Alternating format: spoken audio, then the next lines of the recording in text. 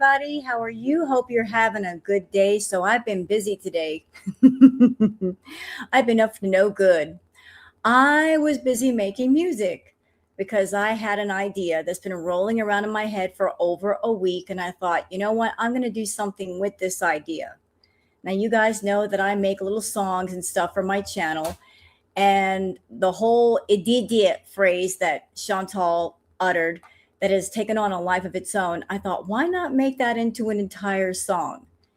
And considering the fact that idiot really isn't a real word, it's just a made up phrase, what kind of music could go with that? Well, it can't be country and it can't be jazz. And it might be a little hard for rock and roll. So I thought, why not make that into a techno song? So I took Idiot and I turned it into an entire techno song. And those of you that are on my channel, you probably already heard the two remixes. They were very, very short. It was just an experiment because I didn't know if the program that I was using was going to translate it very well. So the first two short remixes were the experiment.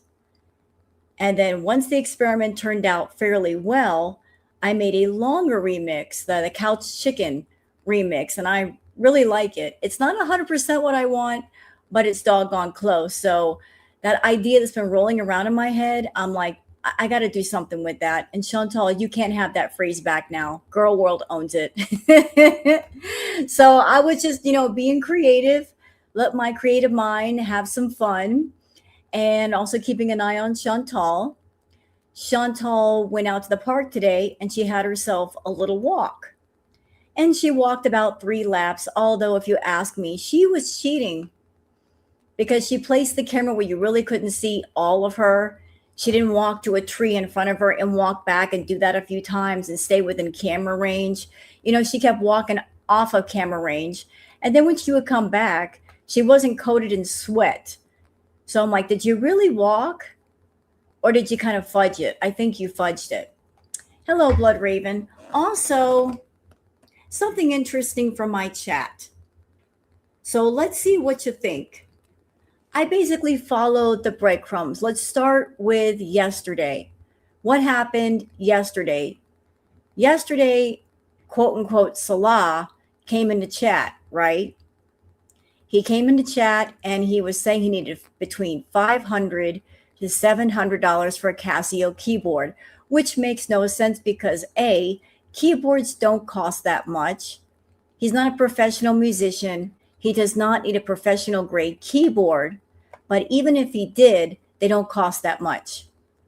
Also, in Syria, $500 to $700 would go a long way.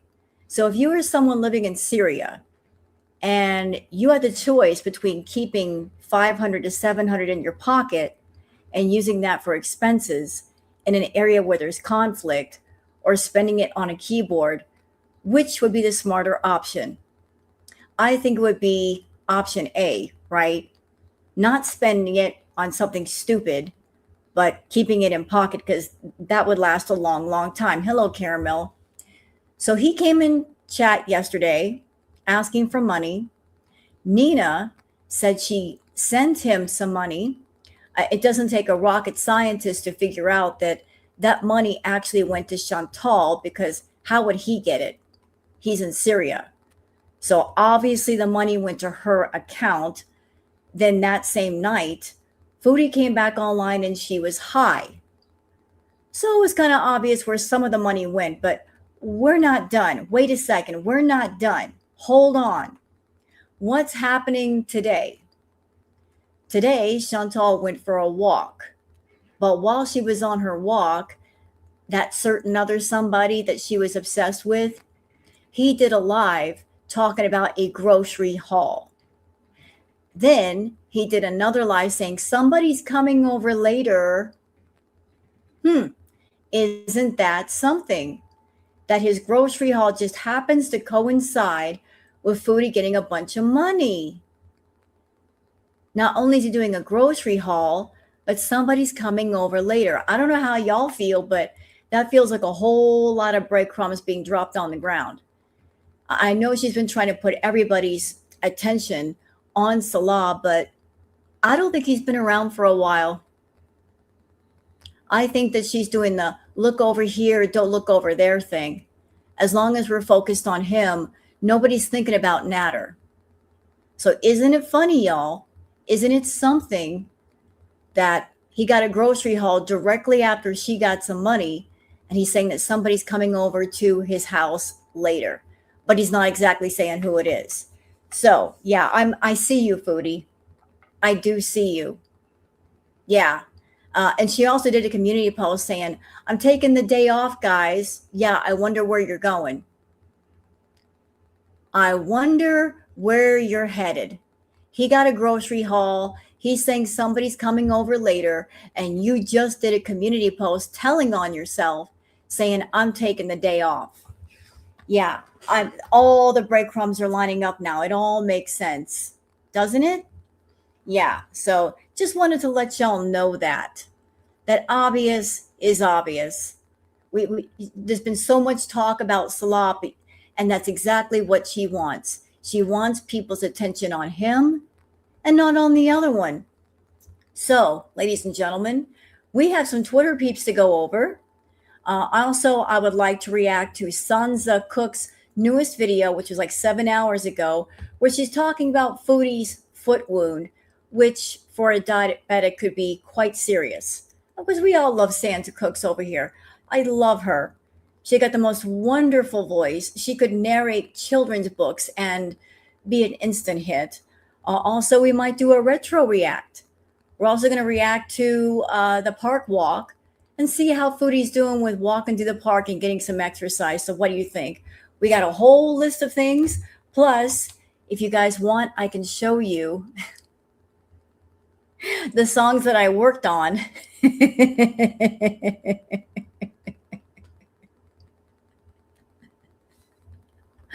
Hello, Anna. What name do you mean give her money? I haven't seen it. Huh? Can you repeat that? What name do you mean give her money? I haven't seen it. You mean Nina? Nina giving quote unquote Salah money. How would she give Salah money? I'm sure Nina would just send the money to Chantal. And if Chantal wanted to send money to Salah, I'm sure she'd send it to Salah. So Nina's the one who gave, like, Nina sent a message in chat saying to Salah, I'd send some money to you. But how in the world does she have a way to contact Salah if he's in Syria? Like, there's like a 3-part system to getting money over there. He's in another country. So I don't think the money went directly to Salah. I think Nina would have a much easier time if she wanted to give money to Salah, giving it to Chantal, and then Chantal can send it to Salah if she wants to. But I don't think he actually got any money. I think it went to somebody else because somebody else did a grocery haul today and said, oh, somebody's coming over later. And Chantal also said, oh, I'm taking the night off. So too many breadcrumbs, all lining up, all going in the same direction.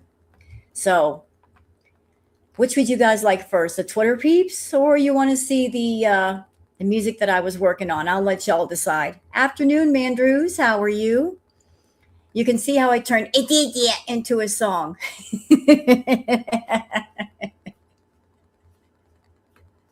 It just sounded like techno to me. So I made that into a techno song. Hello, Trauma Queen. Welcome. Music, please. Okay. Now, the first thing I'm going to play for you guys, we're going to play the remixes. This was just the experiment. I didn't know if the music program would work for what I wanted to do because it did. Yeah, it's not a real word. It just isn't. So I'm like, let's do an experiment first and see how it sounds. And then if it sounds good, I'll make another full-on song. And I don't know how many of you like techno, but again, it's really not for, it's not for blues, it's not for jazz, it's not for country. Rock would have a bit of a hard time too. To me, it sounded like techno, so I just made it into a techno song. But these two little short remixes are just kind of an experiment to see how it would sound. So it's not going to be a full-on song. So here you go.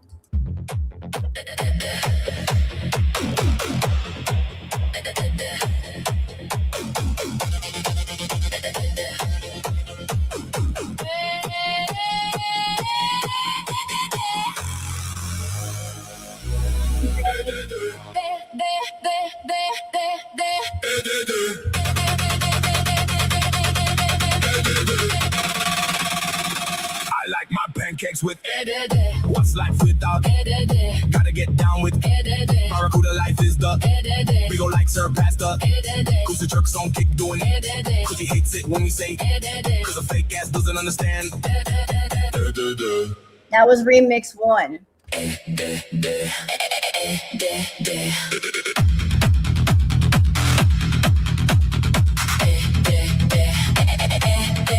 I like my pancakes with what's life without gotta get down Barracuda life is the bingo like Sir Pastor cause the jerks on kick doing cause he hates it when we say cause a fake ass doesn't understand. So that was the short remixes, okay? Okay, stop right there. That was just my little experiments. I was like, I just did 2 samples, but then I'm like, you know what? I like it. Let's make a longer version. And this one goes a little harder. It's definitely a bit of a darker remix, and this one is the this is the moldy couch chicken remix. This is a lot longer version, and it goes hard. But that's what I wanted. I wanted to go hard. So this is like couch chicken remix. You know, like I said, Foodie, she can't have that phrase back. Girl World has hijacked it. It belongs to us now, and that's just how it is. So here is like the darker techno version.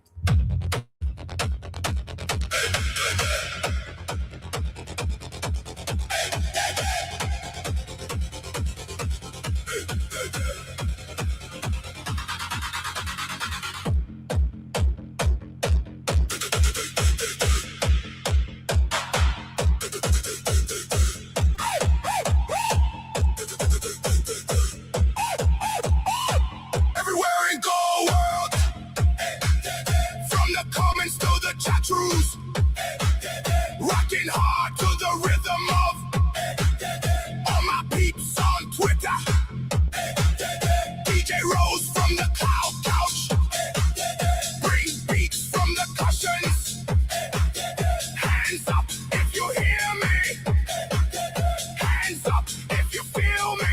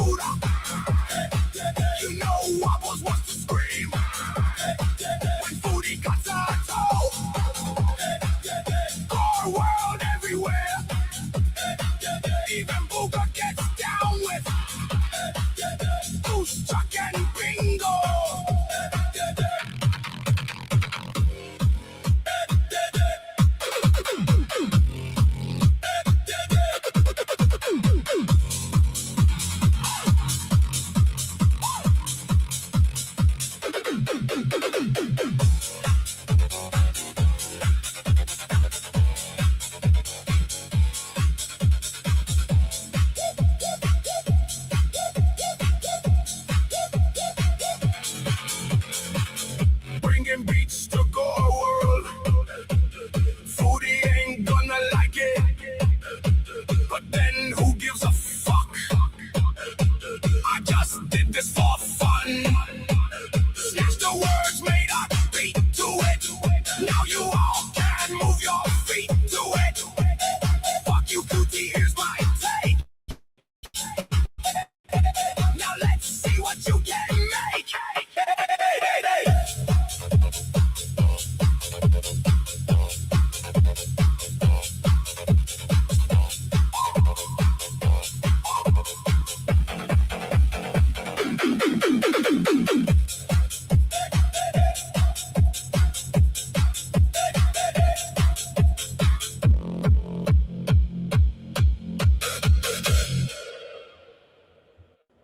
And that's the full version.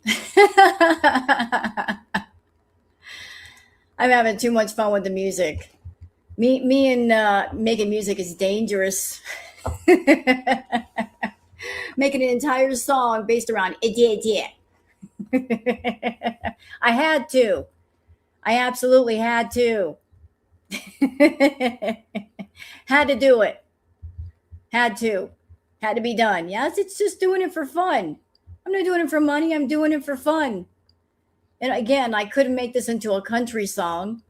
Couldn't do it with jazz or blues. I mean, just like it's a made up word. What do you do with a made up word? So like you're welcome. But we got some other stuff to go over. No notification. You know why, Linda? Because I was doing too much. I too many things happening today. YouTube, when you post more than 3 things, they cut you off at the knees. They're like, you're too many posts. We're gonna punish you for doing too much on your channel. If you do more than 3 posts or more than 3 videos, we're not sending the notifications out. That's crazy. They want you to be active on your channel, but not too active. That's just how Girl World works. You do more than 3 things, and they're like, we're not going to send notifications out. Fuck you, YouTube. You know, at the same time, if we don't post anything, you punish us. So make up your mind. Anyway, so y'all ready for the Twitter peeps? Because I'm ready for the Twitter peeps. I got to make sure I'm in the right place, though. All right. Y'all ready to get into it? We got some stuff to go over. It is time for the Twitter peeps.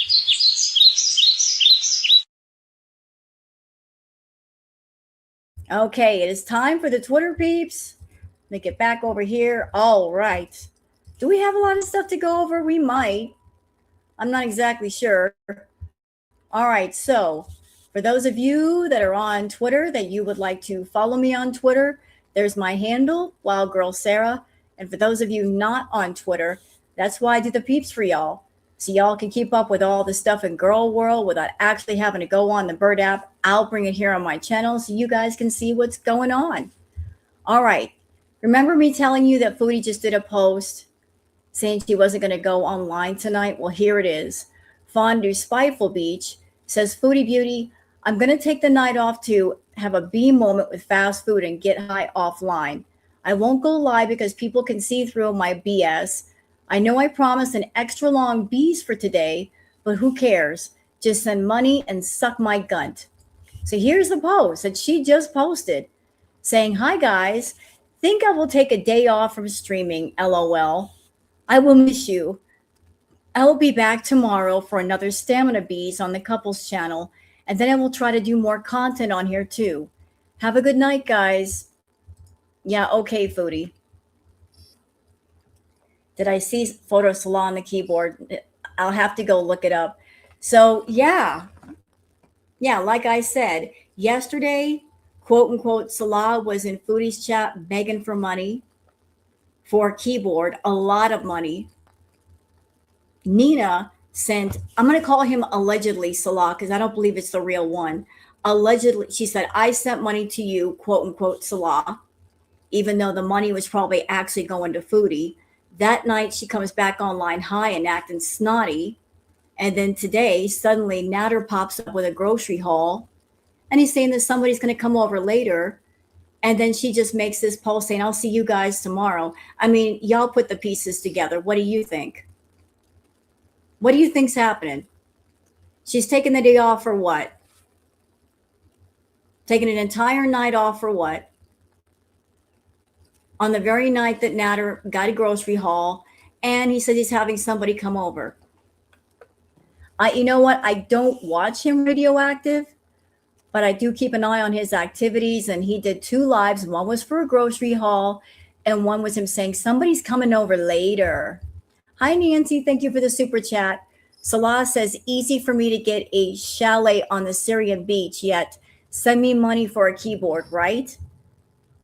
So if he's a successful businessman and he's got 2 businesses, why is he going in a Foodie chat asking for money? I mean, the math ain't mathin'. Either you're successful and you're making your own money and you're able to take care of your wife, or you're not successful to the point where you're begging people for money. You can't straddle the fence with that. Who's coming to dinner? Yeah, you know who's coming to dinner. that person who is taking the night off, probably. So, yeah, she's taking the day off. And it all happens right after Foodie gets all that money. Hey, Atlantis. So I see you, Foodie. You've been working hard trying to get everybody to pay attention to Salah when your attention has been elsewhere. We're not stupid over here. Yeah, it sounds like a whole bunch of it.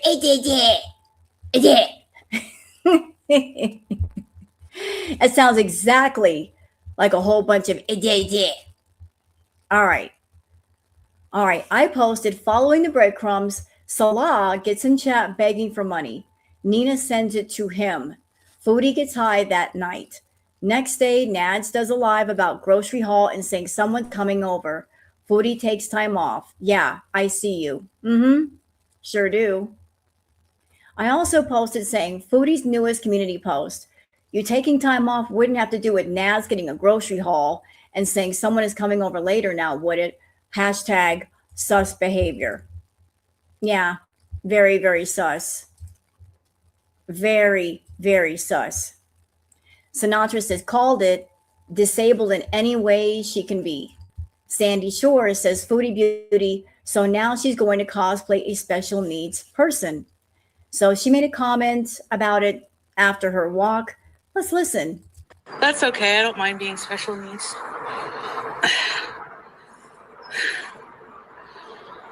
That's okay. I don't mind being special needs.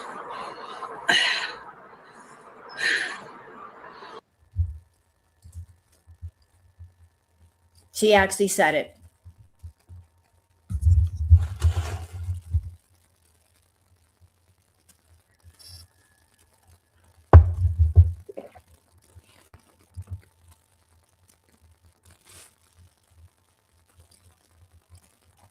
Hello, Megan. It is disgusting, Havasu Mom. I mean, let's play that again so everybody can hear. Thank you, Atlantis Mermaid, for being a member and welcome. Let's play that again. We need to hear that again. That's okay. I don't mind being special needs.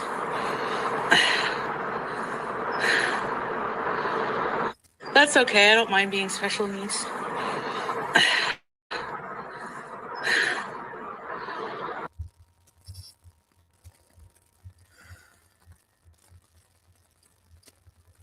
You know, Foodie, it's bad enough that you cosplay a religion or a spiritual belief,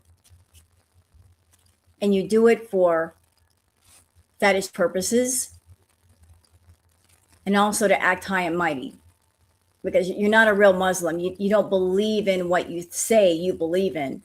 You hide behind a faith that you're really not invested in. But if you are cosplaying as a special needs person, whether it's in front of the camera or away from social media, ma'am, no. Just no. No. You know, I'm wondering out loud, chat. I'm really wondering if Foodie has lied about herself in the past. Okay. I remember back in the Villa days, she told a story about going to a place that served food. And she told the person there that she was pregnant. So they would give her extra chocolate sauce and all that, like lying about being pregnant. So somebody who's willing to do that, you have to wonder if off camera, if she's told people that she's a special needs person. I just have to wonder if she would do that, if she has done that, if she would go that far. I mean, off camera, what does she tell people? Like it's like saying things that aren't true to get attention, maybe get money. I don't know. I know, and I'm sorry for Love of the Craft. Uh, I'm sorry. This is Foodie we're talking about. She'll do anything for attention, anything at all. This is the kind of person we're dealing with here. And I agree with you, Ashley. I mean, guaranteed she's doing the adult baby content. I mean, she was doing it in Kuwait. 1,000,000% she was. And I clocked it and I pointed it out to you guys, didn't I? I said, look at all the things that are happening here. The baby talk and calling him dad, dad, and her whole setup looked like she was sitting in a high chair, using a water bottle that like a baby bottle. And she even came on camera once looking like she was wearing a diaper, just acting like a child, the temper tantrums and all of that. Like she was doing adult baby content in full view of the public. Hey, Radioactive, the whole BG song sounds like a toddler singing. Yeah, and I'm sure that's on purpose. She wants to sound like a child. Like, I feel that there are people in her audience that are wanting her to act that way. And you know what? I'm going to go all the way there. I think that there are PDF files in her audience that want her to act that way, that it caters to them. And that's why she acts like a baby. It kind of fulfills their fetish a little bit. And let's take it even further. Let's take it even further. When she was in Kuwait, what did she do? Where did she go for her visits? She would go to playgrounds where there were children. She would go to petting zoos where there were children. She went to the Chuck E. Cheese. Like many, many times she showed children on camera when she didn't have to. Showing Sasa on camera, knowing there were creeps in her audience. And we do remember that comment that somebody made that didn't get immediately deleted. The nasty, nasty comment from the PDF file. Chantal brought Sasa on camera and didn't even cover up her face. She exploited that child with special needs for money, exposing her to a bunch of weirdos in her audience. Didn't care. So she's still acting like a baby. It is a very sick fetish. And her talking in this baby voice, it's not all the time. She switches back and forth from talking like a normal person to the baby voice. Remember that little vlog that she did with Auntie when they went shopping? She was talking normal all the way through until the very end. And then her aunt was treating her like a child, and it was disgusting and sick. So, Alanis. No, it's not neurological. It's deliberate. It is absolutely deliberate. But this is on another level. That's okay. I don't mind being special needs.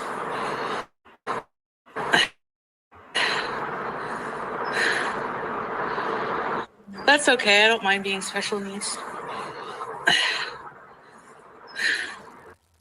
You willing to cosplay being a special needs person for fetish purposes or attention? It's just, you're sick in the head. You really do need to be locked up. You need to be examined. No normal person thinks this way. Like, you want attention so badly, you're willing to cosplay something that you're not just to get more attention or to make money. You're gross, Foodie. All right. Doc Remy LeBeau says, I had to go back for this since I was so busy earlier. Full clip of Foodie Beauty on the swing at the park. I zoomed in for a bit at the beginning to see the ridiculousness of the moment, but then pulled back out for the duration. I'm just, wow, the spectacle of it. So again, here we go, Foodie acting like a little kid.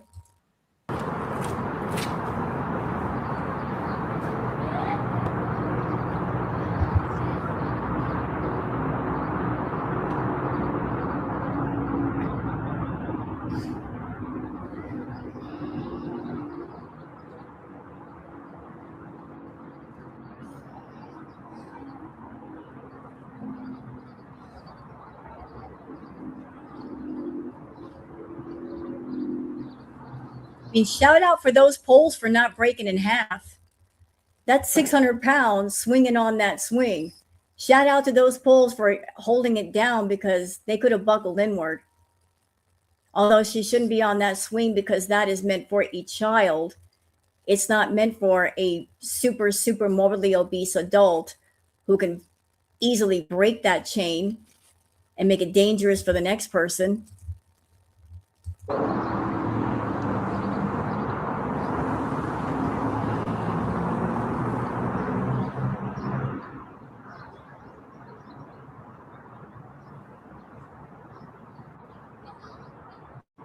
And I agree, chat. This was paid for content.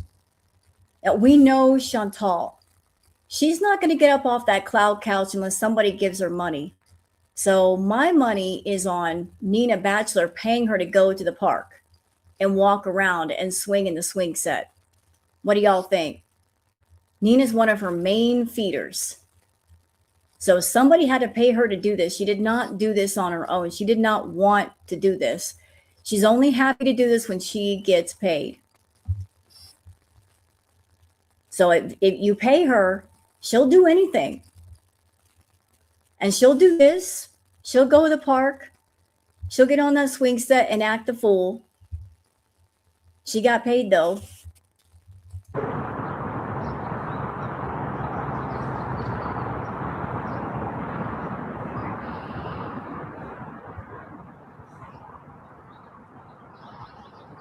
Hey, Just.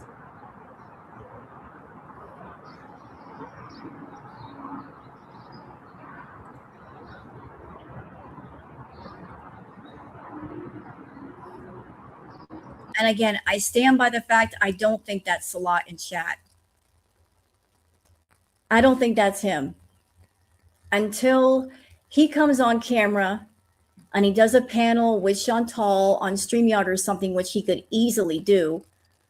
I mean, StreamYard is not that hard to figure out.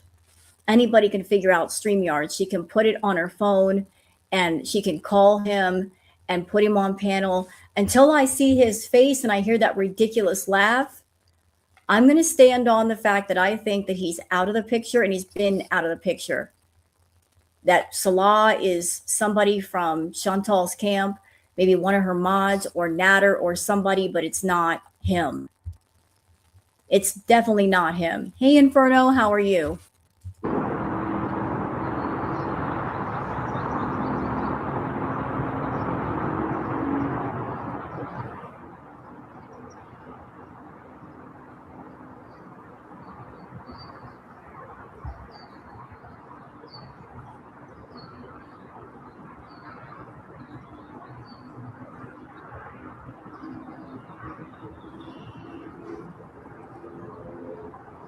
And you know what? I know she's only concerned about the couples channel now because it's been a long, long time since they've done anything on it.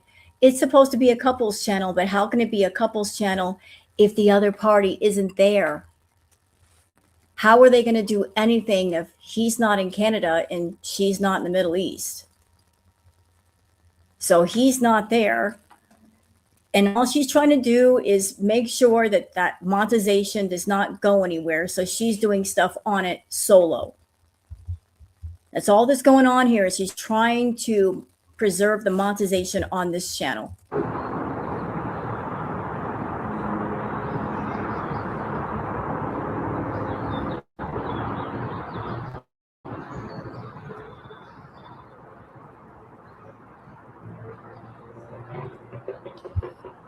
So Foodie, what PDF file paid you to make this kind of content?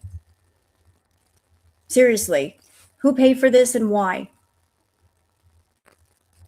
I mean, who's interested in this content where you act like a little kid? Somebody's got some creepy, nasty fetish for something that they want to see you go to the park and use a swing set. Who are you really catering to? Weirdo.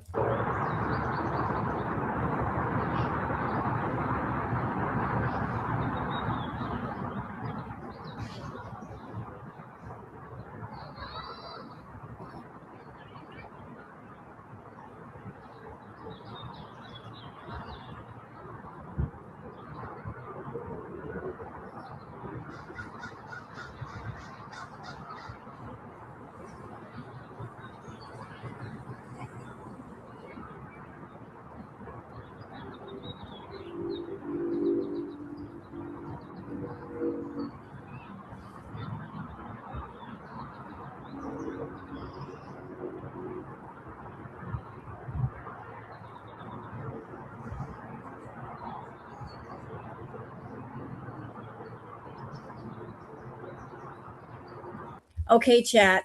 So we're seeing her what she's doing today, right?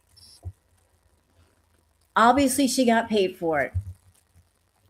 Keep an eye on her lives for the next few lives. If she starts popping up with more fast food like McDonald's, Burger King, expensive stuff, we'll know where the money came from. I mean, she does everything with a purpose and a reason. Her coming to the park today, swinging around, walking around, she got paid. So if she pops up with some new stuff or she starts coming on camera with a bunch of fast food, we'll know exactly where that money happened and where it came from. Okay, so that was the weird clip from Foodie. Essence says James is the only person with any sense in her life, and Foodie Beauty only uses him when she needs views or attention to make Salah jealous. Guess what? He is not jealous. He knows what kind of person Foodie is, and no one but him wants her.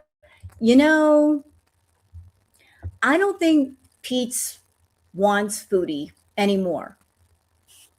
That's not fact, that's opinion.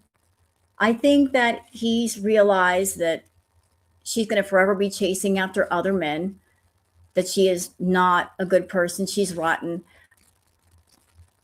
I have felt the energy shift in him. He's not as enthralled with Foodie as he used to be. Maybe I'm wrong to say that, but just like this attitude now, I can feel like he's pulled away from her. I don't watch his live streams, but just his energy has changed. He used to be really excited when she was around. He's not excited anymore. You know, like he could take it or leave it. So he's there, but yet he's not there. He's not into Foodie the way he once was. I don't know what happened. All right. Nature clip, sound on for this one. Feel the vibration of Reen's roar as Coma looks on in total adoration. Nature's most powerful duet. So here's the king of the jungle. He's roaring, and the lioness is very, very pleased. This is a true love story. A lioness and her king. Look how they love each other. Foodie could just only wish for something like this. Two big kitties loving on each other, the queen and her king. That's real love. That's real love, Foodie. Take a look at it. Take a look at these big kitties with their murder claws. Aren't they cute? They're so cute. Yikes. C'est la vie says Foodie Beauty is wearing the same dress again, claiming she washed it though. Girl World, she's streaming on the couples channel, says she will not walk until Salah comes into the chat. Dang, Foodie. Dang. Looking a bit swollen today. Very swollen, ma'am. Goodness gracious. Goose is almost up to 500 on Kick. Yes, I like it. I like hearing things like that. Go Girl World. I want our Goosey to get more people on there and entertain more people, and we can all have fun over there. I'll leave the link in a bit. But what do we got here? Oh, yep, there's Salah in this allegedly Salah in chat. I'm not going to call it the real Salah. Doc Remy LeBeau says Foodie Beauty is live on the couples channel aimlessly at that same park where dogs always get up in her fupa for health reset day number, whatever. You know, as far as getting healthy, they say that the majority of the work is done in the kitchen and 20% is done in the gym. So 80% in the kitchen and 20% in the gym. So if she wants to get healthy, where it needs to start is with the food. Because she can walk for like 3 minutes in the park and burn like 80 calories. But if you go home and eat 8,000, it's really canceled out, isn't it? So walking is good, Foodie. I applaud you. But walking for just 3 minutes, ma'am, you're not going to burn a whole lot of calories that way. And quite honestly, is it safe for you to walk? You've got so many health problems. Are you sure it's okay for you to walk? You don't know what your heart looks like. But you go ahead and do what you got to do. Now, Humorfest, this durian fruit turns into a ball of fur. Hey, anybody out there have a dog or cat, but especially a cat? What do cats like to do? They like to rub their heads on everything. So somebody had an idea and they thought, I'm going to take a durian fruit, which is spiky all over, and put it on the floor, and the cats can rub all over it and shed their fur. They can just give themselves a nice scratch. You know, cats do like to rub their heads on things and get a nice scratch. They can scratch themselves and remove the fur. So I wouldn't recommend opening a durian fruit indoors. They're very smelly. They stink. Don't open it. Don't you do that. Don't you open that durian fruit. You'll be yelling at me. If you open it, you better open it outside. But if you don't want to open it and to use it as a cat scratching post, go ahead. But somebody's like, I'm gonna let the cats have fun with the durian fruit. And look at this, kitty cat empire. You know when it's a successful fishing day when you catch one as big as yourself. Look at this baby booger, being a booger. Just ran off with the fish. Booger, get back here. That fish is bigger than you are. What are you trying to do? Your belly can't hold all that. Your greed sickens me. Look. That cat's taking a fish bigger than itself. How are you going to eat all that? You're going to get a swollen belly and then be sick the rest of the night. Look. See, this is what happens when you get a booger kitten. This is what they do. They do the booger thing. You can't eat all that booger. Bring that back here. All right. So Red Zesty says, I'm just going to leave this here.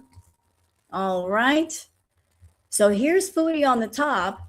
This was her in Kuwait. And this is Foodie today in the park. So Foodie in that dress in Kuwait. And this is Foodie now. What a difference, eh?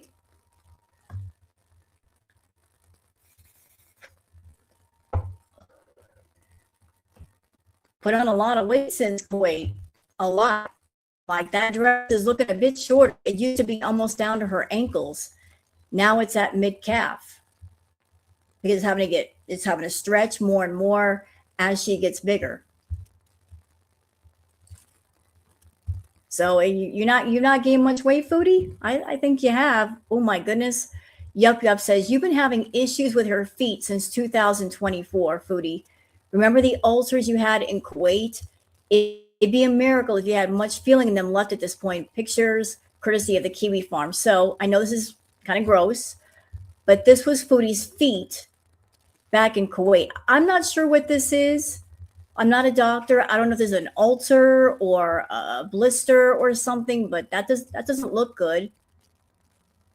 Like, what? I don't know what all this is. It's kind of blurry, but if I were Foodie, I would be concerned. Yep. Like, foot wounds are nothing that you want to mess around with when you're a diabetic. Because believe it or not, y'all, for people that have diabetes, you can't even go to a regular nail salon to get your nails done, because sometimes the nails tech, without them wanting to, if they make a mistake and they make a teeny tiny cut around your toenail or something and you don't know about it, that can get infected and that can turn septic. You have to go to a podiatrist to get your footwork done. And you got to be very mindful of your feet. I talked to a friend today who had a grandfather that had diabetes. And she said, like, one of the things they stress to diabetics is you got to take care of those feet. You have to wash your feet. You have to lotion your feet. You got to moisturize your feet, because if you don't, the skin can crack. And Foodie's feet these days are looking very, very swollen. which can lead to the skin cracking. There could be a wound, and that can get nasty, really, really nasty. So she's got her feet are looking really swollen and really, really, really bad. Really bad. Aw. Bealskin says she treated him like a son. There's no truer and purer love. Look at this baby. Look at him. He's so little. Now, you know what? Without even knowing that person, I can tell you right now, because that woman took that baby in at that age and taking care of him. I bet you anything they're going to be bonded. That baby is going to look at the pet parent as mom. That's going to be a bonded pet right there. You watch and see. Look how cute he is. Oh my God. So precious. I want him. I want another one.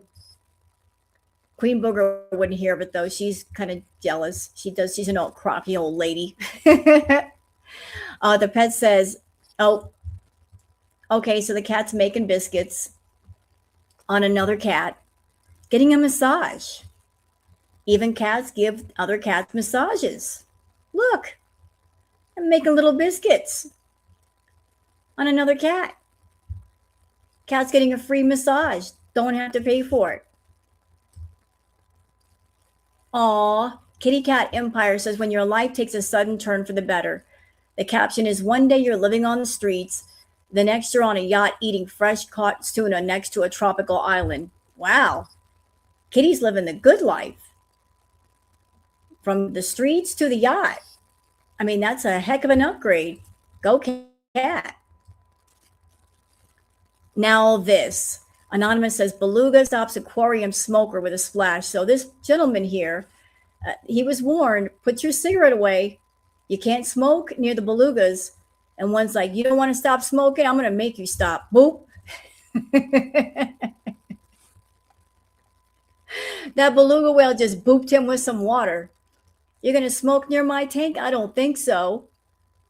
I'm going to make sure you put that out. You're going to fuck around and you're going to find out all at the same time. Watch. Boop. We just fixed that problem. I dare you to do it again. Try it again. I got plenty of water over here. What do you got? You're going to stand there, light up another cigarette. I dare you. We'll take care of that too. All right. Good news, everybody. So for those of you that did not know, Foodie was messed with Fat Cow Chronicles. And Fat Cow Chronicles won her appeal. Fat Cow Chronicles did a video talking about the money laundering, and I guess that made Foodie nervous. Foodie messed with her, but she won her appeal. She should know better than to mess with Fat Cow. Fat Cow is very well educated, very good with words, very smart, and go Fat Cow. You know, like, don't put up with that nonsense. I think that's great. Foodie should just leave people alone. Doggone it. Messing with Goose Chuck, messing with Fat Cow, leave people alone. Foodie, leave her alone. Debbie's World says, listen to this big mouth piece of garbage. Let's listen. Fat pudgy motherfucker. Oh, here we go. If you're money laundering, don't you think you would use another business other than a fucking money exchange business? You fucking mentally retarded piece of shit. Wow.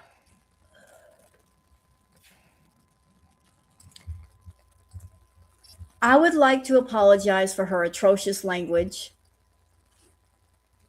to anybody in my chat that was offended by what she just said, because I'm offended.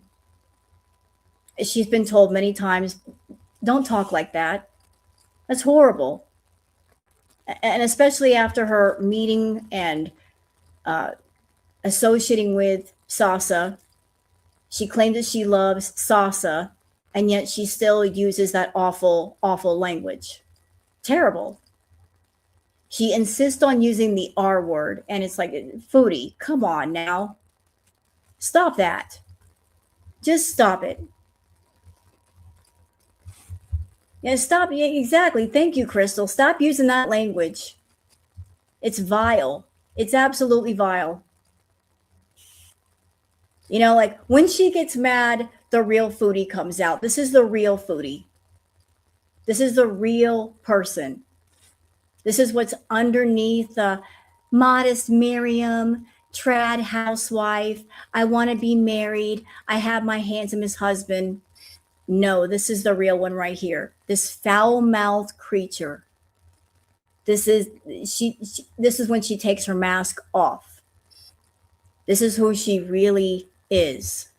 Yeah, we all value Sasa more than Foodie ever did. We have more respect for Sasa and her family. She has no respect for anybody, not even herself. Yeah, this is her. This is definitely her. She's just disgusting. Okay, let's see. We got anything else here? Let's see. All right, I think we covered all of this. So I think that's it for the Twitter peeps, y'all. That's okay, because what I would like to do is react to the lovely, the talented, the wonderful Miss Sansa Cooks. I don't know if you guys have seen Sansa Cooks' video. It was very well done from what I hear. I haven't seen it yet, but it had to do with Foodie's foot injury. Because I don't think she's taking it very seriously, her foot being injured and not caring for it properly. But Sansa has things to say about that. So big ups to the lovely Sansa Cooks. Please allow me to put the link in the chat for those of you that don't know about Sansa. I do encourage you to sub up to her channel and watch her content because she is an amazing person. All right, let me just get out of here. I don't need that tab anymore. Keep track of my tabs. So, all right. So, here we go. Let's blow it up. And let's hear what Sansa has to tell us. God, scratch fever. I missed the foot. Yes, it hurts. It stings. That's how I looked at it. I don't have apathy in my feet. Neuropathy. Apathy. But it's raining. I don't know if I can go out. The chat is so... Okay, you know what? Before we go further, I don't want to cut Sansa off, but I would just like to say two things. First of all, she was lying that night. It was not raining. Someone on Twitter looked at the weather. There was no rain. It wasn't raining outside. She just didn't want to go outside and walk. Second, even if it was raining, she's got a gym downstairs in her building. So even if it was pouring down rain outside, if she wanted to walk, she could have walked on the treadmill. So there's really no excuse why she didn't want to walk. She just didn't want to do it. So weather be damned, she could have walked either way, whether outside or inside. So just want to say that first. Dramatic. Urgent care. I'm not going to urgent care. I'm going to go clean it up and see what it looks like. Apathetic feet. A couple of days ago, Foodie got a minor injury on her foot. Now, whether it's just a scratch or a deeper cut, we don't know for sure, only she does. Mm-hmm. In this video, I thought it would be interesting to go over why I think she should be more concerned about it. And this is from the perspective of somebody who took care of somebody with type 2 diabetes, my father. Yeah. This is going to be a nerdier video, so you'll have to bear with me. But before we get started, let's take a look back at when she first noticed that she injured her foot. Yeah, I see that, Foodie for life. I know.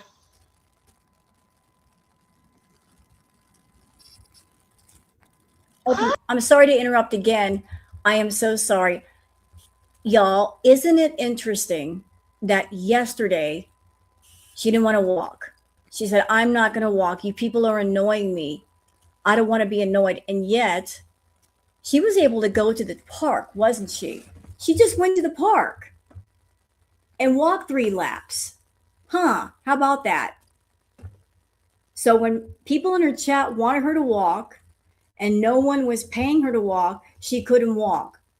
But suddenly the next day, she's able to walk all through that park, 3 laps.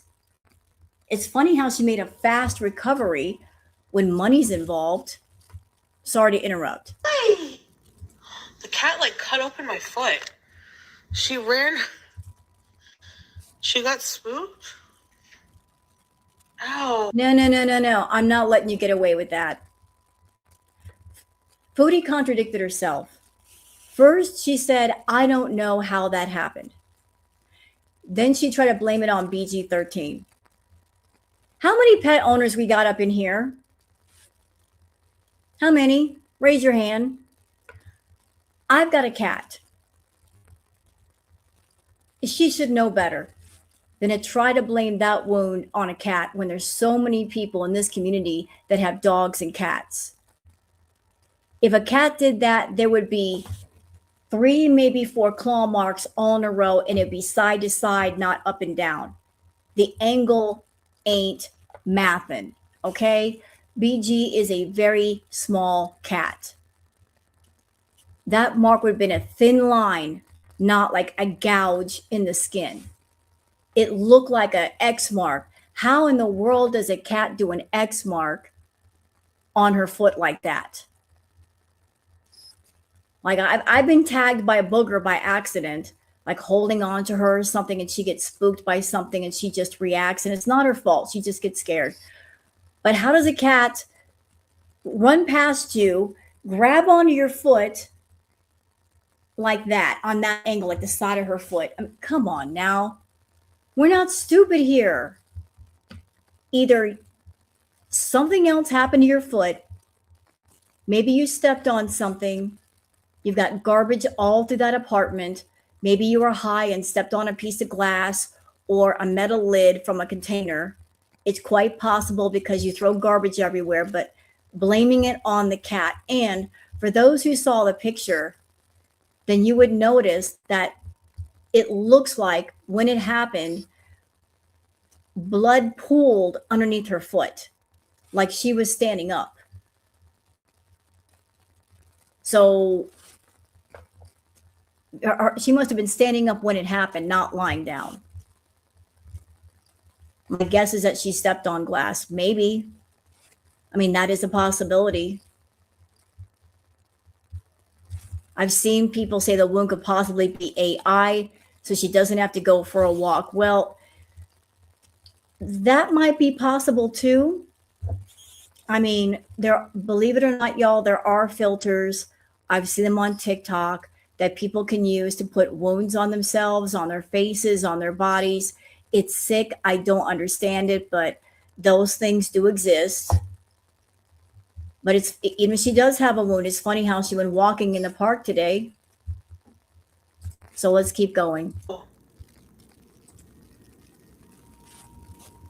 What the hell?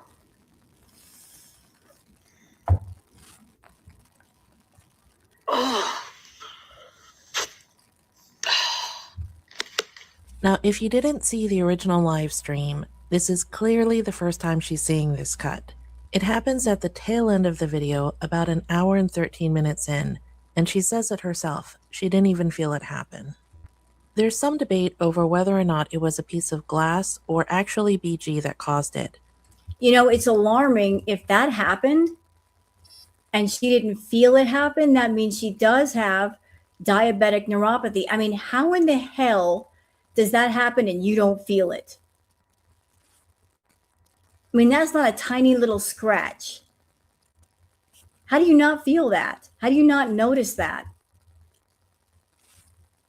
Anybody else would notice that. You didn't feel it happen? That'd be a cause for concern too. Like, that can happen to your foot and you don't even know it happened. But it doesn't really matter. What matters now is how she takes care of it. If it gets infected, she's in for a whole world of hurt. You guys are all freaking out. Just stop. I'm gonna go dress my foot and yeah. Right, all that glitters? I do. I have cream, I have good stuff, so As you can imagine, Foodie's chat was freaking out. That's probably because some of them know what we know, that she should be worried about diabetic neuropathy. Mhm. At the beginning of this video, I played a clip where she laughed it off and claims that she doesn't have it. Well, I'm pretty sure, well, almost positive that she's wrong. I'm gonna go put peroxide. Get some butterfly closures. Now, one thing I remember about Foodie, back in the Villa days, I remember her coming on camera bare-legged, and there are many pictures and many videos showing her legs and showing her feet. And she had very dark patches, dark patches all over her legs and all over her feet. I do remember seeing that because I'm like, what is that? Is that dirt? And then I found out it's diabetic neuropathy. So she had that going on way back in the day. Now, like almost like a marbling effect. You're right. That was back during Crackhead Olympics. So she's had things going on with her legs and her feet for a long time. Is it open? Oh. Yeah, I gotta get some Band-Aids at the pharmacy too. Yep. Yeah, I will. I don't have bandages. I gotta go put some. I love how she asks us if it's an open wound. Yes, Foodie. Yeah. If it's bleeding, it's an open wound. The big question now is whether or not she can keep it clean and keep it from getting infected. Let's take a step back and talk about diabetic neuropathy. The information for this segment comes from the Mayo Clinic and their patient education websites. Simply put, diabetic neuropathy occurs in people with diabetes when their blood sugar is out of control. Mm-hmm. As my buddy Kidney J puts it, imagine the excess glucose like thousands of little knives traveling throughout your circulatory system. Diabetic neuropathy can cause problems everywhere, but it's usually most easily seen in your feet and your lower limbs. We know for a fact that Foodie has had uncontrolled type 2 diabetes since at least 2019. It's all in her archived videos. We also know that she hasn't been tested for diabetic neuropathy. It's a simple scratch test where a practitioner will hold up your foot, test different areas, and ask if you can feel it. By doing this, they map out the neuropathy in each foot and determine the degree that it's spread. They give you a percentage. This is an example of peripheral sensorimotor neuropathy. People who have it often have difficulty walking. They'll shuffle their feet, they'll bump into things and not feel it, and the danger here is that you can injure yourself and not be aware. Another complication of type 2 diabetes that goes uncontrolled is a poor circulatory system, which will hinder and slow healing. Now, another type of diabetic neuropathy that I think Foodie should ask her doctor about is autonomic neuropathy. Your autonomic nervous system controls things like your blood pressure, heart rate, digestive system. Remember how a couple of videos ago I said that it seems like Foodie's having trouble swallowing? This is what I meant. At the very least, she should be concerned enough to ask her doctor about some of these symptoms that she's been exhibiting. I don't have apathy in my feet. Neuropathy. Apathy. Apathy indeed. Foodie has now injured her foot, which could lead to slowed healing and ultimately an infection. That could in turn lead to amputations. I'm not trying to be melodramatic here. This is actually what she needs to look out for. Once you've been diagnosed as somebody with diabetic neuropathy, wherever it is in your body, your doctor will track it and continue to monitor your symptoms. Personally, until we hear her talking about getting tested for it, I believe that Foodie's just sort of burying her head in the sand. Mm-hmm. Drop me a line in the comments and let me know what you think about this. I'd love to hear from you. Okay. I'm gonna come back though. And when I come back, I don't want to talk about, I just want to have fun. I don't want to talk about health. Wonderful video from the lovely Sansa Cooks. And here's something else. I want to go further with this video. So the neuropathy, it can appear in more than just your feet or your legs or your arms. The neuropathy can also appear in other areas like, believe it or not, your anus area. Like there can be nerve damage in your eyes and in your down in your colon. I mean, it can appear anywhere. So, like her being a diabetic could lead to nerve damage in other areas besides her limbs, and that's something that she really needs to watch out for. You can't just got to look about your feet. It could happen any place, Foodie.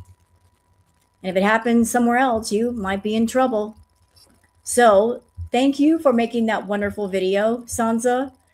Very, very informative. So are y'all ready to see Foodie make a fool of herself in the park and pretend to do some exercise? It might be why she poops herself. You know, I'm not a doctor, not diagnosing Chantal. It could be for the neuropathy. She doesn't have a gallbladder. She hasn't had a gallbladder for years. That's why she should not be eating greasy, oily, fatty foods, because it'll go right through her. But I think another reason why she goes to the bathroom so much is because she's constantly eating and she's stressing out her digestive system. Like it can't process things fast enough. They're trying to process it through, and here comes another load. So in order to make room, it's got to, hit the eject button more often. Like it never gets a break. So let's get on to her. We're gonna skip through this. This is on the Chantal and Salah channel, and she's in the park. Oh, what did I just do? I pushed a button. Why did I do that? Shame on me. We'll just leave it like that so we can see the chat. All right, y'all ready to see Foodie get stupid? All right, I started a few minutes in. We're not missing anything. She's just saying hi to people. So we're at the park on the scooter. Let's see what she's got to say. Okay. Ah! Like, what the heck? The Band-Aid. Hey, Christina. Yes. Hey, Naomi. Okay, I changed that, Melly.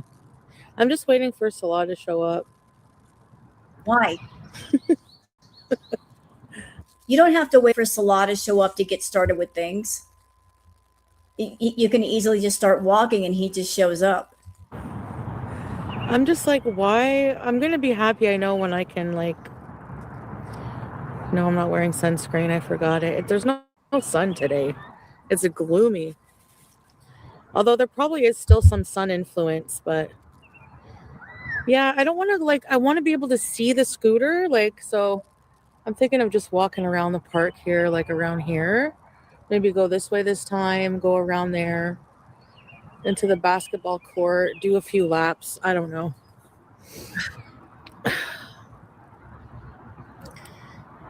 Yeah. With even overcast. Get off the scooter, Foodie. Look at her. She's stalling. She doesn't want to do this.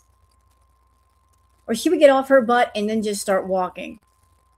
I'm sure if she started walking, people in his chat would say, hey, Chantal's been walking for at least 5 minutes. You missed it. They'd let him know that she was walking. It wouldn't be like, oh, I wasn't here. You weren't walking. Now she's just sitting there and sitting there. Yeah, Christina, yeah. It's hard, Jill, I know. Hey, strawberries.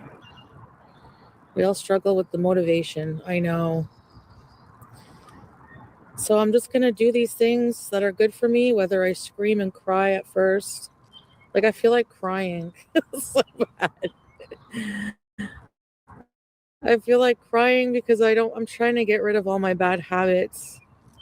You feel like crying. You're sitting in the middle of a beautiful park. It's a beautiful day. It's a perfect day for you to walk. It's not too hot. It's not too cold. There's nobody around. You can't ask for better conditions for a walk.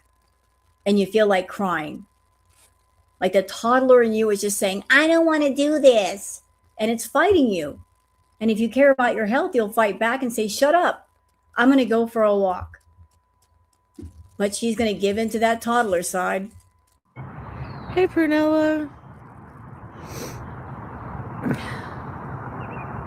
Hey, Lurkin here. I'm trying to.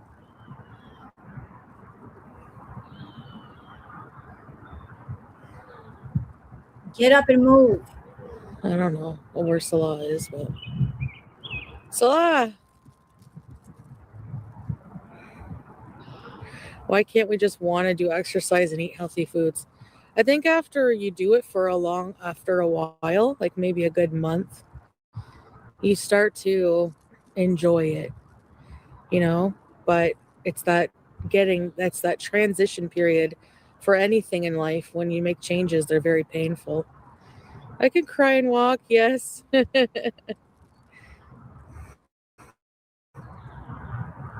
You know, I think another reason besides the money that Foodie is going to the park, her beezers are getting pissed off. They're tired of seeing that cloud couch. They're tired of her not doing anything. They're tired of her laying on that couch and waiting for her to do something. And all she's doing is laying there and waiting for one of her feedies to come in and give her money. Literally, that's all she does anymore, is lay on her couch and wait for Nina to come in to give her some money to get some food. Y'all want to see an example of how pissed off the beezers are? Hold on. Let me pull something up. So I posted about this on my community post. And this is a post that Bad Seed did. And thank you, Bad Seed. Okay. This is one of her subs talking. Hey, Booger, I see you behind me. So Bad Seed posted this 7 hours ago saying, at Foodie Beauty, you have the opportunity here with YouTube and Kick. Figure out some type of plan.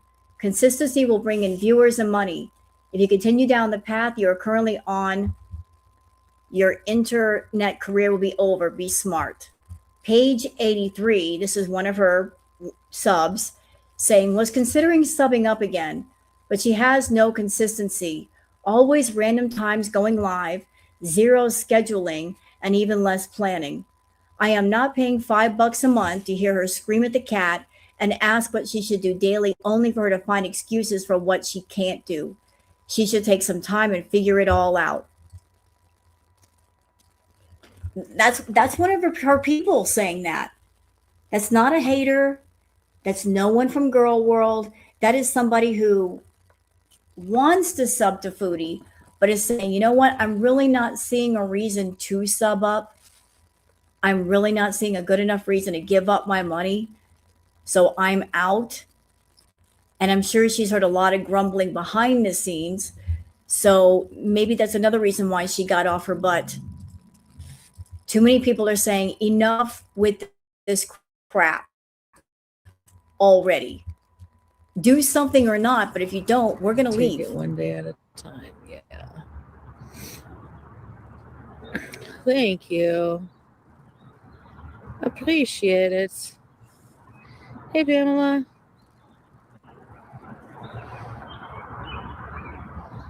That happened when you gave up something?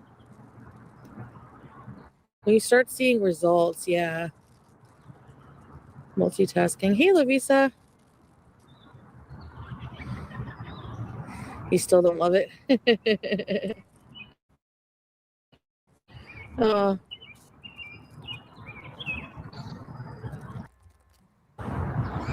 We're like 6 minutes in, she's still sitting on that on scooter. Get up.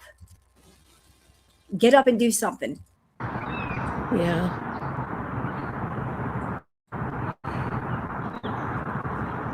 I hope no one's scooter now. I missed you. Okay, after about 8 minutes, she's finally getting up. Finally. So she just set up the camera.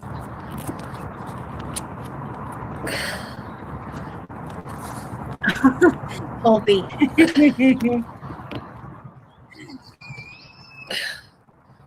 Okay.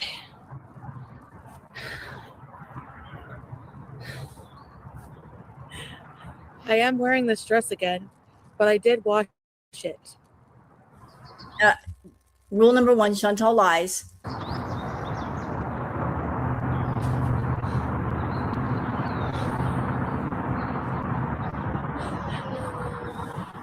Hi, Teardrop.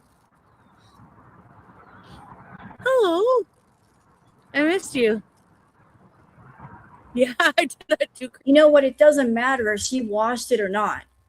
Her going on this walk and sweating, she's going to have to go right home and wash it again. It's going to have to go straight into the washer because it's going to be sweaty and dirty. Right back in that washer. Christina. Okay, guys. So let me walk around a bit. Oh God, here we go with the did y'all catch that? She's doing the baby one. Foodie, stop it. You were acting this way in Kuwait. You kind of stopped when you came back to Canada and now it's back. Why? Who in your audience is paying for this baby content? And whoever it is, please tell them to fuck off. Or if they want this kind of content, do private content. You don't need to do it on YouTube. It's disgusting.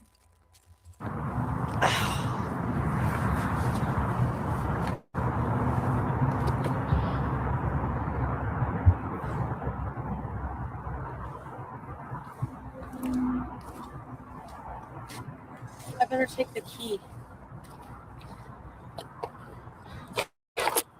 Chantal, no one is going to take Wobbles. Wobbles is in bad shape. No one's going to steal your scooter. It's like, I got to take the key. No one wants Wobbles. It's a scooter that's all broken down. Nobody wants that scooter.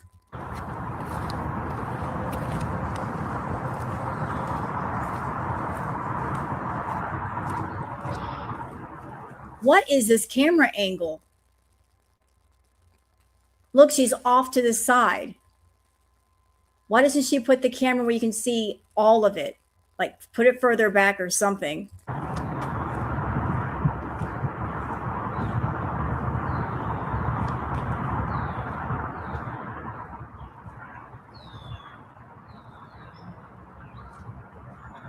Where are you going?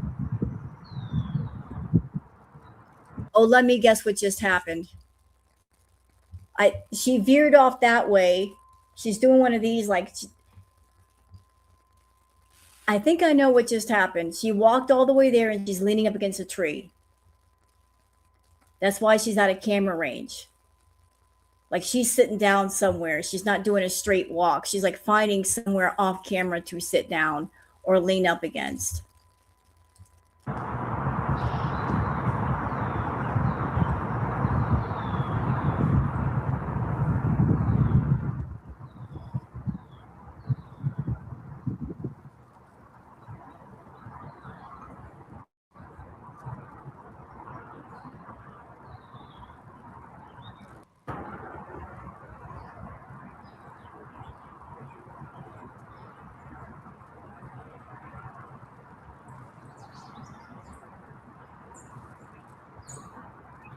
I mean, considering where her camera's at, why not just walk a straight line, like say to where the red, yellow, blue, green poles are, and walk back and do that a few times, where people can see her. That'd be a better camera angle.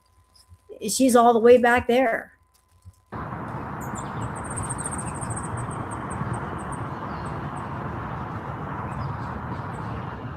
You can't even see her. Yeah, I know, Whiskey.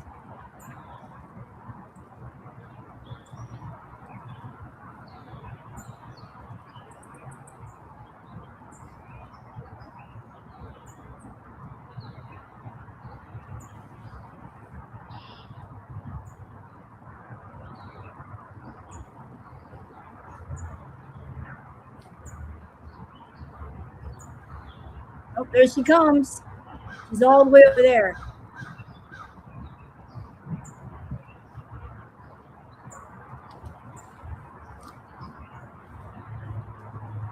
off camera again.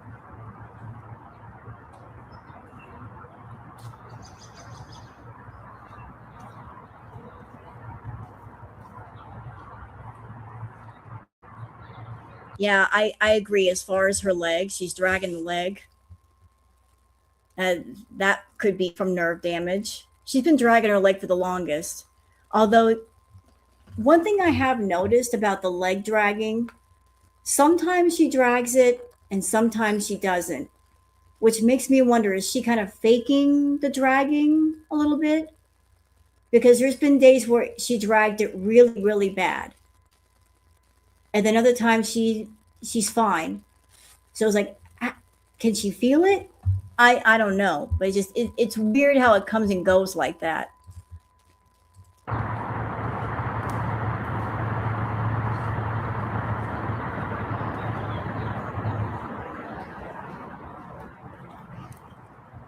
Her sciatica, no. You know what, Court? It's amazing that she hasn't gotten sciatica for real.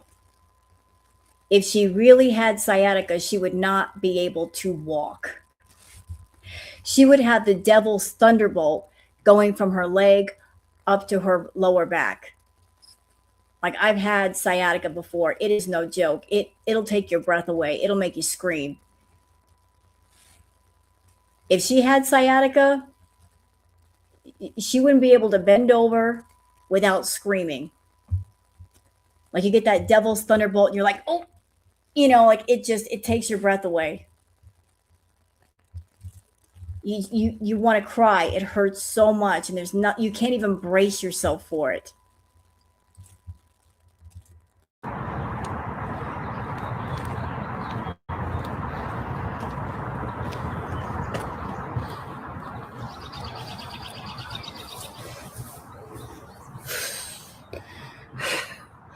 I saw.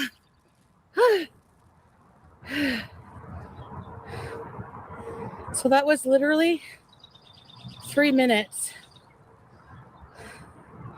So I have to do that how many times?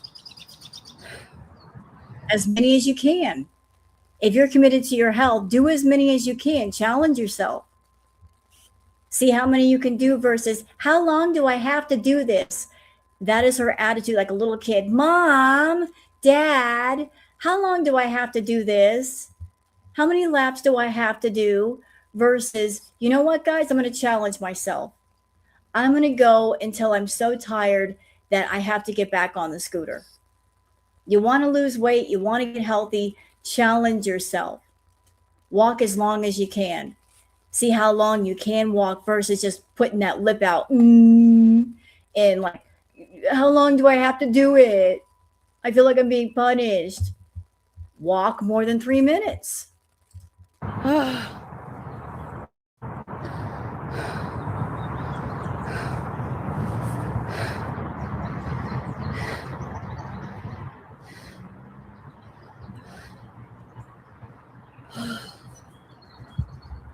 Thank you.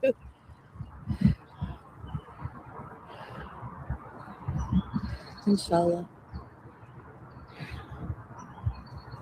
Hi. Hi, bae.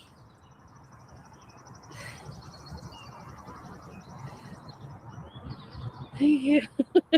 You know what, SM? I agree with you. It is crazy. It's absolutely insane. But here's something for y'all. I don't think Foodie wants to lose weight, or if she does, not too terribly much. Why do I say that? Because Foodie, at the size that she's at, let's just say she did lose about 200, 300 pounds, right? What would be one of the results of that? A lot of loose skin. She would rather have the extra weight than lots of loose skin, because anybody that's been at a real big size, if you are really large and then you lose weight, you get a lot of excess skin, and then you have to get surgery to remove it, which I don't think she has the money to do. So she knows if she loses a lot of weight, she's going to have all that excess skin, and she won't be able to deal with that. So I don't think she's going to lose a lot of weight, if at all, just for that reason. As soon as I reach the end, like start over reaching like over there, my back starts hurting so bad. Oh, I need to stretch out my back. Maybe I can go to the gym later and do like just arm exercises. All right, guys. We're going to do another lap.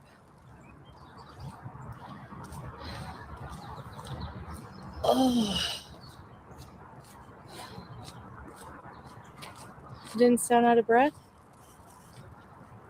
All right, yalla. Round 2. And I agree with you about, where is it? I'm looking for the comment about the fupa. Where'd it go? Sorry, I'm looking to the chat. Ah, thank you, Starshine. She has to get rid of that hanging fupa or she won't be able to walk. I'm sure that if it were removed, that'd be easier for her to walk. Here's the problem. Even if a surgeon wanted to take it off for her, you can only take off, I believe it's like 15 or 20 pounds of fat at a time, just because the fat has blood circulation and they can't take off much more than that. But so I don't know how much it weighs, but even if they want to take it off, she's in really poor health, lots of health problems. All of her major organs are in trouble. She'd be very high risk on the table for passing away. She's in no condition to get any kind of surgery of any kind. A doctor would just look at her and say, no, absolutely not, ma'am. You're in trouble physically, but if we put you on the table and we try to put you under, it might be disastrous.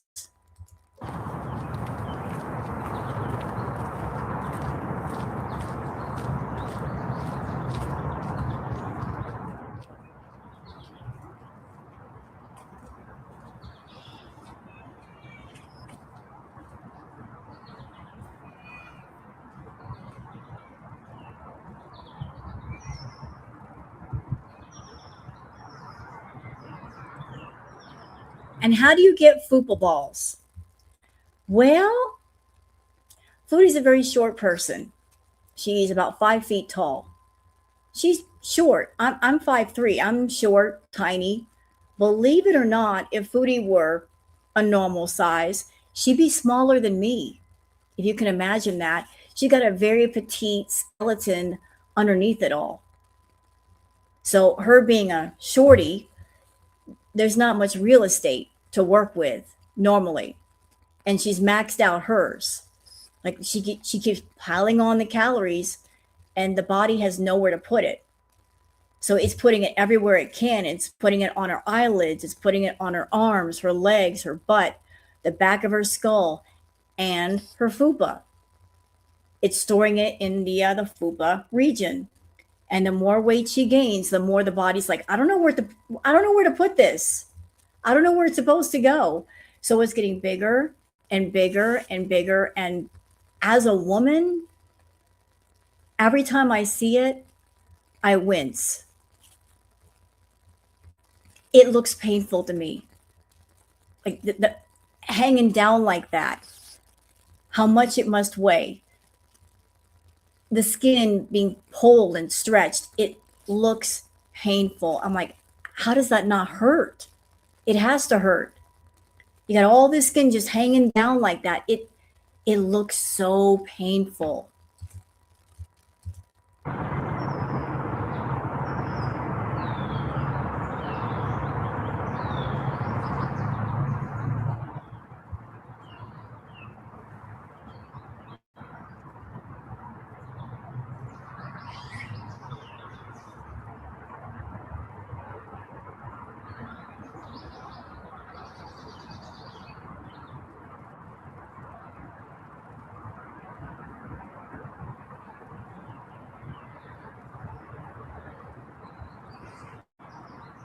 You know what, Just, you're right. She does stay disassociated from reality, but let's be honest. Even if a doctor said, you can come see me for free, no cost. You can do it for free.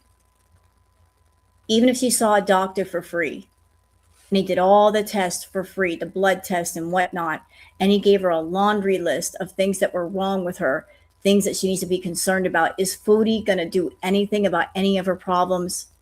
No. The doctor would just tell her what's wrong with her, and she'd go, okay, bye, and leave. She wouldn't listen to the doctor and go, oh my God, I didn't know it was that bad, and start making changes. She would just let it go in one ear and out the other and say to herself, well, I guess I'm screwed. Might as well not care about my health problems. Everything is messed up, so let's just keep eating. So going to a doctor, it wouldn't really make much difference. It would make a difference if she cared about her health, but she doesn't.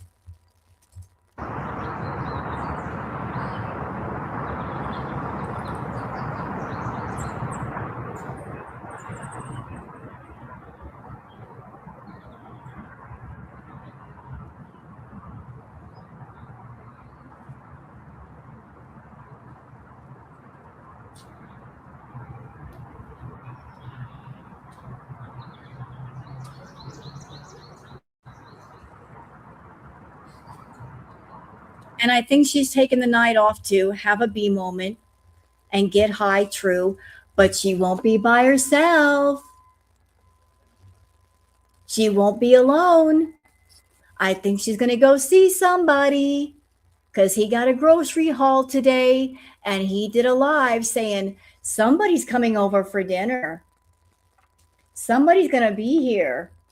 He was kind of telling people that Foodie was coming over.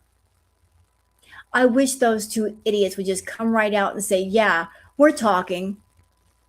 We're seeing each other. We're hanging out. It's time.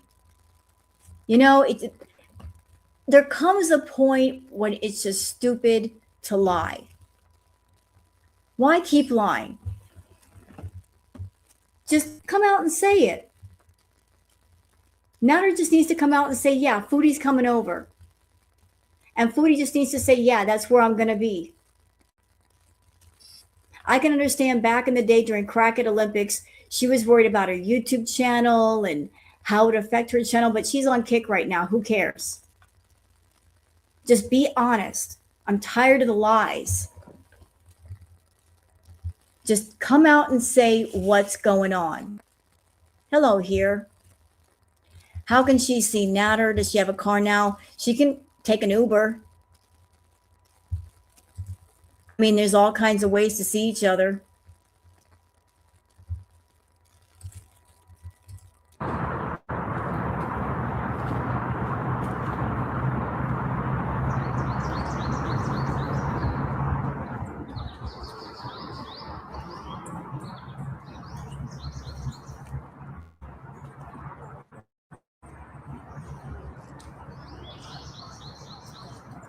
And do I think that Natter's seeing her? Yes. And I'll tell you why. Because he likes money. And if Foodie has money, he wants money. And he knows he can get it from Chantal. That all he has to do is sweet talk her and tell her what she wants to hear, and she'll buy him groceries. And voila, today he turned up with a grocery haul. I wonder where those groceries came from. I wonder where the money that came for him to pay for those groceries, huh? He knows he can get stuff out of Foodie. What money? Nirvana, remember when Salah was in the chat asking for a keyboard? That money. Isn't it funny that Nina was in the chat, gave quote unquote Salah money, then all of a sudden that night, Foodie is high since she went to the quote unquote movies, high as balls, and then today Natter's like, I did a grocery haul and somebody's coming over. Huh. This is kind of feeling like the Crackhead Olympics days, because you could always tell when he got paid from Chantal. There would always be a grocery haul and she would always go and visit. It's the same as it ever was before. Same pattern. She gets money, suddenly he's got new groceries and she's going to go see him. Same as it ever was.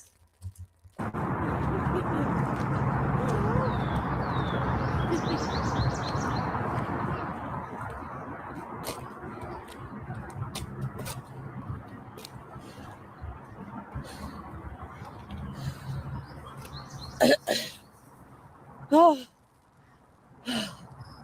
Oh my God, there's so many bunny rabbits.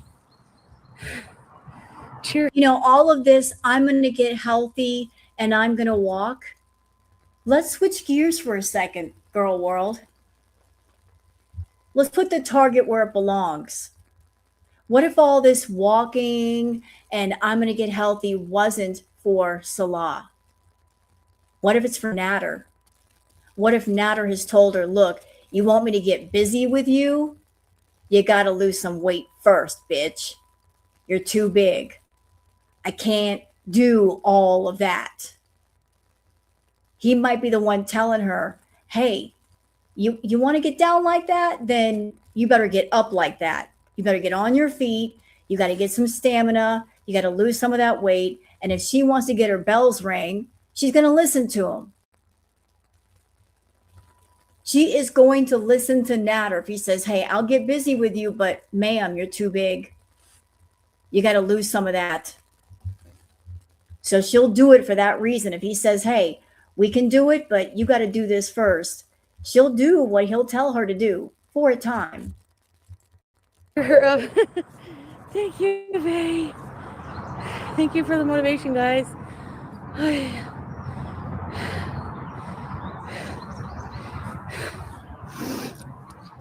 Sip of water.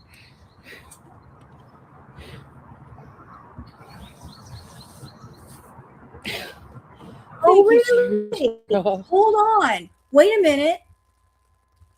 This is interesting. Thank you, Havasu Mom.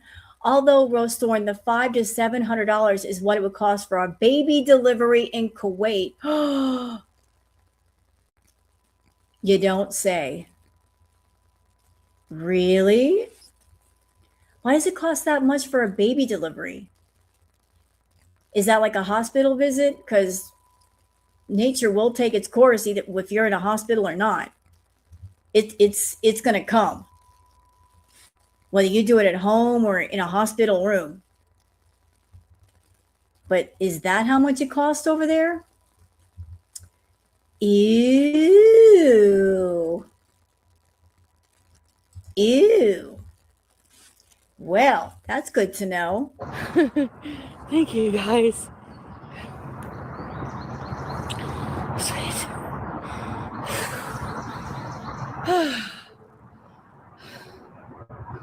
I'm just taking a small minute before round 3. Round 3? Who thinks I can do it round 3?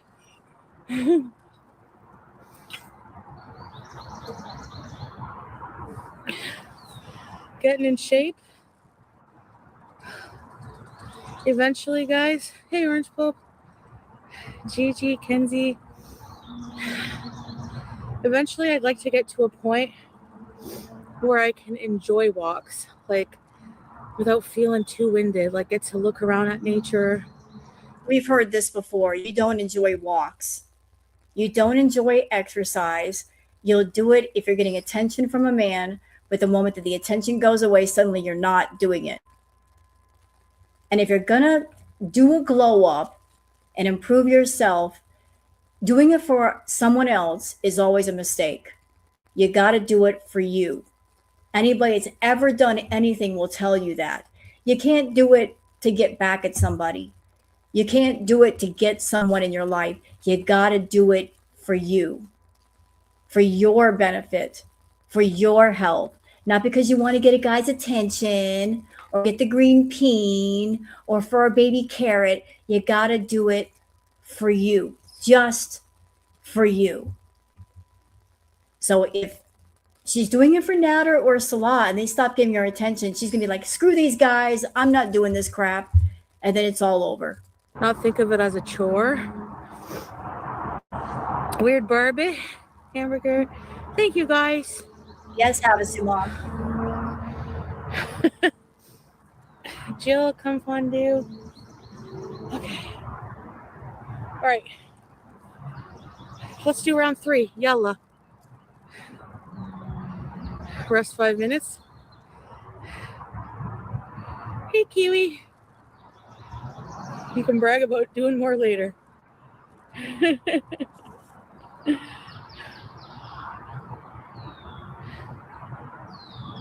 Okay, I think my breathing is kind of back to normal, so. And did Neo Tarot mention something recently? Yes, she did. She did. Whenever Neo reads on Foodie, a baby is somewhere in the picture around Salah. We've been hearing about it for months. Like he's got some sort of family or something over in the Middle East. And yeah, the real Salah thinks that she's stupid because, you know, she is stupid. No more any of that crap. Just focus on health, you know?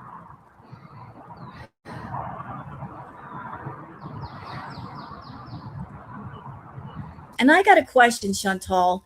Didn't you give Salah the couples channel because he was supposed to do vlogs? So why isn't he doing vlogs? Why is it only you? Why are you doing content on the couples channel? Shouldn't he be contributing somehow? I mean, it's supposed to be a couples channel. Where's his stuff at? I mean, because it just feels like another channel that you're posting stuff on rather than him. Okay. So this is round 3, isn't it? Or yeah. Round 3, yalla. Let's go.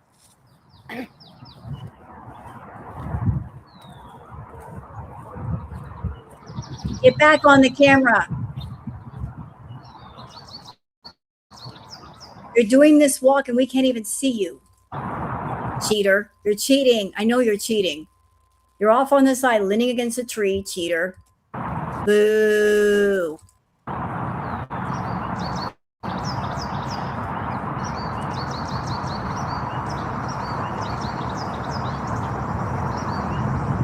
Get back over here.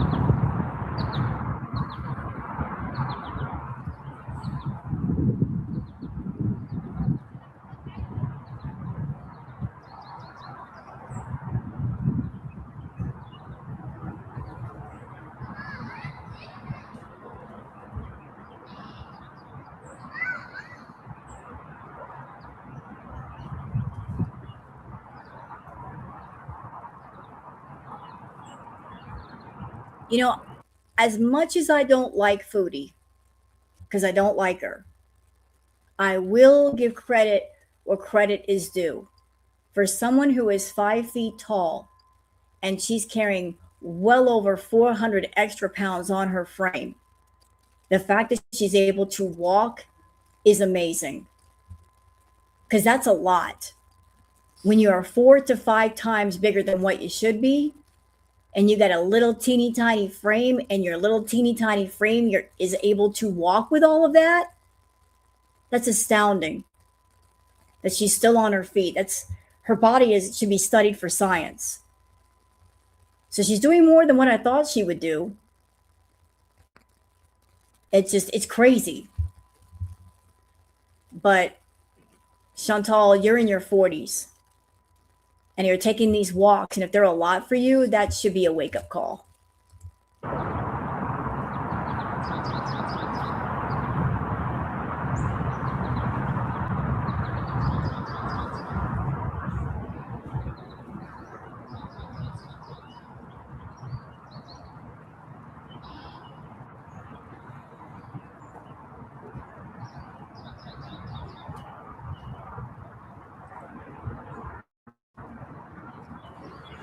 I'm going to be mean for a minute. Chantal, I'm looking at you. Do you know what you remind me of? A Pokemon that nobody wants to catch. You look like a bloated Pokemon that nobody wants to catch. I gotta catch them all. Not that one. Leave it alone. There's something wrong with it. Don't put it in the Pokeball. Leave it there. There's a reason why it's there. There's a reason why it's walking around the park and nobody's put it in a ball yet. Just walk away. Don't look at it. Don't even approach it. Do you smell what's coming over here? Are you sure you want to put that in a Pokeball? It's out in the open and nobody's going to go get it. There has to be a reason why.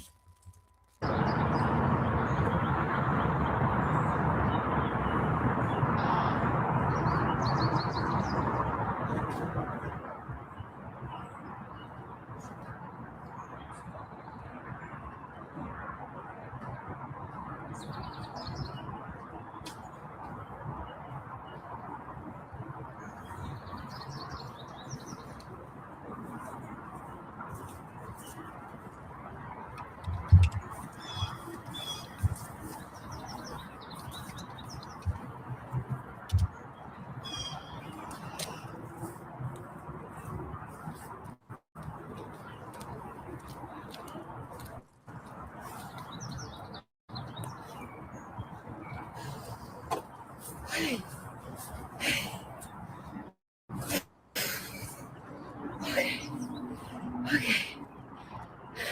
You know what? I'm going to stop for a second. And I'm going to post a picture without comment. I'm not going to say anything. I don't think I have to.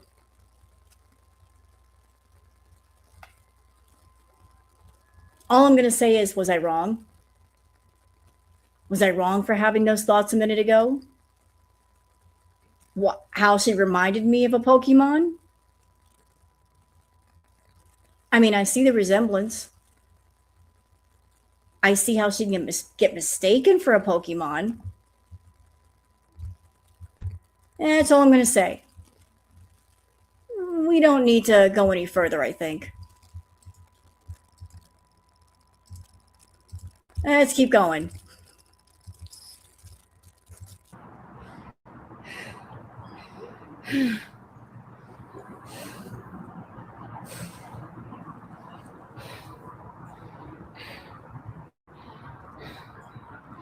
Yeah, I need shoes. I have my Skechers, but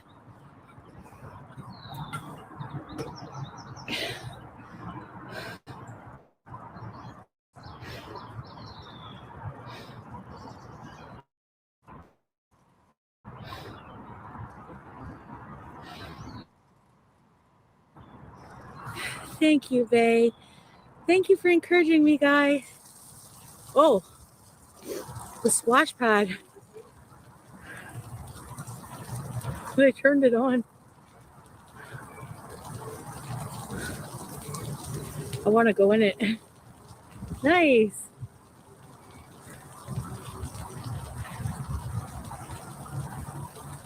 And we all know if Chantal were a Pokemon, what her name would be, right?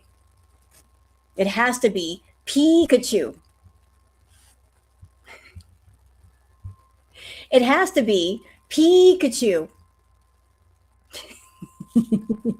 Or Pikachu. Oh, that's her name as a Pokemon. Pikachu.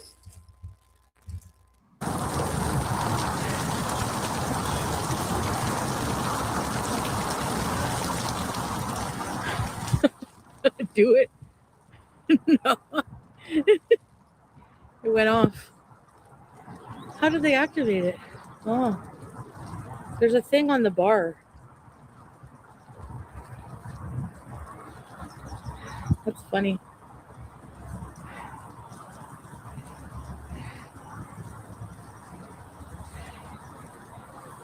Let's check it out.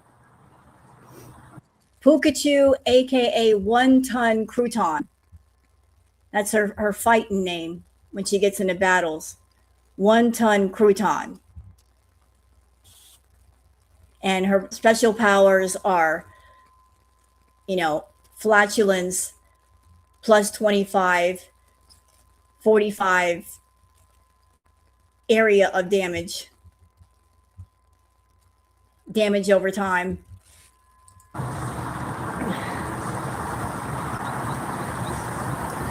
Do you dare me to run through the mist?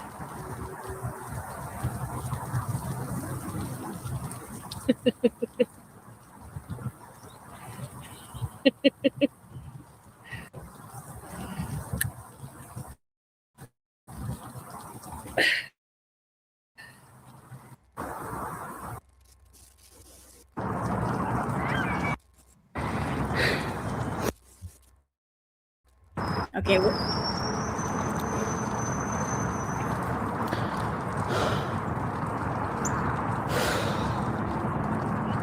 I want to go on the swings. So she walked 3 laps and she's not even sweating. Isn't that weird? She walked all that way and she's not sweating buckets. Interesting.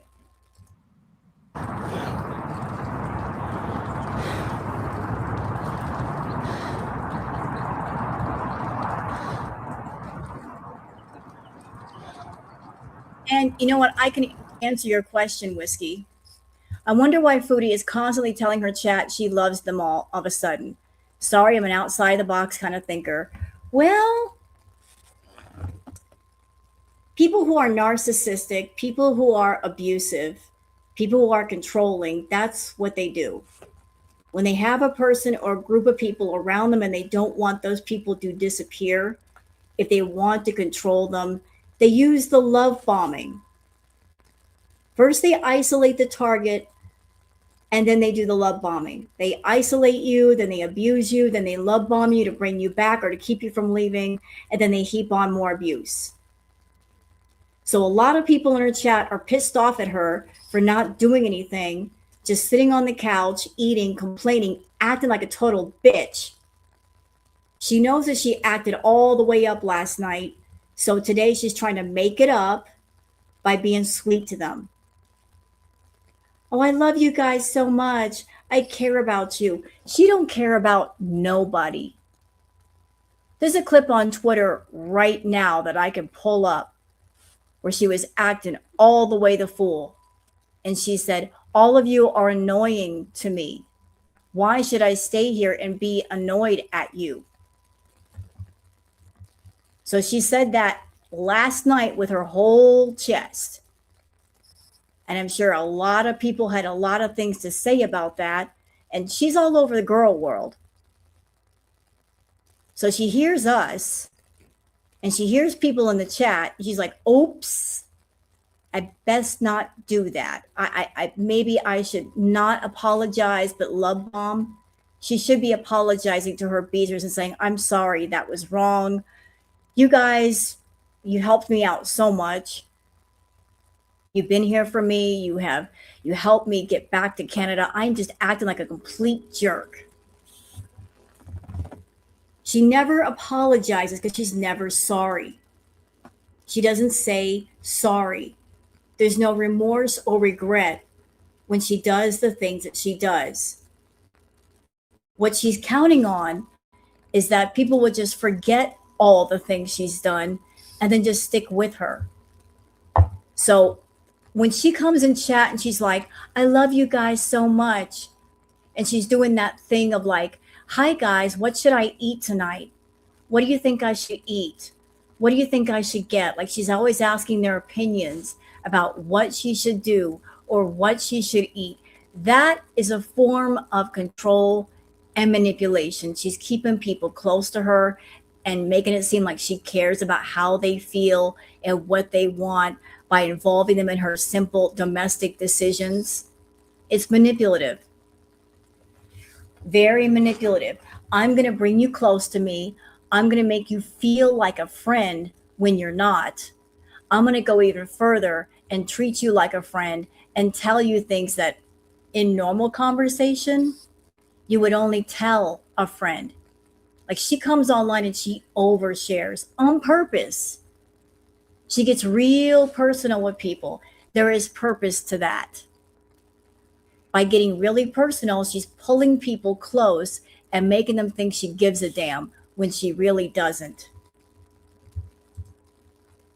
I care about you guys so much. No, you don't. You care about the money they give you, the money potential they might have.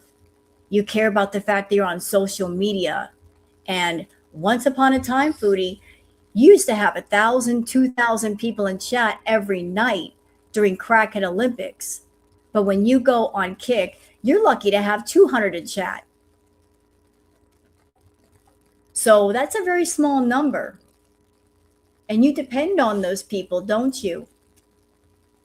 Even though you have said, all I need is 5 people in chat. If you had 5 people in chat, you would not stream. You wouldn't be able to make money on Kick because you get paid by views. So all of this arrogance of, you guys can leave and I'm going to block you. Keep going, girl. You're hurting your own paycheck, stupid. Keep going. Keep going. Drive everybody away. All you're doing is making girl world bigger. People are going to get sick of your shit.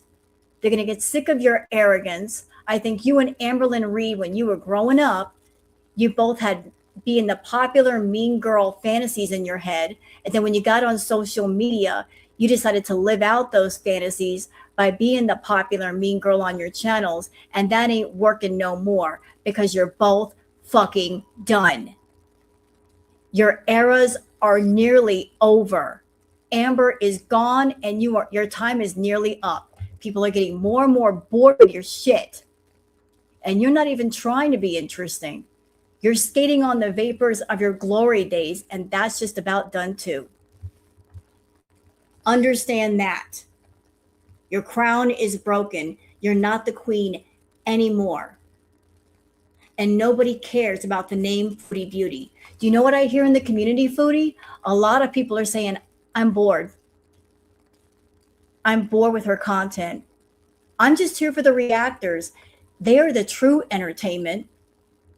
And God bless all of them because they are the true entertainment. Big ups to all of the channels in the community that are bringing the shit, that are doing it. They are working hard to entertain the people, to make y'all laugh. They're bringing the clips. They're bringing the humor. They're making the intros, the outros, the songs. We are the entertainment, not this bitch. She's not even trying no more. She doesn't have any more creative juices. Once upon a time, she cared about her content. She really did care because she depended on the views. She was all on top of her analytics on YouTube. But she shifted her focus to being about the feeders. Hey, Foodie, you're an idiot. Because depending on just a group of people is dumb. Because at any time, they can take their money and run, and what are you going to do about it? The smarter idea would be to make entertaining content on social media, because if you build your audience, that's consistent money. But depending on a handful of people for your income, what if they go away? You're screwed. You're absolutely fucking screwed because you are not a child and they aren't your parents. They can go away anytime they want to. And let me tell you something else. Since we're here, bitch, you and your habits are expensive. Do you understand how expensive you are? You're an addict. And the more you get, the more you need. And I'm sure that those people that are in your corner that are giving you that money, you're putting a lot of strain on them. A lot of heavy weight to give you the money that you need to be satisfied. Money for your rent, money for your habits, money for your food. You need between $7,000 to $8,000 a month. Are you trying to make that money yourself? No, you're going to depend on your feeders. Do you really think that they're going to be able to pay $7,000 to $8,000, $10,000 a month every month for the rest of your life? Are you stupid? You better get off your ass and do something. Seriously. I'm sure some of them want to drop out right now because they're burnt out on paying all your bills. I'm sure it was fun tipping you every once in a while, but the more you come online and stick that hand out and say, gimme, gimme, gimme, the more they're going to get burnt out and go, I'm out. I can't afford this bitch no more. It's not fun. It went from I'm tipping her when I want to her demanding money. That shit gets old real fast. One more? I'd rather get it over with. Swing rest?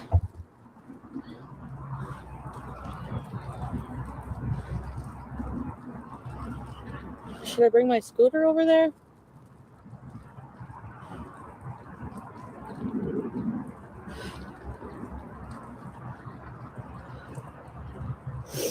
Yeah. I think that's like where it starts to get like I can walk that much and then it starts to get really tough. So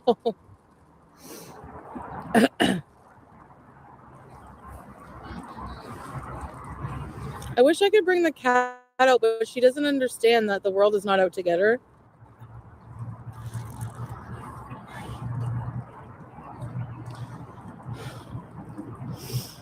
Okay, hold on, Foodie. Wait a minute. Thank you, Starshine. So by train to get to Gatineau, it's 6 minutes. To Lachine, it's an hour and a half. So she could take the train and get where she needs to go. She doesn't necessarily need a car. Like, I don't know exactly where Natter is at, but let's just say she had to take the train, hour and a half to get there. And then if she got to take an Uber, it's a short Uber ride. And then Uber ride back to the train and then back home again. So there it is. She got all that money the other day. She can get an Uber. She got the money for a rental. She got money to do things. Your breath's are not short anymore? Yeah, I was really out of breath the other day, but I think it's because I couldn't find my puffer. She's Siamese. I say that to her, I go, "Are you Siamese?" Salah likes my chubby cheeks, don't you, Salah? Do you want more? Thank you, strawberries and cream.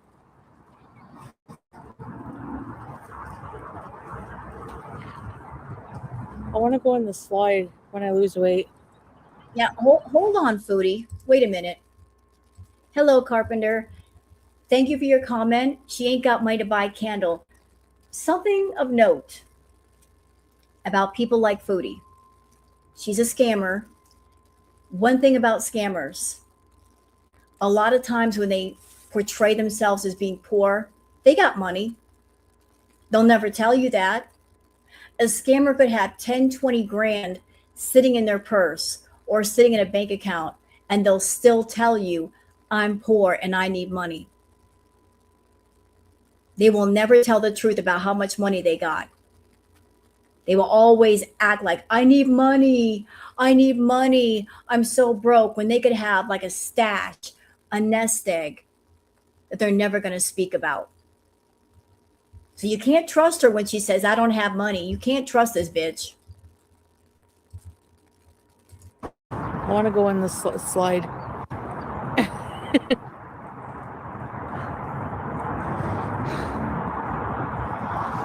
Curious? No, you're not blocked. I was a skinny legend in Syria? No. No, he wasn't. Slides are gross? Why? Oh, yeah, water parks, yeah. Okay, I feel like I should do one more.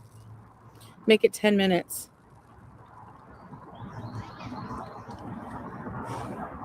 Hey, Kiwi. Oh, and I just want to point this out real quick. Isn't it weird how just a few days ago she was huffing out of that nose? But then when people started calling her out for that huffing, sounding like a bull, suddenly that huffing disappeared real quick. She's not huffing here. A few days ago, she was stuffed up, though. What happened there?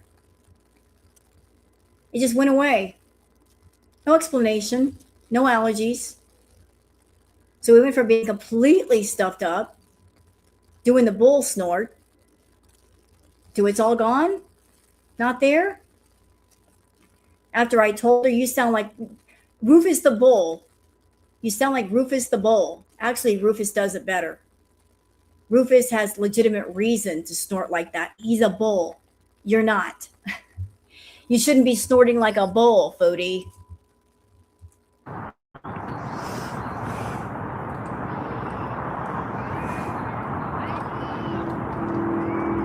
I didn't do my proper face care yet today.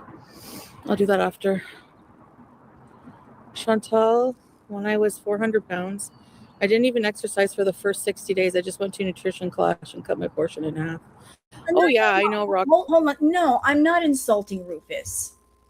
We love Rufus over here, and we love Roro and Roxanne and the whole crew. I adore Rufus. You kidding me? And Redford. They're a funny crew, those ones. I adore Rufus. I am a fan of Rufus, and I'm also a fan of Merv the cat. Because if I'm not a fan of Merv the cat, Merv will probably get Bagagwa on me, and Booger will back her up. I mean, you got to know, like, they're cats, and they'll stick together. The queen will summon Bagagwa on me, so I got to watch my manners. Don't tell Booger. Shh. Look, y'all look at this. Look at this sadness back here. See, she's watching me. She's watching me. Booger. The queen is always watching and listening. You do be. I gotta be careful. Shh. Don't summon Bagagwa. Roxy, that would do it for sure. Yeah. Hey, alien. I just want to be able to, like, increase my stamina, you know? Thank you, Chammy Bam.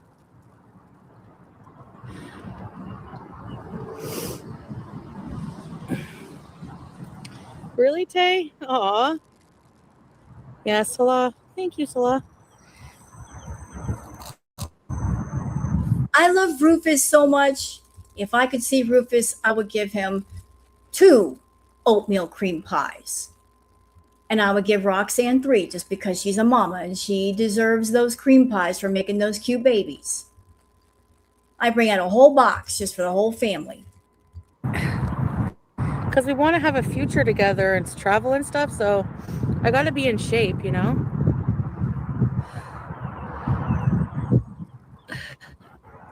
Yella, last round. All right. Really? Last round? Okay, let's go. Yella.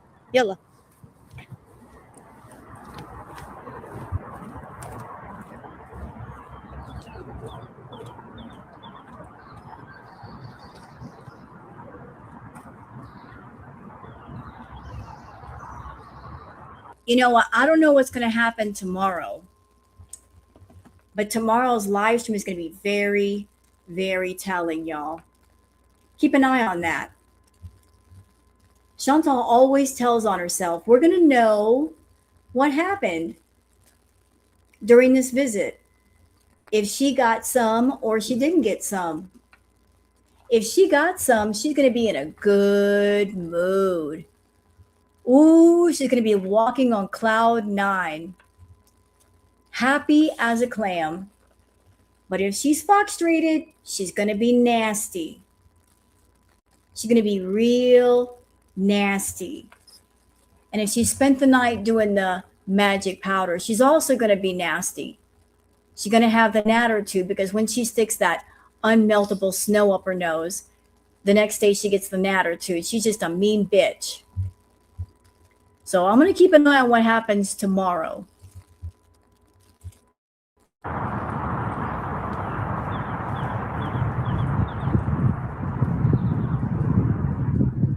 Hey, Kimberly.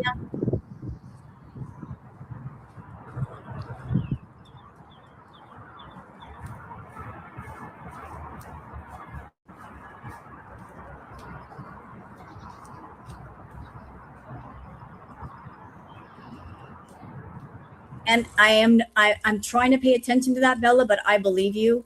When Teardrop comes and goes out of chat, watch, pay attention. Yeah, a lot of people have noticed that when Teardrop leaves, in comes Salah. When Salah enters, Teardrop is not there, but then when Salah leaves, Teardrop comes back in again. That's been noticed in the community for a while. That one leaves, another one enters. They are never really there at the same time. That's why I say it's not him. Even Neo Taro has said that is not him. I believe Neo over Foodie. She just needs a talking point. And she's also using Salah's presence as a way to say, look over here, not over here. Pay attention to Salah, talk about Salah, focus on Salah. And as long as you do, you're not thinking about Natter. You're not paying attention to what Natter is doing. So distraction, deflection, look at Salah, talk about him, bitch about him on Twitter if you want. I want that to happen because y'all ain't paying attention to Natter. And that's exactly what I want. That way I can go sneak off and go see him and you're not even thinking about him. And a lot of people have also said, if she were seeing Natter, wouldn't Natter say something? I'd say no. If he's getting money and benefit from Chantal, if she's buying party favors from him, if she's buying his groceries, if she's giving him money, he's got reason enough to keep his mouth shut. As long as she keeps giving him something, he's not gonna talk. That might be an arrangement. As long as you keep me happy, I won't say a word. We can keep it on the hush hush. We can see each other as long as nobody knows that we're seeing each other. You give me money, I spend time with you, I make you happy. But the moment you cut me off, I'm going to talk about you. I mean, remember back when he aired that footage of Chantal on his Facebook page? That was a warning to her. Whatever was going on between the both of them, that was a warning. That was him saying, bitch, I got more.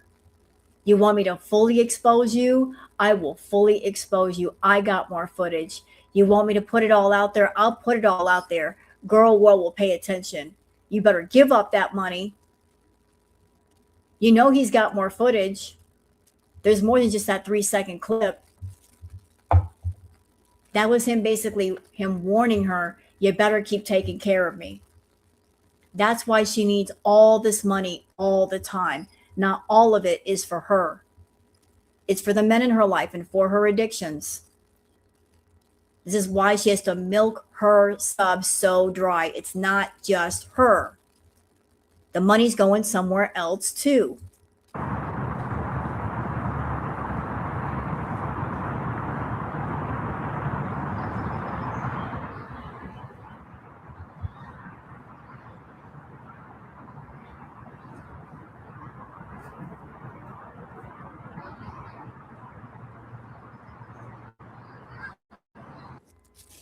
Get back over here, Foodie.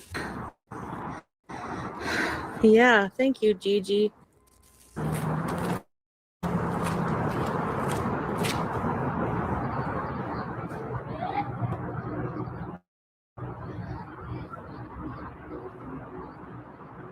Okay, chat, we've already seen this part. I don't want to see her acting creepy. Do you? We can kind of skip that part. We just saw it. What else you got to say, Foodie?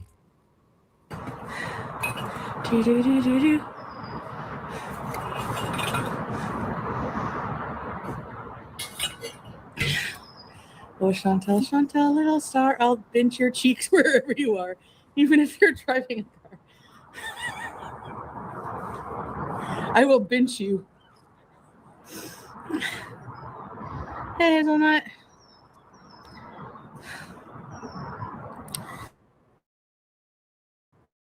That's so cute. For you, even when I lose weight, like even when I'm like, look at the picture of me. Well, no, I was still pretty heavy then. I still, even as a kid, I have always chubby cheeks. Breed bear to be benched. There's a nice little jungle gym over there. Maybe someday I can do the bars. There's a couple of kids playing on it. There's a lot of Muslim families here, so I always see Muslims in the park here.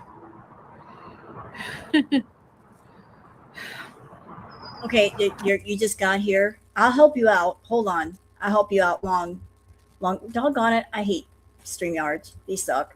Hello, long, quiet, pepperoni, pussy streak. That's a hell of a name you got there. Long, quiet, pepperoni, pussy, Shrek. Did you win Scrabble with that? I bet you won Scrabble with that name. You won the whole game with just like one word. You took all the letters. Acting creepy. I just got here. What happened? Foodie getting on a swing and acting like a little kid. That's what happened. Her doing the baby talk and getting on the swing like a child, acting like a child. That's what's creepy. And it's obvious she's doing content for somebody. They paid for that. Yeah, doing her fake fitness.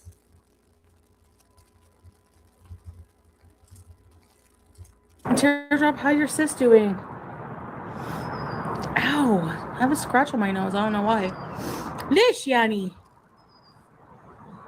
So, I feel so much better doing that.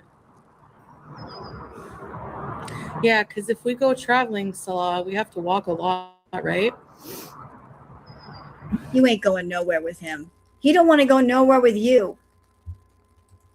Okay, let's just say she did lose some weight. Let's just say she did get in shape, right? Is that going to fix her being a jealous, insecure, possessive, controlling, narcissistic, abusive piece of shit?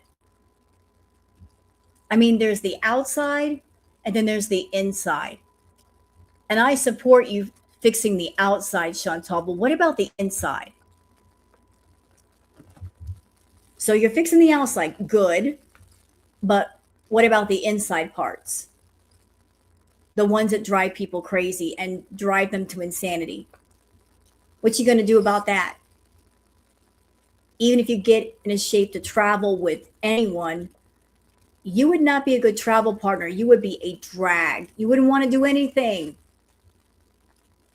You would be that person that if somebody tried to travel with you, they would leave you alone and go, you know what? I'm going to enjoy my vacation. Fuck you. Because you get into a beautiful place and start complaining and whining and I just want to go get food. And why you leave me alone? You'd be a nightmare to deal with. Yeah, screw a bunch of that. You'd be the kind to ruin a vacation.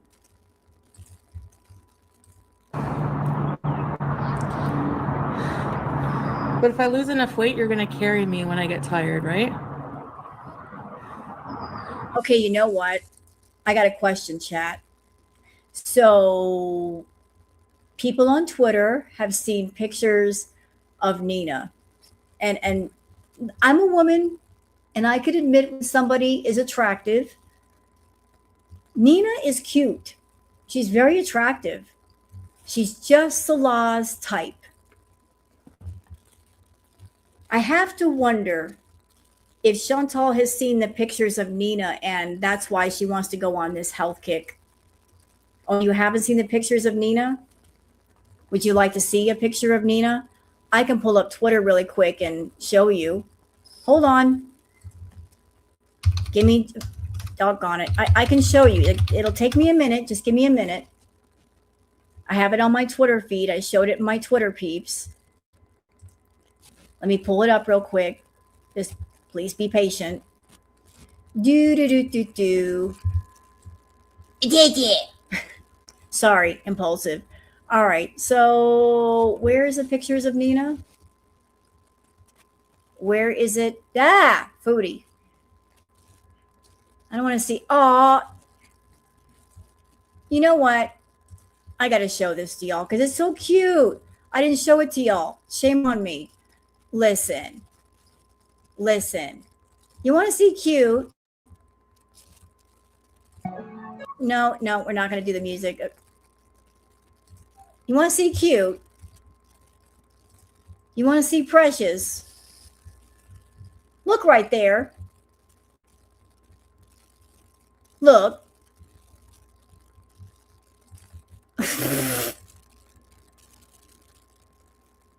Really?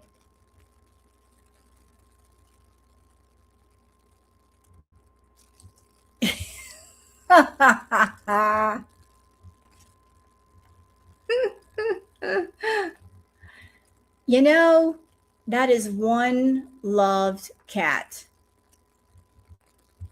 When a cat sleeps like that, that means they feel safe. Because an animal doesn't sleep belly up unless they feel safe and secure. That's how you know that you provided an environment where they don't feel scared. If you got a dog, you got a cat, that they sleep belly up, they feel very safe and they feel very secure in their environment. Because when an animal exposes its belly, that's a vulnerable point. Like the belly is a very vulnerable area. So if an animal exposes the belly, that means I feel safe. I feel very safe. So this is the baby. You little furball. Look at you. Aww. I can't stand it. You're the cutest thing on that piano.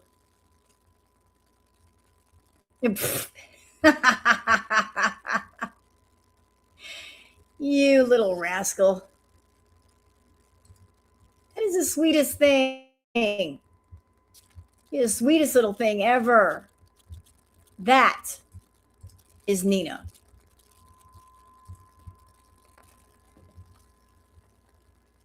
There's a picture of Nina.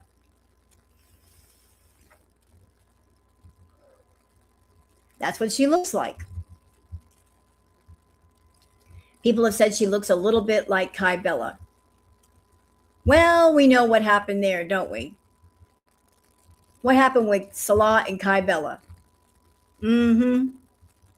So maybe Chantal has seen pictures of Nina and she's like, oh, I've got some competition.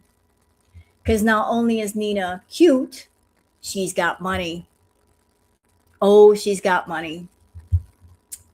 So if Nina's got money and if Nina's cute, that means the men in Chantal's life, they might be eyeballing her. Yep, that's Nina. Sure is. She's cute and she's got money. And she's also got her health. And I'm sure she's not even half the train wreck that Foodie is. So if you were a romance scammer or a scammer in general, and you had a choice between door number one being Foodie, she's a mess inside and out.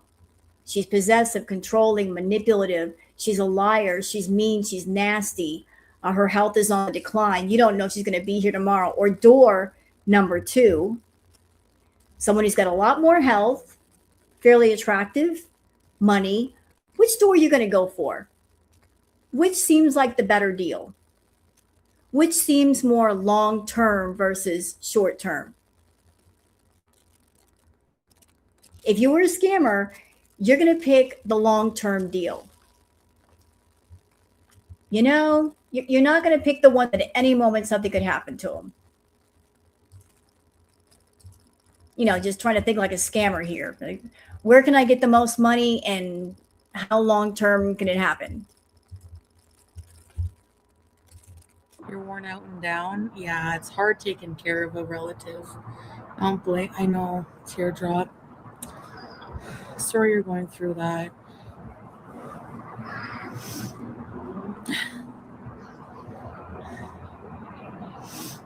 Especially when you're not well yourself. Okay, what is this new emoji with the eyes on the side of the head? When I speak Arabic, I seem extremely cute. ليش يعني? تحكي عربي? Well, hold on a second. Why would who pick Salah? Foodie or Nina? Foodie, the answer is simple. That's the best she could do. She doesn't really have a lot of options given who she is and how she is. Nina, I don't know. I really couldn't tell you that. I can't understand how they give to an addicted person. Well, Joel, it's because there are people in her chat that support her addictions. There are people in her chat that are feeders. They have the food fetish and they give her money to satisfy their fetish on social media. I mean, that's her talent, putting away lots of food, and they want to watch her do it. And there's also a section of feeders called death fat feeders, which is exactly how it sounds. They want to feed you and feed you and feed you. And so either you're in the hospital or you're in a casket. They want to see you pass away. A lot of the extreme feederism has to do with domination and control. It's a very toxic, almost lethal power exchange. There are extreme feeders that they want to feed you until you become immobile, because then they have complete control of you. You have to rely on them to say, get bathed or fed or get out of bed. They have complete control of you. They want that complete control. It's toxic. It's horrible. But some people are into that. Like, I think she attracts a lot of the death fat feeders. There's different levels of feederism. Some are not extreme, but the extreme side is where it gets really, really, really dangerous. And she's on that side. She just went live. Of course she did. Of course she did. Where did she go live at? Did you hear me talking about you, Chantal? Kiwi Ate My Kids was talking in numbers, and Kiwi Ate My Kids is Lebanese, and they were talking with the numbers.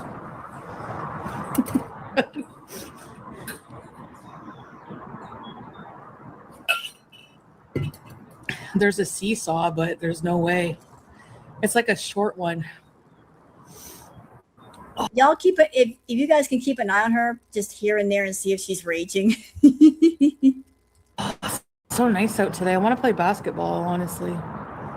You know what movie I've been in the mood to watch? Basketball Diaries. You have a phone interview? Good. Do you know what that movie is about, Foodie?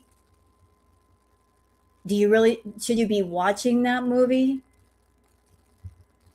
Do y'all know what that movie's about? I kind of know.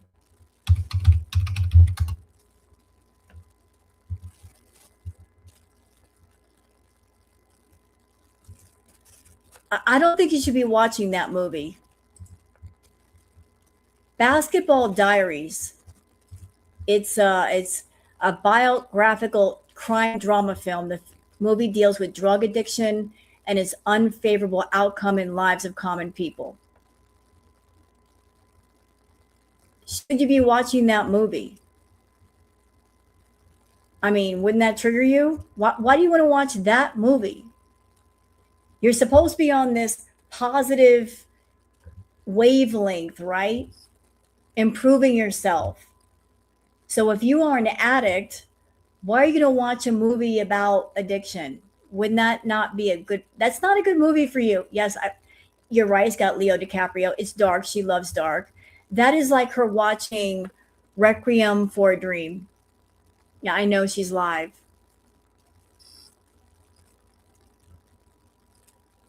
I've heard of Requiem for a Dream, another triggering movie, or Train Spotting. Like, she shouldn't be watching movies like that. Not good. Tsukoshi, you got this. Thank you, Trial Fan. Big hugs, Teardrop. Your cat and your Which cat is that? Alaska? Yeah, it's like it's like endorphins or something you get that you don't feel guilty about after. You know?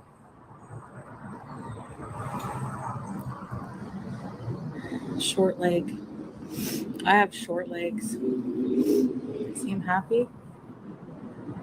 I need another cat. Why, for BG? Hooray. Natural high, yeah. Team Chantal, the stamina beezer. Smushy face. Oh, nice. Just sipping hot tea. No, no, girl. Oh, really? What do you know? She's in a different outfit and looks like she's actually showered. Well, I can only think of one person she's going to do that for.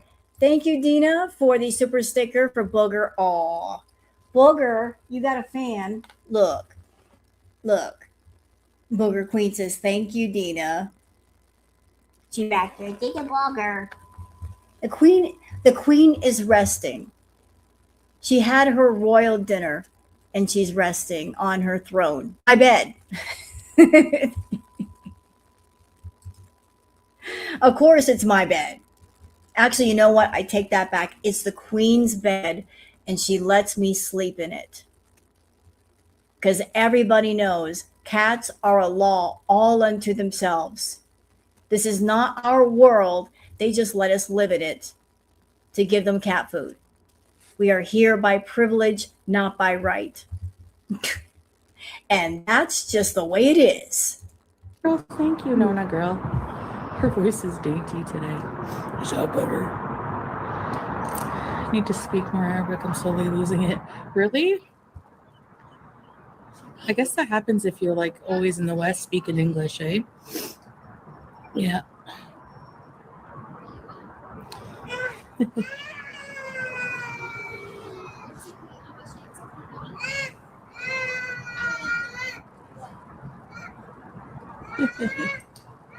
Cute little kids.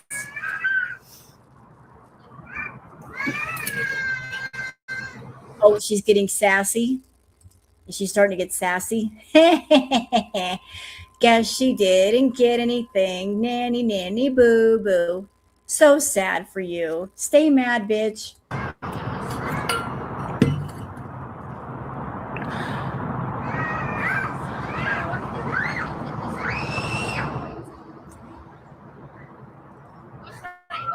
Will I ever get my Kick account? Actually, I do have a Kick account. I was actually trying to change the name. I have a name over there. It's not Rose Thorn. And I picked a name just so like if Foodie went on Kick, I can like see what's going on in her chat without getting called out. But I'm trying to change the name. And let me tell you something. Kick is a pain in the ass with doing anything over there. But I don't know if I'm going to stream over there. I will go on panel with Goose Chuck. So me having an account over there helps with that. But it is. Kick is a pain in the butt. In the butt. I'm just trying to change the name. Goose has already modded me on her channel. But when you try to change the name and they give you a headache, it's like, we want your firstborn child. We want a blood sample. We want a bone marrow sample. We want to see your last year's x-rays. We want to have your family tree all lined up. That's basically what they make you go through. That's how it is on Kick. What's Goose's name on Kick? Blah, blah, blah. It's on my community tab. If you look at my community tab, I posted about, her name is Bacon Strip Bed Sheets. There you go. Thank you, Just for today. Yeah, it's very annoying. Like, they make a simple thing hard. It's like, what are you doing? You want people to go over there and you're a pain in the ass to deal with. Ew.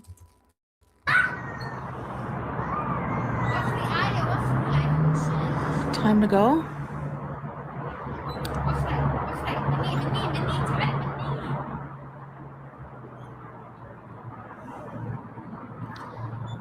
Yeah. Thank you for coming out here today, encouraging me. I'm starting to feel a bit tired. Like,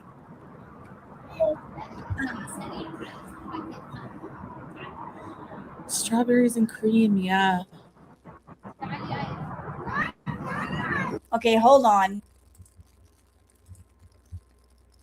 We need a booger break. Booger. I know the booger has her own fans here. It's boogers. The queen is here. Booger.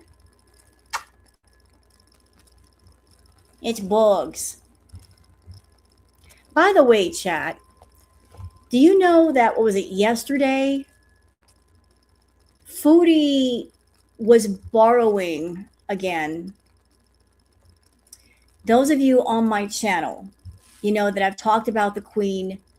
When I go to bed at night or when I get into bed, Booger snuggles under the covers with me. That's just what she does.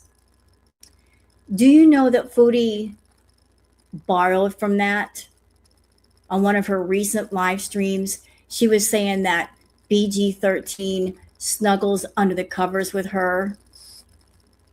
Gee, I wonder where she got that. I wonder where she got it. As if that cat could snuggle under the covers with Foodie with that bed being full of garbage.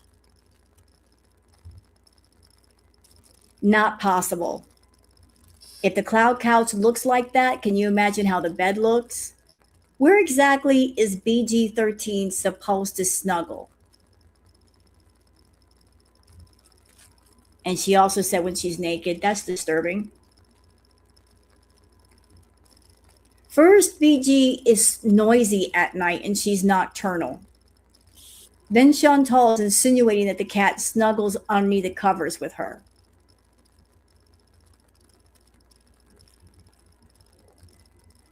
But I just thought that was interesting. That I was watching through Chantal Gucci, and Chantal said that. And I'm like, I know exactly where that came from. You watched my live streams with me and my queen, and you're trying to insinuate that your cat is bonded to you, and I know for a fact she isn't. What you're seeing right now, Chantal, this is a pet bond. My queen loves me and I love her. I've had her since she was a baby. When she was just a little skinny thing with a great big head. But 12 years of loving my queen. She's my child. She looks at me as mother. Look at her. She's all over me. She is a snuggler. Come here, ma'am. Here, come here. Come here. There you go, boys. I'm not holding her by force. She wants to be up here. But trying to say to people, my pet loves me so much, she's snuggling with me. I don't believe that.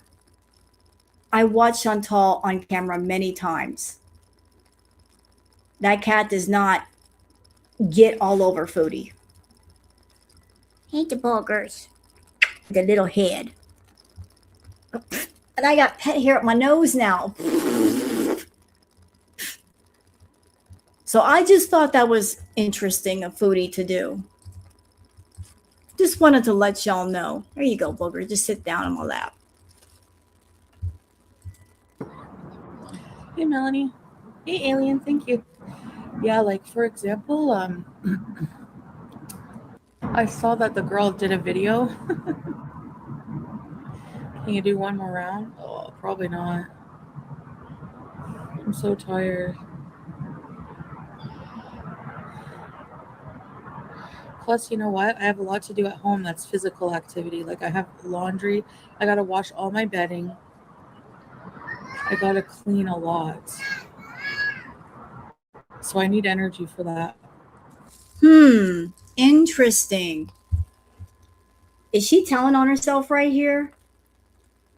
I got to wash all the laundry. I've got to clean the bedding. I wonder why. Is there somebody coming over?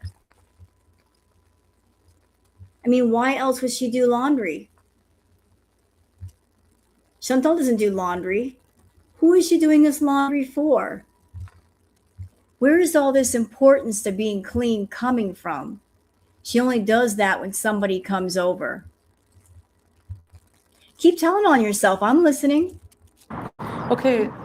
So, babe, Salah, how many? Okay, so guys, 10 minutes.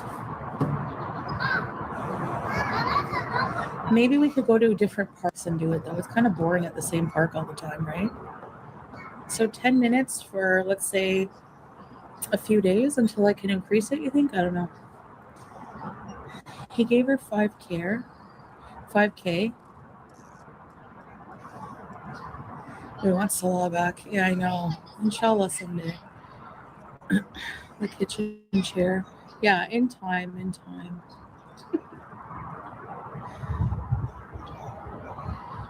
Visit graveyard, visit relatives. Is it Eid right now? Not yet, eh? No, I'm not going to buy new clothes until I've lost. I'll make it like a reward. Chantal, I know you're a cheap ass.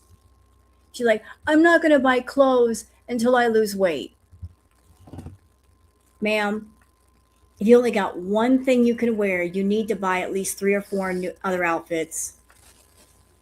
Otherwise, you're stuck with one outfit and you're wearing it all day and it's going to get sweaty and it's going to get dirty and it's going to cause problems. Stop being cheap and spend some money on clothes. You need clean clothes. That's stupid. I need to save money. I'm going to wait to buy clothes. Meanwhile, you're spending $200 a day on takeout. Excuse me? What? Girl, you live right next to a Walmart. You can't find anything to wear? You can't order anything online and have it delivered? Nothing? No? Not at all? You need clean clothes. Stop being stupid.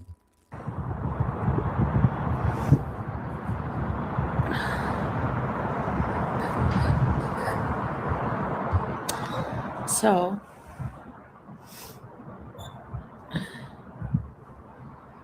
SARS. Oh, yeah. And thank you. See, there you go. There are long tunic dresses on Amazon in 6X for like $30. Well, question, Liv, are the dresses, do they go up to like a 7 or 8X? Because she said that's what she needs now, is a 7 to 8X. Like she's gone up in size. For Foodie, really what she should be buying is like a 9X. Because if she needs a 7 or 8X, if that's snug, she needs like a 9 or a 10. You know, buy a couple sizes up. That way they fit longer. Plot twist. Natter is cosplaying Salah and Dee Dee is typing for Natter. I can see that. I can see a lot of different people being charged with that account. It keeps people confused. That's what she wants. So she wants to confuse people so nobody can figure out what's going on. It's like playing a giant game of Clue. Anybody ever play the game Clue? The board game where you play the different characters. You got Miss Scarlet, you've got Colonel Mustard, and you got to figure out who did what in what room. Like Colonel Mustard in the billiard room with the candlestick. It's like that. And Foodie keeps tossing in characters and tossing in objects to keep people confused about the details so nobody can figure shit out.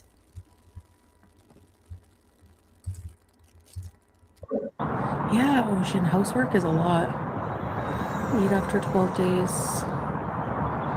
Lose 50 pounds, then clothes bees. Yeah. I had a Fitbit. Remember that purple Fitbit I had, Salah, and I lost the charger?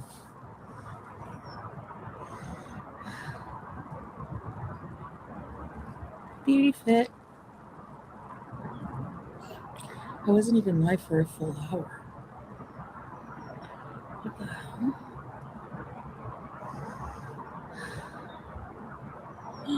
Oh, did she? Hold on.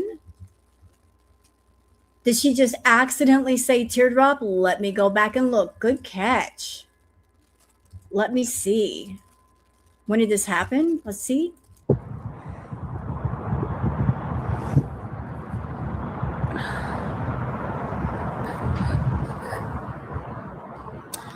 So,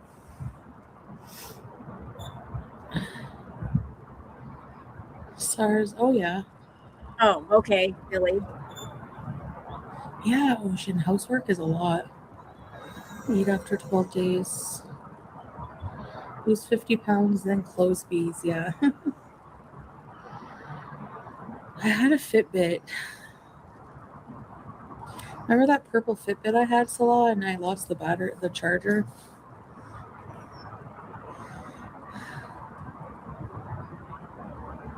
Beauty fit.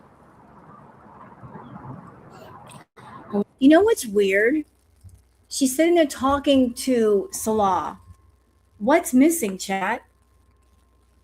Normally, when she sees the real Salah, what does she do? Handsomest man, handsomest man. Oh my God, he's the handsomest man. She's not singing that little song for him. Normally, she does that when it's really him. Not doing that? No? Not calling him Bae? Weird. I wasn't even live for a full hour. What the hell?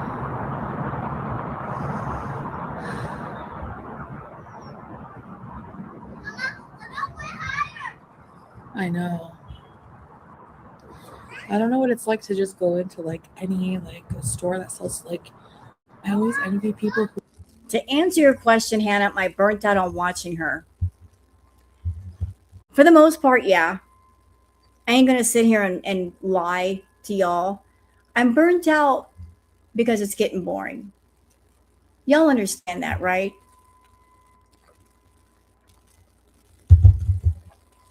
I am not tired of going to the reaction channels and the clip channels and being in the chats and talking to people. I always enjoy that. That's always a good time, no matter what Foodie's doing.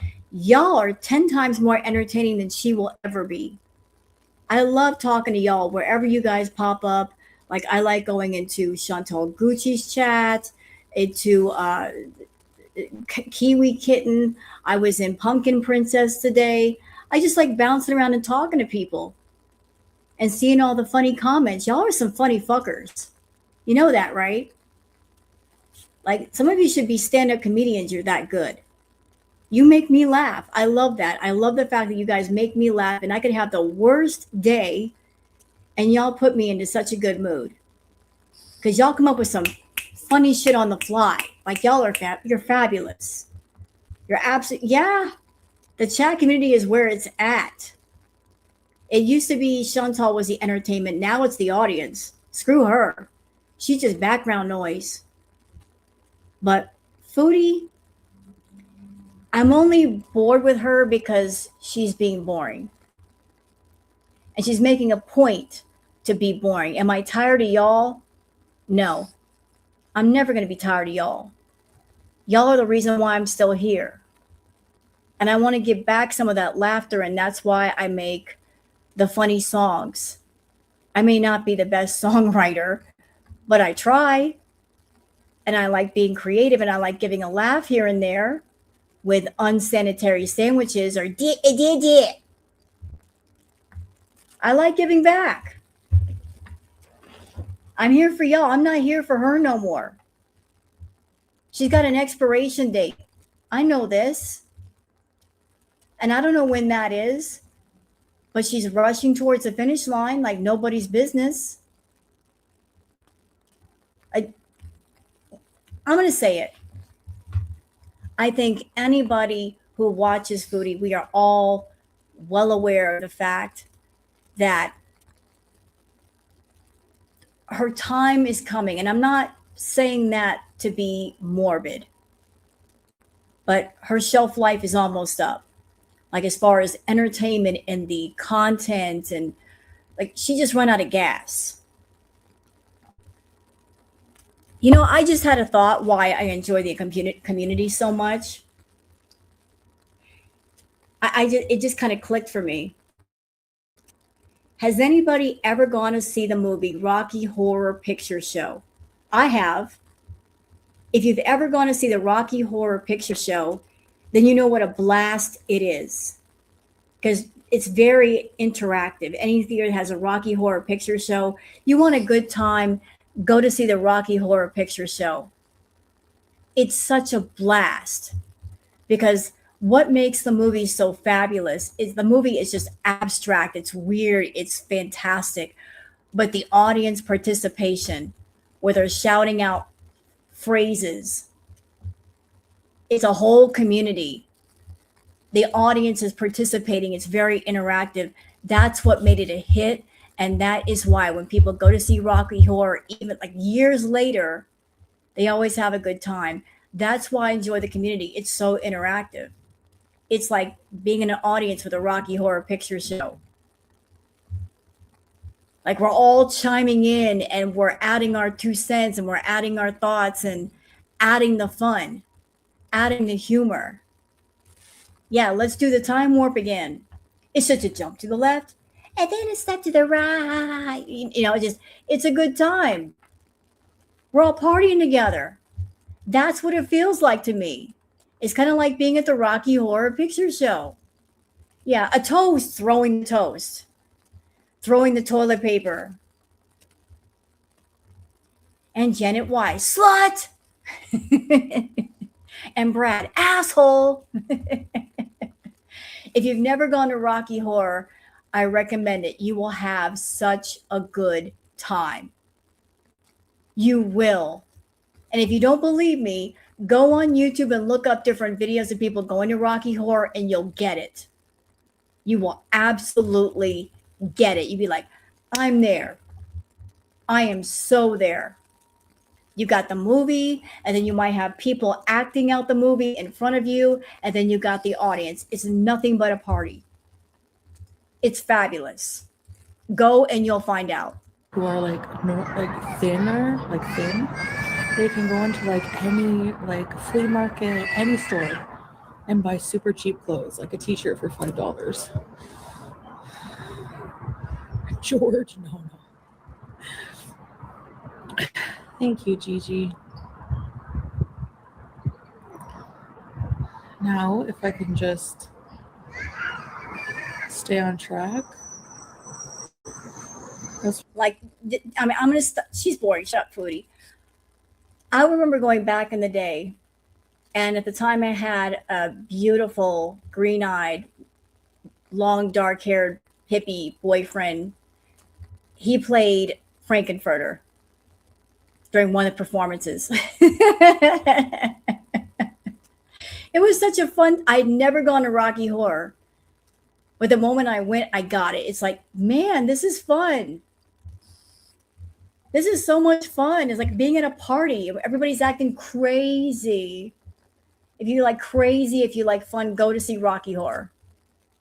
This work is exhausting. Hoovering, mopping clothes. It is. It is for me very.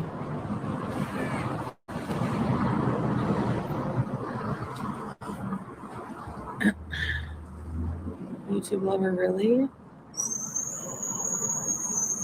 I'll never go there then. I'm boycotting Germany if that's the case. Will I go and kick later? Yeah. Yeah, inshallah. Cheese and olive restaurant for Eid? Maybe. I don't know, Grace. She just disappeared. Not sure.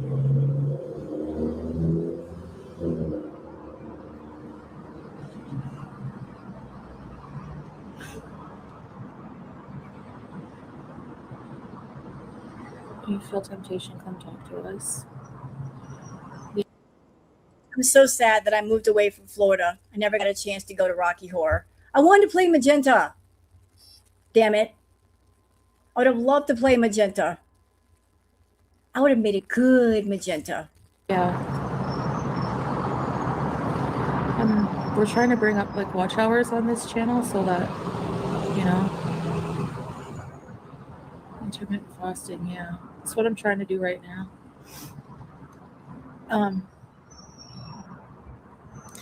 So like, because like we want to like get this channel back to where it was, right? You know what, Free? I'm halfway listening to you. Halfway. Because right now, this is what I hear. I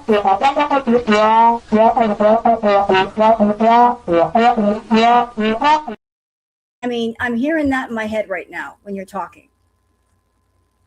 That's all I'm hearing. When you get on a channel and you start dry begging or putting your lip out and we're just trying to get the watch hours up, you know what I'm hearing in my head? Won't you please help? For $5 a month, you can support an entitled, bratty, disgusting, selfish, self-centered, narcissistic YouTuber who already makes too much money? Won't you contribute? For $5 a month, you can do your part. That's what I'm hearing in my head right now. That's what you're sounding like. You got that soft, vulnerable, won't you please help voice. Stop it. Right? And I was watching, like, maybe like we could do some watching of our old videos sometime. That would be so fun to do together on this channel, because like sometimes I watch the old videos like of our couples channel, like traveling and stuff, to motivate me, because it's like really, really, you know, everything off racks. Melanie. Yeah. Hey, Beezers. For those of you that might be lurking in here, know what you're being set up for. So she expects you to buy a membership on Kick, but gotta buy one there. You're also supposed to have a membership to her main channel, cha-ching, cha-ching.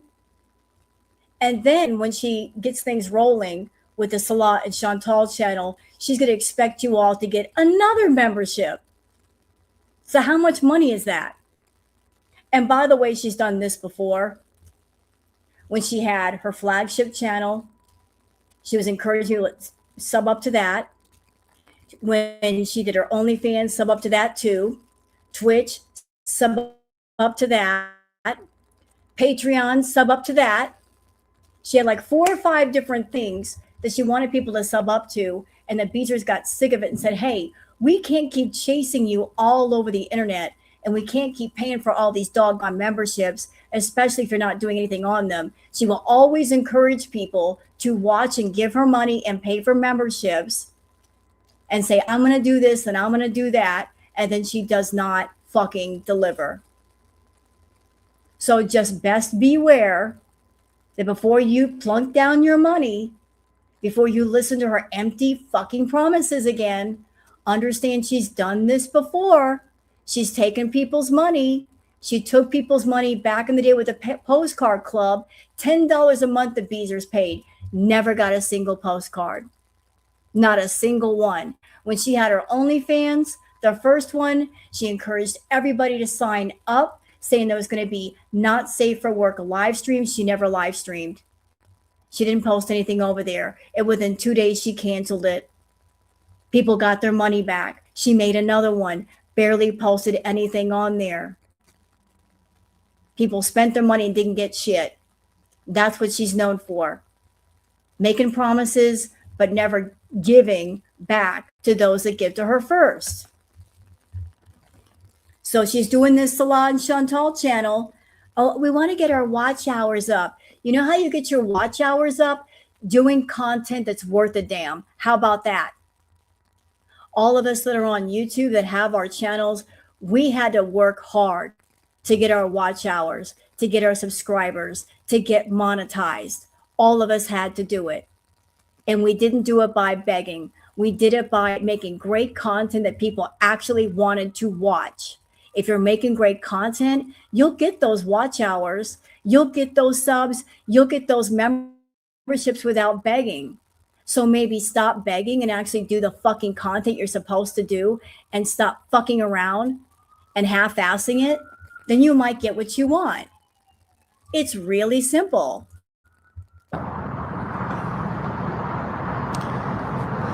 Oh, no problem, Teardrop.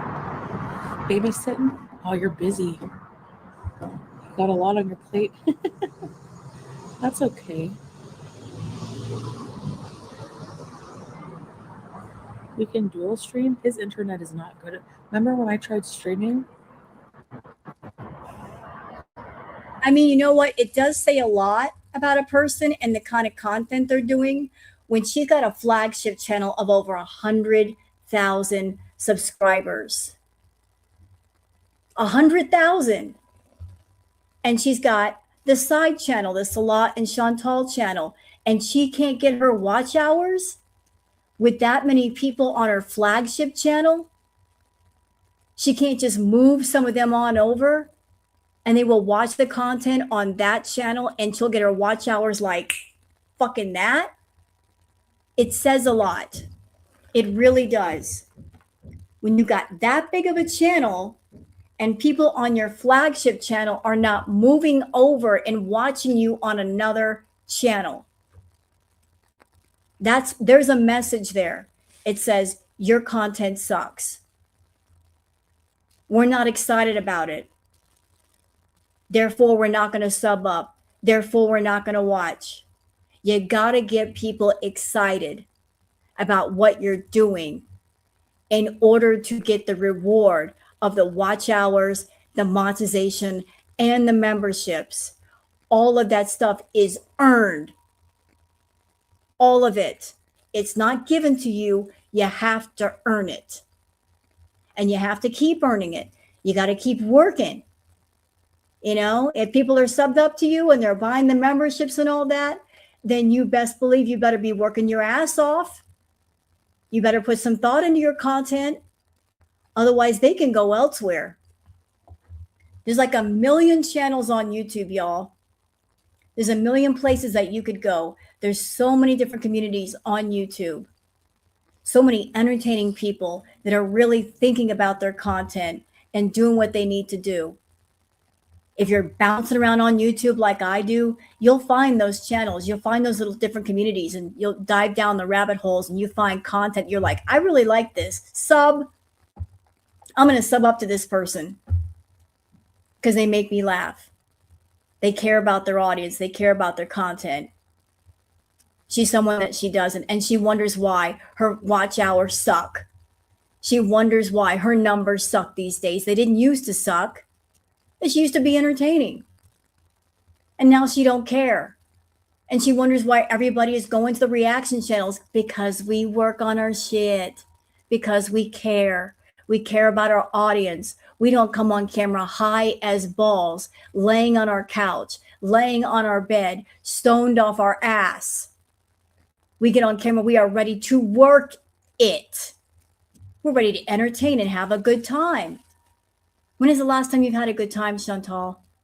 Really? When is the last time you turned on a camera and it's not about, oh, I have to do this because I have to work? When is the last time you've enjoyed being on camera? That it's more about the fun than the money. That's your problem.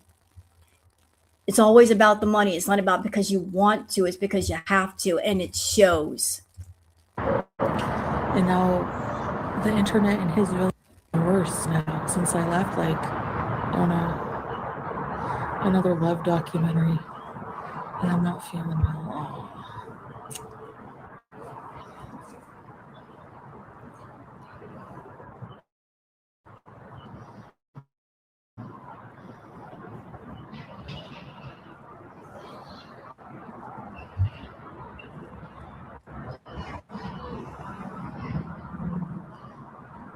Stream at the same time. Are y'all done with this boring bitch? She's just sitting there staring at the camera. Are you? We've seen enough of this, haven't we? I mean, she's put. Are we done? We can go on to something else. I got a retro react already planned. I was pulling it up behind the scenes. You know, because I knew she'd be boring. Knew it was going to happen. I'm tired of her pity party. I'm over it.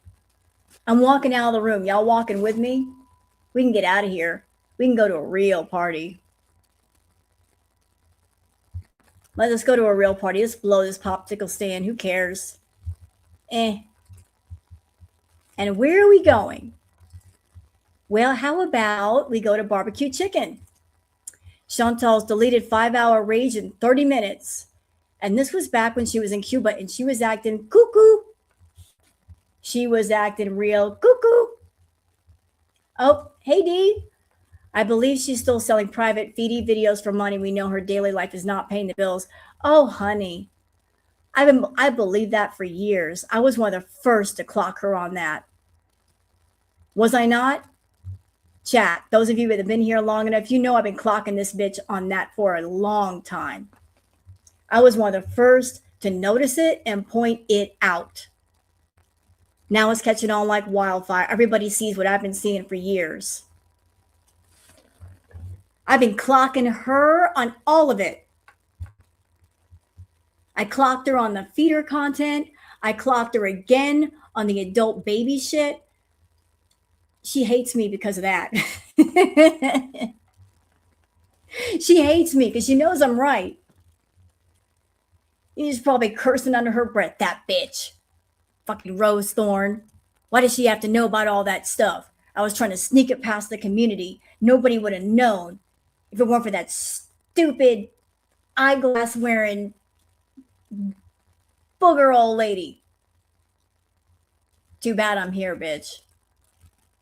And I am telling people, because adult content on regular social media is wrong. And I'm saying that as someone in the adult industry. Right is right and wrong is wrong. Putting adult content in front of people that did not ask to see it, did not consent to see it. You're not informing people of what they're looking at. You're exposing people to things they do not want to be witness to. And some of them might be underage, is wrong. Because even people in an audience have the right to be informed of what they're looking at. So they can either consent or not consent. You take the right to consent away by trying to conceal it, by trying to be sneaky, by trying to sneak it past people. Not today, Satan. Not today. I'm here to watch you, and I'm here to let people know. So they know what they're looking at. They know. And I'm going to stay on your ass as long as you continue to do it on social media. You want to go and do private stuff? Knock yourself out. Have fun with that. That's the way it should be done. Take your feeties with you. That's the way it should be handled. It shouldn't be on Kick, shouldn't be on YouTube, shouldn't be on Twitch. Your stuff isn't age restricted. Underage people could be watching that shit. That's wrong.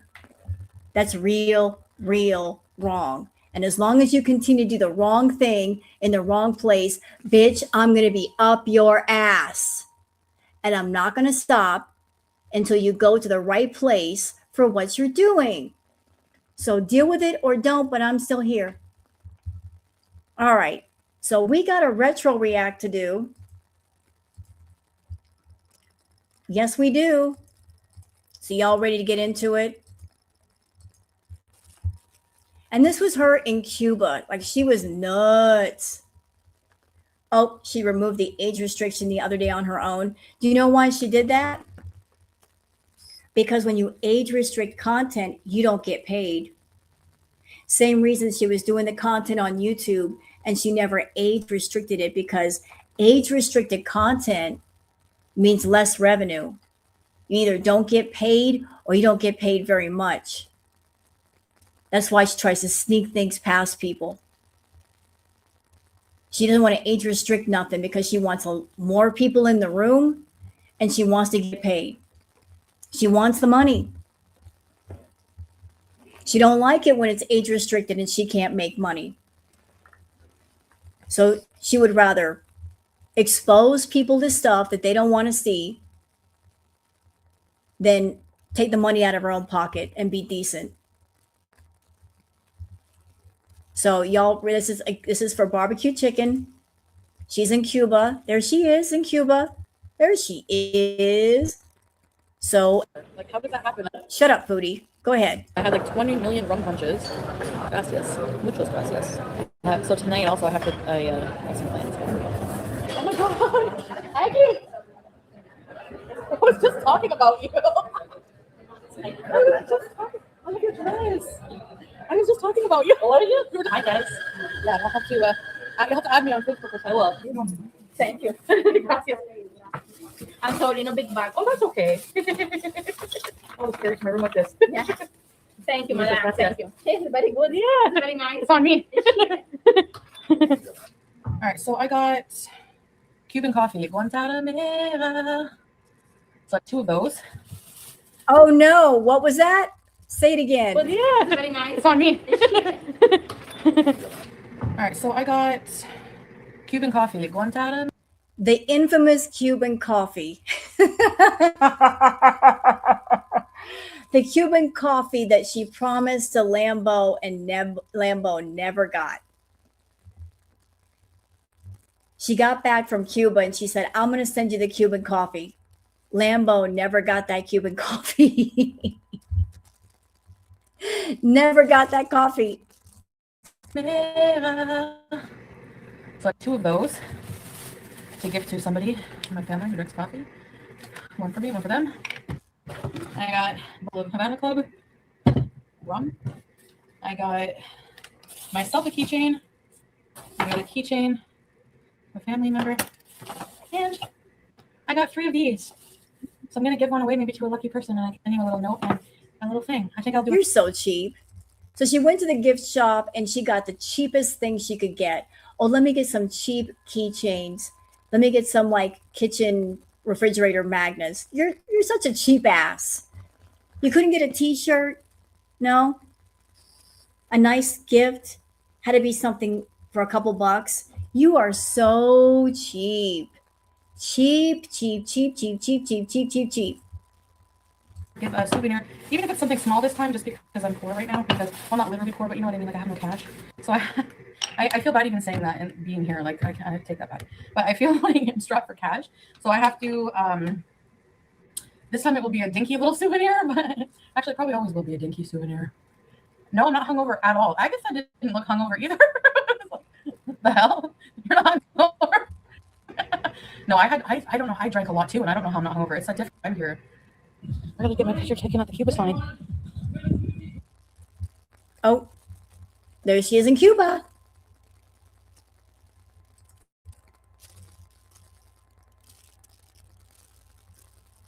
Oh, okay. So trigger warning. I don't know what she's going to say. It's been a while, but you guys got the trigger warning.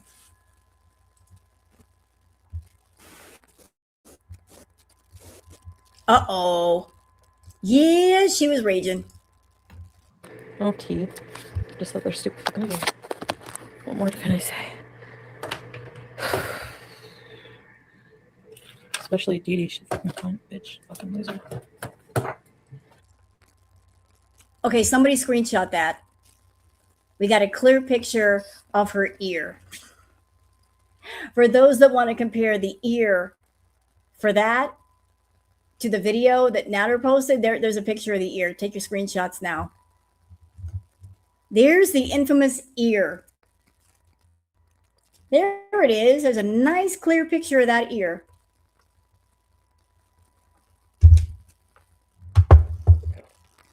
Earshot. She got very distinctive ears. Her ears don't, like, here's my ear. It's round. She's got round, kind of pointy ears on top. We're looking at her head. Take your screenshots here. That's one special ear. I know, very special. It's a very distinctive ear. Very distinctive. Very unique. Him too. He blocked me again. He unblocked me so because he knows he needs my money. And then he blocked me again and made fun of his little girlfriend with a fucking smelly pussy. Yeah, that's right. Fucking asshole. Fuck you. I'm not gonna talk to you again anyway. I'm tired of being treated like shit by everybody. My fucking life, and then these people expect me to do shit for them. You know what? From now on, it's me. Just me. Just me. Fuck it. So this fucking motherfucking piece of shit asshole. Yeah. Doesn't understand. Anyway, never mind. Never mind. Let's go get food. Never mind. Never fucking mind. It's not. He's not worth it. He's not worth the shit. He's not worth the literal shit that comes out of my asshole. He's not worth it. And neither is Dee Dee. Doo-doo, fucking mega doo-doo, piece of shit diarrhea, fucking IBS diarrhea having ass bitch. They're not worth it. Oh, let's go to the gym. Now do y'all understand when y'all say like, oh, she's raging on her channel right now? I'm like, no, she's not. Compared to this, she doesn't rage anymore. I mean, there's rages and then there's just Chantal being irritated. She just has enough energy these days to be irritated. This is a rage. Hello, Britt. This is a rage. This is a true rage. This is top shelf, darlings. This is caviar. This is champagne. This is New York prime rib. What she does now is basically dollar store hamburger helper with powdered milk. This was the good stuff. Gym and Playhouse, Dee Dee. Let's make smoothies, Dee Dee, you fucking bitch. Oh, I fucking hate these people. I just hate the fact that I did so fucking much for somebody and they felt it. So because I did so much for somebody, they felt it necessary. It wasn't enough. They felt it necessary to go get more from someone else even more desperate. That's what fucking pisses me off. You don't even know. You don't know. They're gonna drive me crazy. You know that? You know, only Chantal could be in a beautiful place like Cuba. She's at a beautiful resort. It's peaceful. It's beautiful. You're surrounded by water and be this angry. How in the world could you be in such a beautiful place and you're mad? How can you go to Cuba and be mad? You're surrounded by beauty and you're just freaking mad. River, river, I wouldn't be thinking of anger if I was in Cuba. I'd be like, whatever's going on back home is what's going on back home. I'll pick it up when I get there. I'm going to enjoy myself while I'm here. If I paid money to be in Cuba or any place and I'm on vacation, I am not going to ruin my own vacation. That's just stupid. I'm going to enjoy myself. Having a pina colada, enjoying the sun, soaking up the peace. Not Foodie. Nope, she don't do vacations like that. They don't know it. It's too bad they don't know. I don't care, Lisa. If it's the same rant you heard before, then fuck off if you don't want to hear it again. What's your problem? Why are you here? Go away. Hey, Dee Dee. She fucking called me a bitch. And you know what, Natter? You can thank your fucking geriatric gray pussy girlfriend for calling me a bitch for me being angry. You can go to fucking hell, you moron. The only time you even care to talk to me is when you need something. No, you can't trust me to unblock me and talk to me again. You'll never be able to trust me as long as you're talking to that fucking bitch and as long as you're a fucking asshole. Sorry.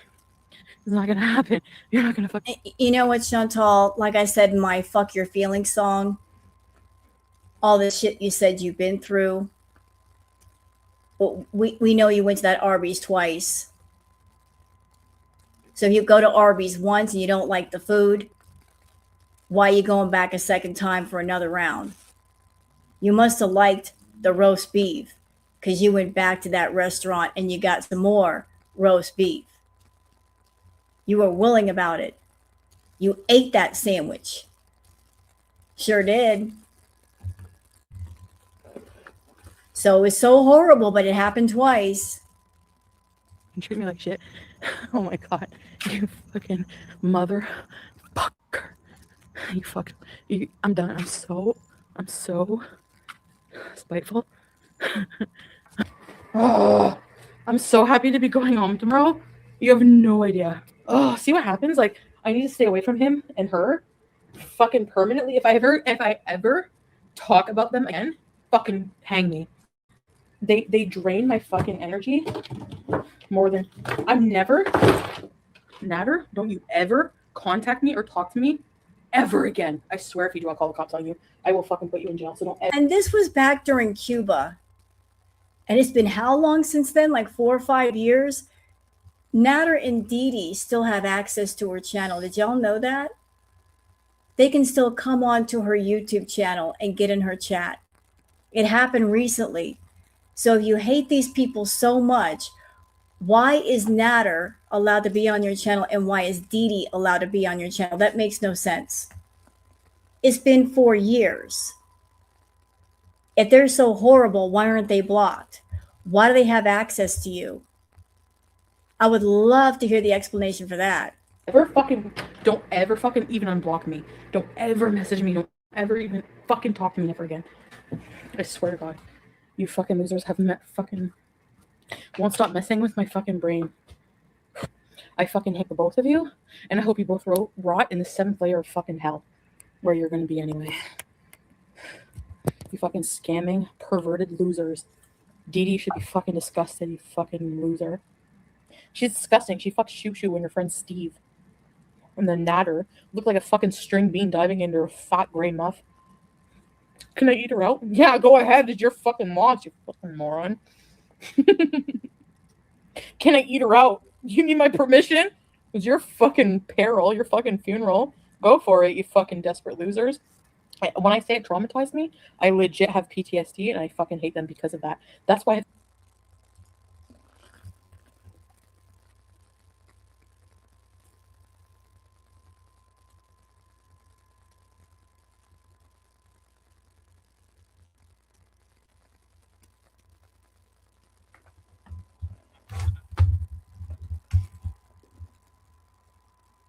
Do not claim what you don't have.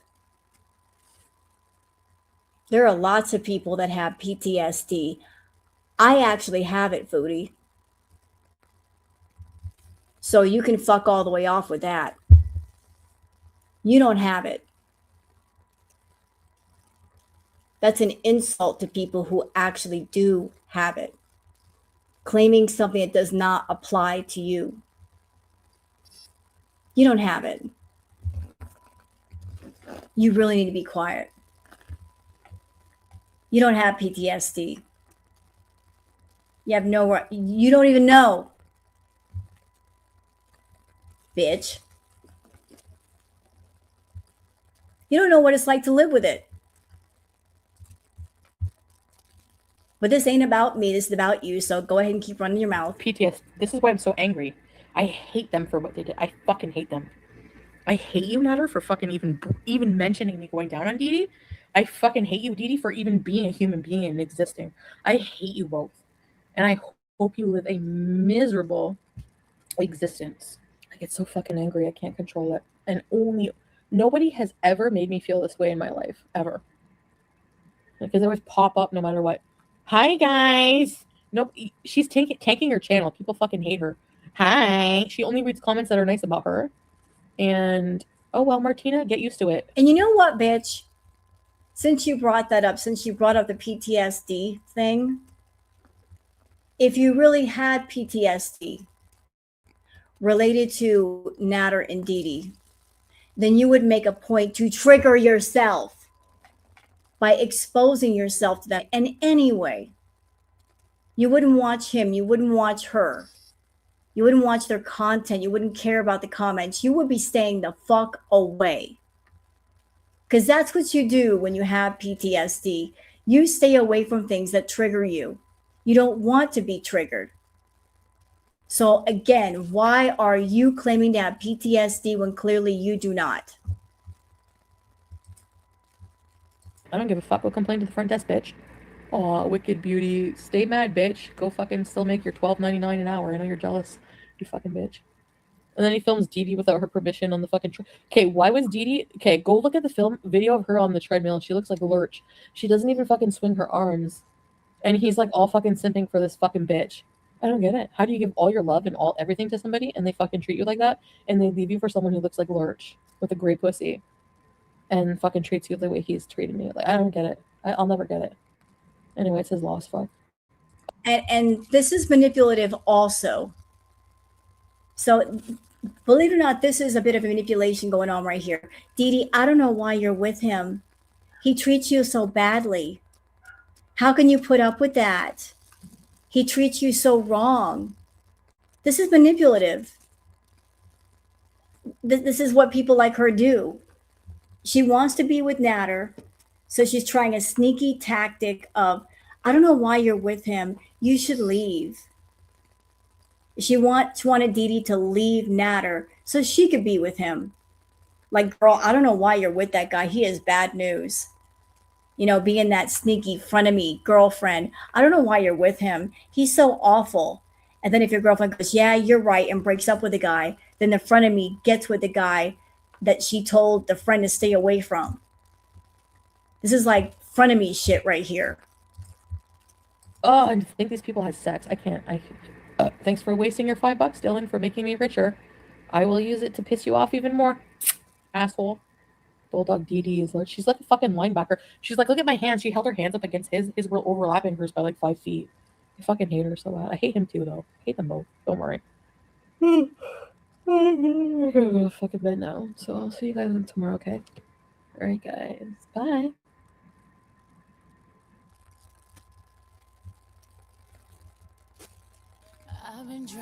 Uh-oh. Uh-oh. Okay, I remember this live stream. Y'all want to see some unhinged shit? Lock in. I'll give y'all a minute to go to the bathroom or get a drink or get a snack, because this is some unhinged shit right here. I am not even joking. She switches from one emotion to the next. Crying and then stop crying. Crying and then stop crying. Like, watching this from a different lens, you see how manipulative she is. How she could just turn on an emotion and she could turn it right back off. Laughing and then not laughing, crying and then not crying. Like she didn't know which emotion to have. Like she was trying to get some kind of response from the audience or manipulate the audience and just switch. So y'all are going to see how manipulative this bitch really is. Like you're going to see it. You'll be like, this is unhinged, because she can switch off her emotions just that quick.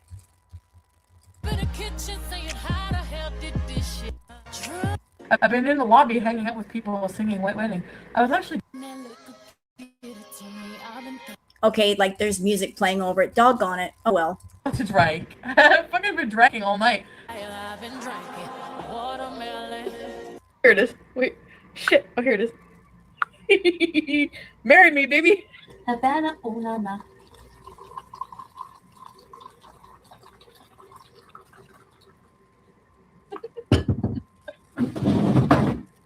But does he know you call me when he sleeps? My football looks really good since I lost a bit of weight. My football looks nice. You miss my fat puss, don't you? I don't know. Ask a guy. He ate my fupa from the back. No, it wasn't fupa. It was... I never had that happen to me before. It was sexy. I don't want to go home tomorrow. I want to go home, but I don't, because I'm going to miss him. I need him in Cuba. Help my problem, G. I'm fucking awesome. Yeah, I hate myself. I hate white people for exploiting the rest of the world. I hate that I'm privileged. I fucking hate it. I hate that I'm privileged. I'm serious. And this fucking asshole old piece of shit with wrinkly fucking balls, I hope he fucking... Honestly, this piece of shit ruined my whole... Yeah, you're right. It is fake. I mean, because if you're really upset, you got the ugly tears streaming down your face. You know, like, but she just... Notice there's no tears. Pretending to cry and then stopping, pretending to cry and then stopping, laughing. Just switch. Performative. Fucking day at the lunch hall. He was in line going fucking backpack. I had my burger and they don't have fucking relish. Oh, go back to Canada to get your fucking relish, you piece of fucking old shit. Oh, I was ready to tell him off. The whole time he ruined my whole fucking day complaining about the service. You don't have relish on your burger. Ew. White fucking problem. Who gives a fuck if you don't have relish? Shove your relish so far up your fucking ass, you old piece of fucking white shit. Shut up, Foodie. Thank you, Leaky Fondu, for the 5 memberships. Appreciate that, Leaky. Oh, it came up in red. How did you do that? Normally they're green. How did you do that? They changed colors. They were green and then they're red. How do we do that? I don't know. I'm just a content creator and I notice things like that. That's pretty cool. Colorful memberships. Love it. Let's keep going.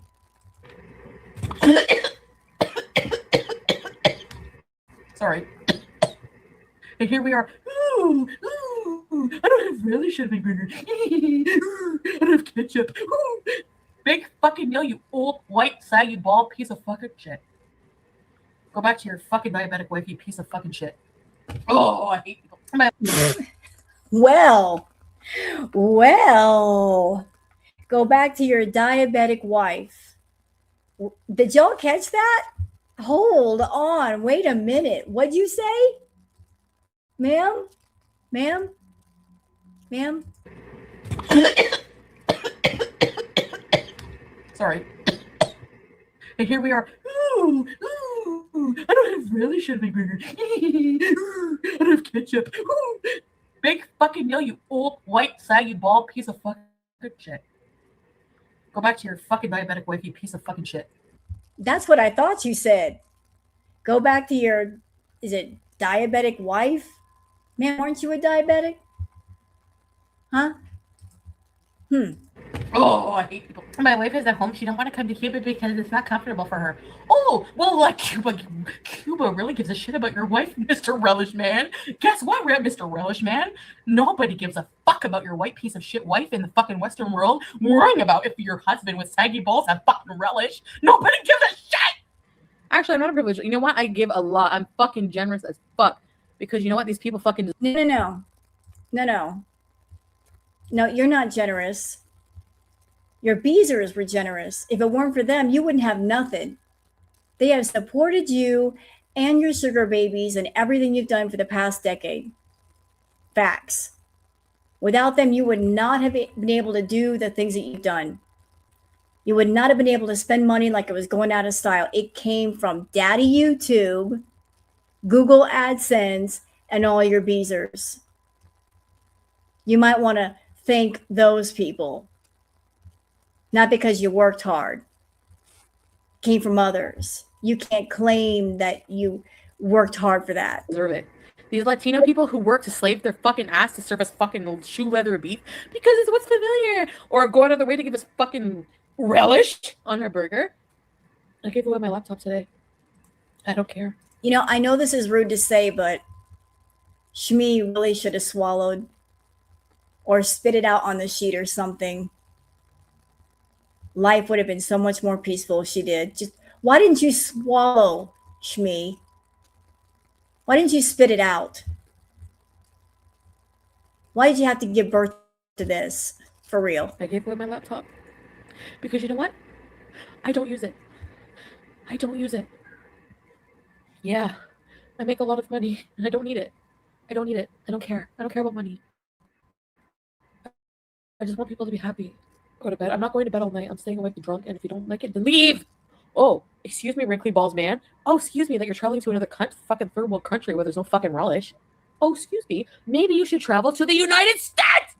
She was doing this in a hotel room. She's screaming and literally screaming in a hotel room. And there are other guests. I am so surprised that nobody came knocking on her door and told her to shut the fuck up. I would have. If I would have been the next one and heard all that, I've been banging on that door saying, what is the matter with you? Do you need medical help, ma'am? Are you having a medical emergency? Why are you screaming, bitch? It is 3 o'clock in the morning. Shut the fuck up or I'm getting the cops. This is ridiculous. She's lucky that that did not happen. Your channel's going to be deleted for hate speech. Oh, nub nub. Oh, well, good riddance then. Good riddance to me. Goodbye. Oh, well, get deleted then. No, it won't. Fuck you. This rage is so random, I know. Psychotic beast. You know what? Fuck you. And fuck Sunwing. And fuck every fat phobic fucking airline out there. Yeah. Shut. I'm not, you know what? I'm not going to be, this is my fucking channel. If you're offended by what I say, leave. I don't give a fuck. Honestly. I'm going to always voice my opinion, whether you like it or not. I don't give a shit. Sorry. I mean, I'm hammered. You can't judge me when I'm hammered, right, EG? You know what I mean by white? Like, Spanish people are white. Yeah, Spain, yes. Spain is not a third world country. Do people, okay, if you harass Lewis, you're a low-life piece of shit. Like, what kind of person takes the time to go research somebody and fucking harass them? You're a low-life. Yeah, as far as the fat phobic airlines, let me fill in the blanks with that. So she did an entire rant about Sunwing being fat phobic because she is a woman of a bigger size, and she did this entire rant. If she sat next to somebody and she was encroaching on their space, if that person would have a problem with her because she was a bigger woman. She's just like, oh, like, I don't care if I'm bigger and I'm encroaching in your space. Let me tell you something, Foodie. I've been on an airplane a few times. The seats are really small. And I would hope that if somebody's of a bigger size, that they would get perhaps a second seat. That way they could be comfortable and safe, and so could I. But if I'm sitting next to somebody and I can barely move, and especially if I got to sit in that seat for several hours, I want to be comfortable, because anybody who's been on an airplane, especially for like 6, 7, 8 hours, then you know you're sitting in that seat. By the time you want to get off that plane, your butt's falling asleep, your legs hurt, your back hurts. It is not comfortable. If you're flying regular economy, it's going to hurt. And then if you got somebody next to you and you less space, you're going to be in agony by the time you hit the ground. She's like, oh, I don't care if I inconvenience other people. Not caring if they're comfortable, as long as she's comfortable. You're fucking ugly as fuck. You're a low-life, jealous piece of shit, and you need a fucking life. You actually need to be admitted to a hospital, you moron. Actually. The amount of psychotic people on the internet that are going to get fucked, I'm lawyering up when I get home, and the amount of people who are going to get served with fucking lawsuits, you're going to be surprised. Says the queen of filters. Speak for yourself, bitch. Take your $2 and shove it up your ass. You're going to need it. This may end up in court. And that's something that she did a lot of too. She used to put down people back in the day for giving like the smaller super chats. If you sent her like $1.99 or $2.99, she looked down on you. She would actually insult you for sending her like the smaller super chats. And she just did it.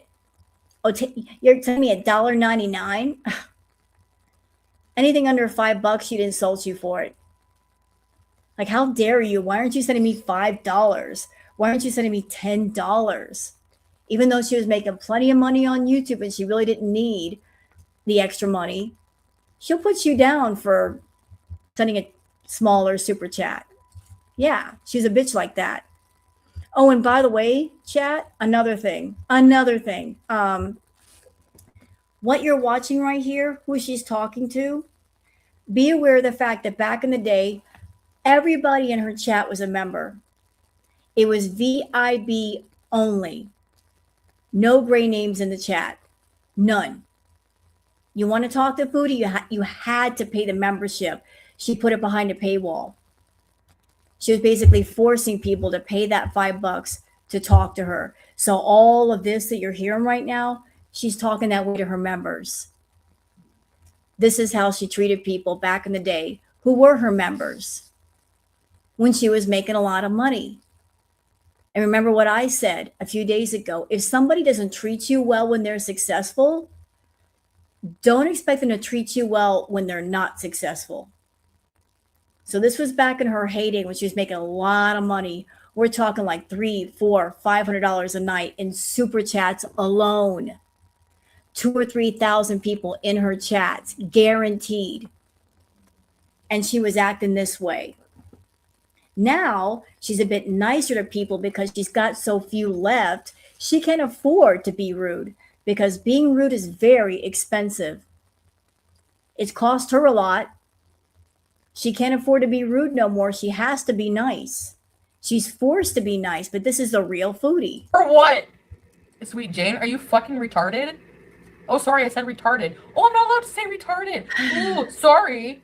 Oh, sorry, that's a slur. You can't even say anything anymore without people being fucking offended. I honestly, the R word, honestly, that pisses me off. I'm going to be honest. Because honestly, I obviously don't have anything. It's so stupid. I obviously don't have anything against people with disabilities. It's so stupid. Retarded is also figurative. It means you're fucking stupid. It has nothing to do with people with disabilities. Actually, people with disabilities are not insulted by the word retard, okay? Have you asked someone with special needs how they feel about it? Have you asked their opinion? Have you asked them their feelings? Have you done a poll? Have you asked several people how they feel? Then where do you come up with that conclusion? Retard means you're fucking stupid.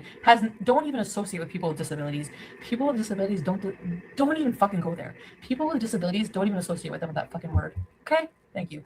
Karma's coming for you. Joyce, I don't know if you noticed, but your face checked out 10 years ago. So kindly go fuck yourself with a fucking broom, okay? How about that, Joyce? Have you looked in the mirror? I can't imagine being you. That was interesting. Go F yourself with a broom. Interesting that she said that with the things that I've heard about her and Natter. Where did that come from? Is there a reason why you chose that insult? Where'd that come from? Out of all the things to say, she said that. I actually fucking feel sorry for you. You look like 10 miles of rough road. Everyone could have wanted to chat for Joyce. Ugly as fuck. Projecting as fuck. Old as fuck. Projecting as fuck. Hey, Joyce Dawn. Suck it, bitch. You wish you were me and Amberlynn, you fucking old piece of shit. Stay bothered. Call Dee Dee and Natter and speak your mind. Langelo, you're fucking psychotic. You know that? I'm blocking you. Meant to tell you that. The fact that your husband wants to fuck me is fucked up, you old piece of shit, ugly fucker loser. The fact that you had to get surgery to have self-worth. Actually, you know what? I'm going to talk about this. Weight loss surgery is fucking bullshit. If you get weight loss surgery, you fucking hate yourself. It's bullshit. Weight loss surgery is not natural. It's fucking stupid. Fucking stupid. You're going to cut your stomach so you can stop eating? You need to eat, bitch. You need to eat carbs. That's your fucking problem. You need carbs. You're a fucking bitch. You need carbs. You're a bitch. You need carbs. Bitches need carbs, okay? I'm fucking tired of fucking weight loss surgery. It's a fucking abomination of humanity, actually. It fucking kills people. It causes people to have nutritional deficiencies. It's not natural. You need to fucking just eat natural for a fucking month and you will feel better. All right? So anybody out there that's had WLS, this is how she feels. But hold on, wait a minute. Don't worry, Mama Rose can get on the soapbox and put her in her place. So weight loss surgery is bad for you. That's what you just said, Foodie, right? It's unhealthy. It causes all these problems. So, but what about you? What were you using for weight loss? You were using the Coca-Cola. Does that also not unalive people? Is it also not unhealthy? I mean, you're talking about what's healthy and what's not unhealthy, but you were on the snow diet. And a lot of it. Like $4,000 worth of snow that didn't melt. And because you were having bee moments at night, you dropped only about 50 to 70 pounds, despite the fact that you did $4,000 worth of Coca-Cola. So you're putting down people that want to get weight loss surgery and turn their life around. They want to commit to their health, but you were using a very unhealthy, illegal way to lose weight. And you're probably still doing it, bitch. What are you taking these days that's making you snort like a bull? What's going up your nose? And don't think I don't know why you're not snorting. Don't think that I don't know that. Why you're snorting. Because you got dried snow up your nose. And in order to put more all up in there, you got to clean out the remains out of the last batch.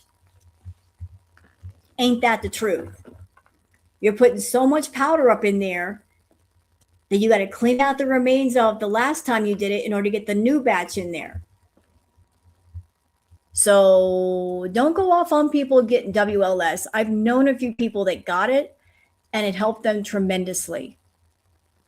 You would never be able to get it because of your food issue. You'd have to get over your food issue first to get the surgery, and that's if you had good health.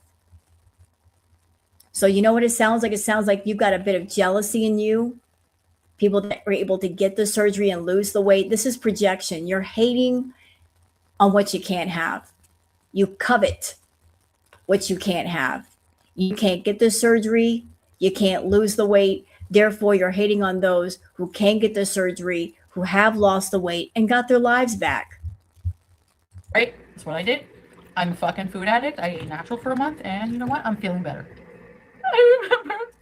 I remember Jim Carrey saying, "I wish that everybody in the world could become famous and make millions of dollars and have everything they fucking want in life, so they can realize that." And you know what, Terry? I salute you. That's amazing that it helped you so tremendously. And I've heard from a couple of different people who've been through the surgery, people in my personal life, just getting the surgery is a process. The doctor has to see weight loss. They want to know what you're eating. You got to prep and do like the liquid diet for a while. They don't just take you right onto the table. They want to know that the surgery they give you is going to stick. And then after the surgery is over, you can only eat so much. You can't drink carbonated drinks. It's not just the surgery, it's a complete lifestyle change. You have to change your life. The surgery cannot fix everything. It's just a tool to help you get started and stay on track. But there is commitment that is required in order to get the full benefit. Oh, look at this. 70 pounds. Dang. That's like half of me. You lost the equivalent of half of me. Like just cut me in half and that's how much you lost. I weigh about 130, 140. You lost half of me. Yeah, it's a strict commit. So I applaud you for doing the damn thing. Big applause for you. Money is not happiness. You know, I followed Learning to Be Fearless today, and I fucking hate her because she's fucking fake. She's too perfect. I fucking hate Learning to Be Fearless. She's a fucking cunt. And you know, like you lost half of me, or you lost my butt. I got a big butt. That's where most of my weight is, my butt. So you lost my butt. I followed her because she's perfect. Her fucking wicker baskets are $200 anthropology candles. Ooh. No, I don't hate her. I think she's awesome, but she's fake. And I don't want to be fake like that. I fucking hate that shit. Yeah, I ate her pussy, so what? Why do you guys hate on pussy? Every pussy smells. If you are like, ooh, her pussy smells. Your pussy... No. No, ma'am. No. Kitty doesn't smell. The 4-footed kind doesn't smell, and the 2-footed kind doesn't smell either. Okay?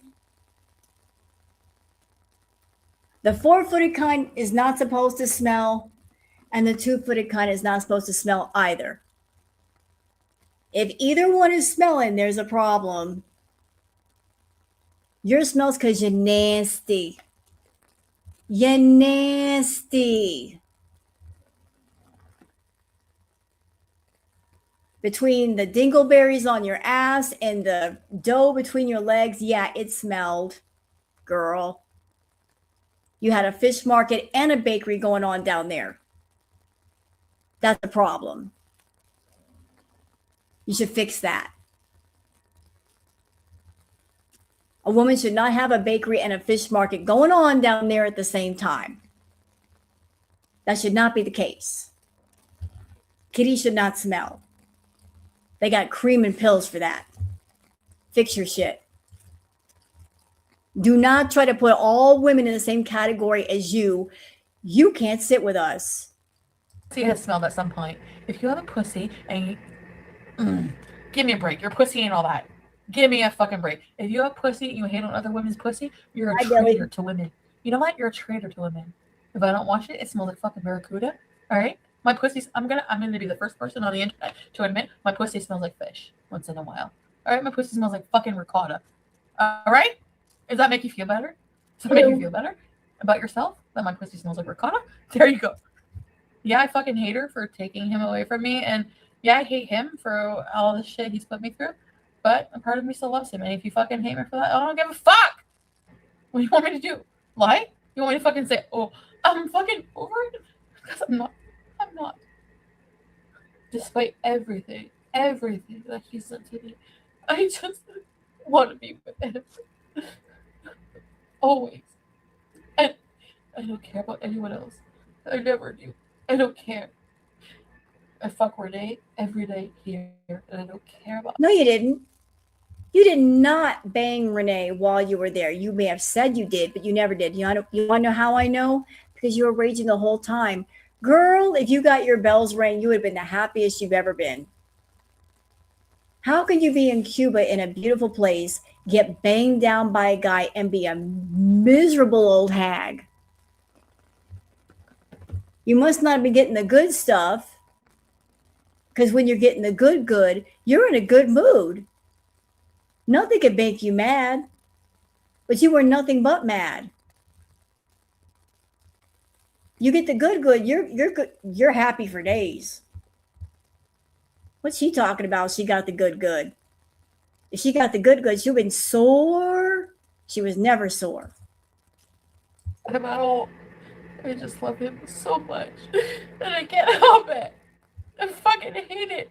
And I don't want it. And I don't want to love him. And I fucking hate it. And I can't help it. He's not a bad person. He's not. It's just who he is. Do you see how psychotic this is? She's like crying but not crying, laughing but not laughing. It's like the emotions are all just like swirling. You don't know if she's crying, if she's laughing, if she's going to sob, if she's going to scream. This is psychotic as hell. Watching all this again, and woo, this is disturbing. I'm getting scared. Somebody hold my hand. I need a hug. Crazy bitch. She was crazy. Wee woo, wee woo. He's just who he is, you know? Like, he's not Sabrina. He's not a bad person. He's just who he is. No, he's not. He's not a bad person. No, he's not. He's not. He's not. He's not a bad person. No, he's not. He's not. No, he's not. No, he's not. No. He's not. She's looking. Listen, if she were really upset, anybody here has been really upset. When you're really upset and you are in your feelings, you are not looking at a camera. She's looking directly. Wow, that's an expression right there. Demon. There's a demon expression. Take your screenshots.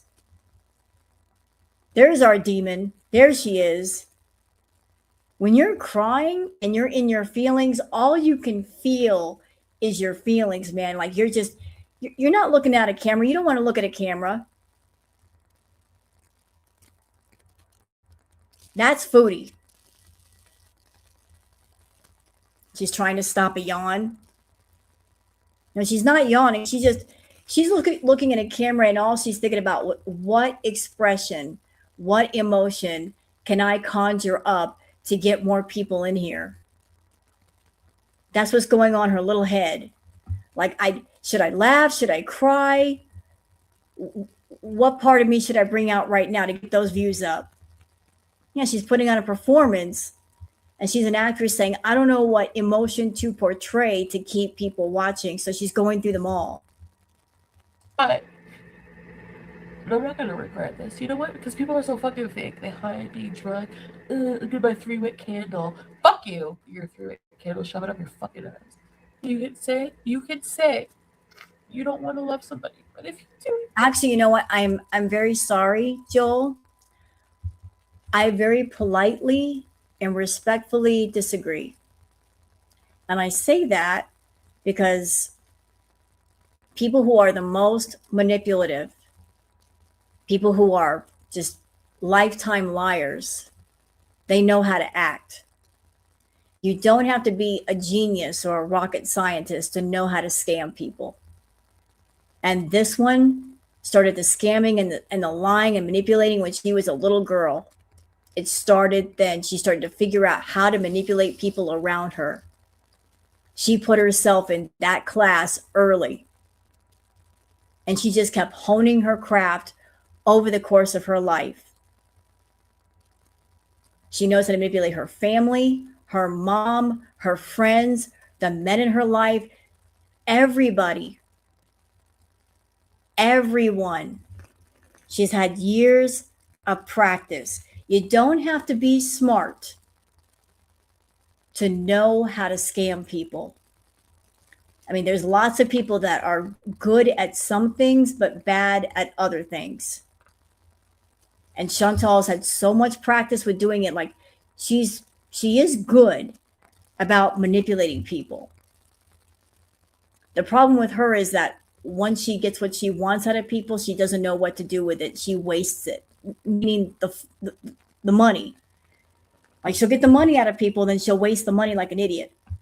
But I've known people that on the surface they look stupid, but you get around them and they know what to say. They're silver-tongued devils. Oh, they're good. They're real good. I've dealt with a few.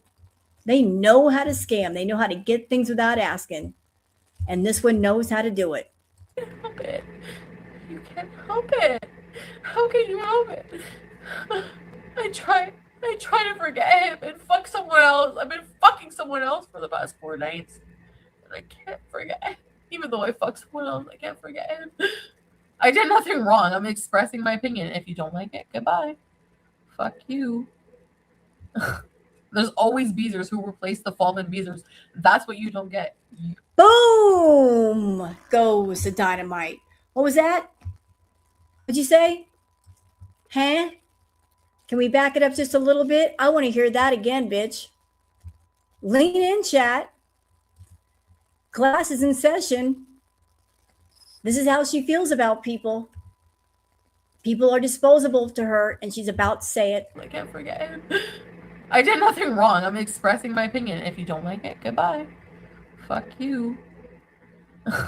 There's always Beezers who replace the fallen Beezers. That's what you don't get.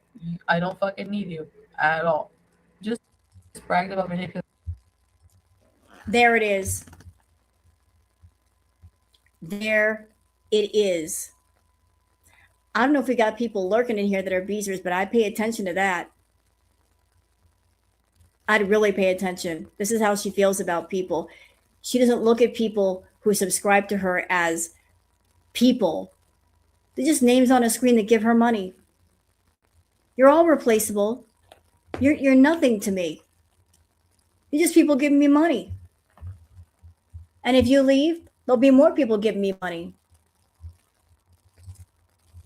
Your audience. Only the fucking losers of the audience. The haters. The pieces of crap who bully me on a daily basis. I don't feel bad for manipulating them. Sorry. Good people? Yeah, I'll pay attention to them. That's fine. Real Beezers? Yeah, I'll send them postcards. But all you fake fucks can suck my left nut. I don't give a shit about you. Sorry. Dee Dee, you're disgusting. You have the nerve to call me a fucking bitch. You're a fucking bitch. You're a fucking desperate, loser, piece of shit fucking bitch with a gray pussy, okay? Your pussy is gray. So you know what? Go fuck yourself. I hope you fucking drain every fucking penny you have of your mother's on fucking Natter. You desperate, lonely, short-haired, ugly motherfucking cunt. Okay? Come at me, bitch. Come fucking at me. You're a bitch, Chantal. You're a fucking cunt with a fucking saggy, fucking droopy ass. And you look like a fucking man, and you're a fucking cunt. So fuck you. You pay for everything. You even admitted it.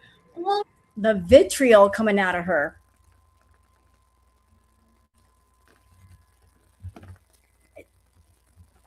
If you're with a guy who was abusive, really abusive, and you're done with him, and he's with another woman, why wouldn't you have the attitude of, well, I got away from that one. He's somebody else's problem.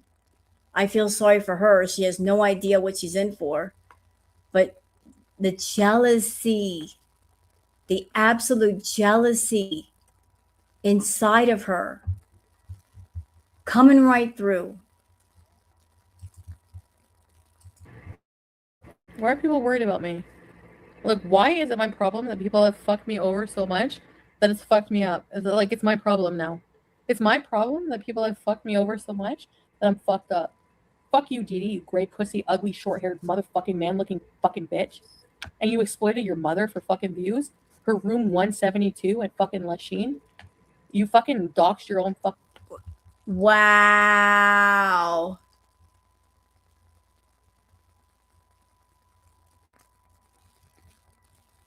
You know, it's one thing for Chantal to go after Dee Dee and Natter, but to go after Dee Dee's mom, saying where Dee Dee's mom lived, why bring her into it? What has she got to do with it? Nothing. She just wanted to hurt Dee Dee, so let's bring in Dee Dee's mom and say exactly where she lives. Fucking mother, you dumb bitch. You know that? You did. You doxed your own mother. And you're desperate fucking supporting him. I said I loved him. I don't. I don't love him. He's a fucking loser. Your teeth look like fucking urinals after a fucking hurricane. And I'm gonna fucking love you? Fuck you. You don't deserve me. You don't deserve fuck all. You deserve Dee Dee. That's all your fucking life. Ooh, let's go make rice pudding for Dee Dee's fucking mother. You know what? The woman you're fucking right now. You know, and you're right. You're right, T. This is the dangerous side of Chantal. See, a lot of people look at Foodie and they're like, oh, she's not dangerous. She's a very overweight woman. She's lonely. Like she maybe has no friends. They don't see her as dangerous. They don't see there's a threat. Anybody can be a threat if they get possessive, obsessive, stalkerish. This one, she checks all the boxes. She can get dangerous. Like you can't look at her and go, oh, she's not dangerous. Oh, she's a big lady. Like she's no threat. Oh, she can be a threat. Listen to her. This attitude is what makes her dangerous. Like she will stalk you. Like she's manipulative and she will stop it. Whatever cost to get back at you. She doesn't care if she got to put you in jail. If she's got to lie on you, trump up charges, she don't care. She's determined to win the game. She's absolutely dangerous. She's a dangerous woman. Looked older than her fucking mother in the group home. Oh yeah, you're winning at life. Ooh, you taught me a real fucking lesson after leaving you for fucking Windsor, huh? Oh, you were so worried that I'm gonna go fucking Windsor and fuck everybody, so you move on to Dee Dee. Dee Dee, he doesn't fucking love you. He's fucking using you and your fucking C.H. Robinson fucking pension, you dumb cunt. Yeah, good luck with that, losers. Okay, moving on. I paid your rent and you treat me like shit. I paid your fucking rent and you move on to fucking Dee Dee from Lachine with a gray pussy? I pay your rent and you fuck a gray pussy? And this is what makes her dangerous. This is why if you're a man around Chantal, don't accept anything. Don't take any money. Don't accept any help. Look at the way she behaves. If she gives you something, oh, I gave you something, therefore you belong to me. You're my possession. You're mine now, and you go on to somebody else. How dare you? Hell hath no fury like a scorned woman. And she looks at anything as disrespect. You don't return her phone calls. You don't return her texts. You leave her alone too long. She feels disrespected. She can get dangerous real fast. Really? Really? I'm gonna post my pussy on OnlyFans right now. Right the fuck now. Right the fuck now. All right. I post. Yeah. I posted my vagina on OnlyFans. Go check it out, Sophia. Go check it out. Go check it out. Tell me if it's gray. Tell me if it's gray and smelly like fucking sweat, like you made me fucking eat her out with her fucking blindfold. She looks like fucking Stephen Harper with her fucking blindfold, and you made me eat her the fuck out. You fucking disgusting prick. I fucking hate you. I swear to God. I swear to God. You fucking made me eat out her gray pussy, and she's fucking sweaty and disgusting. And you made me eat her the fuck out, and she's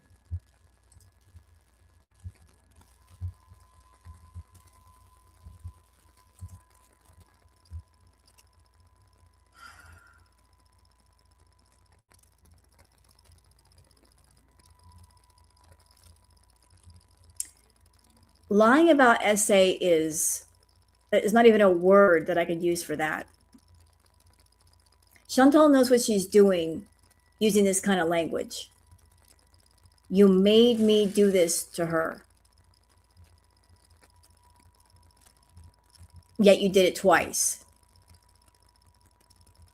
But you're using triggering language. You made me do it.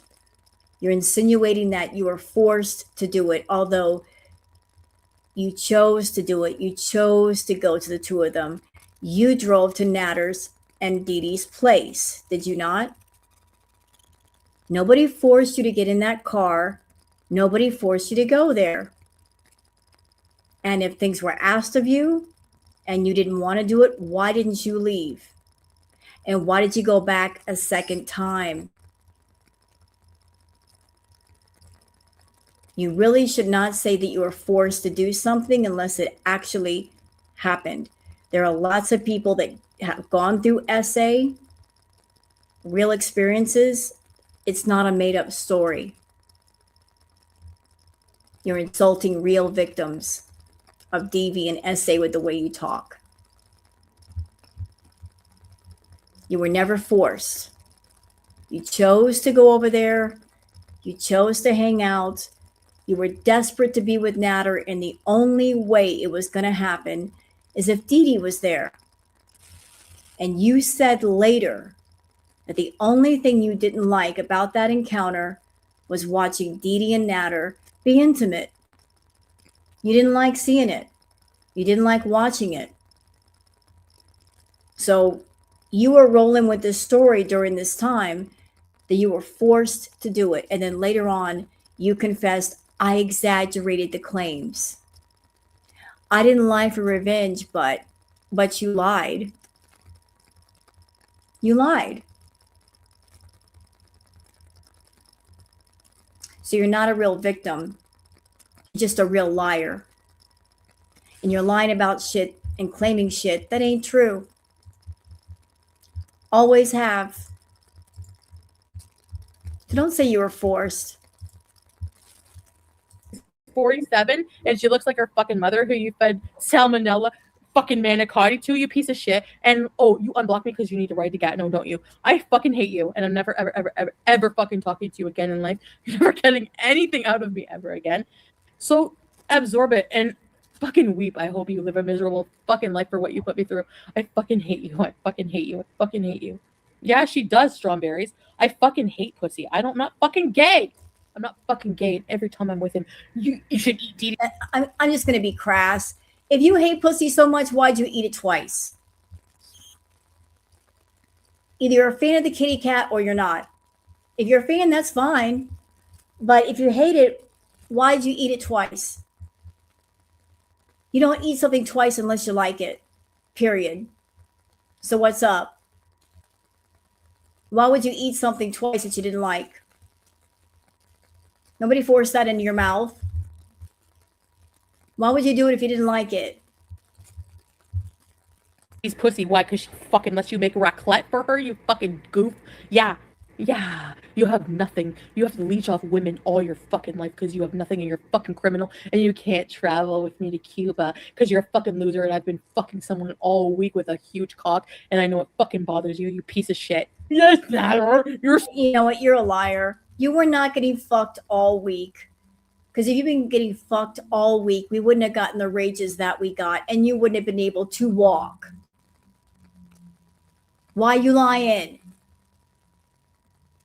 If Chantal had been getting boned down all week, she would have been in bed, unable to walk, tired.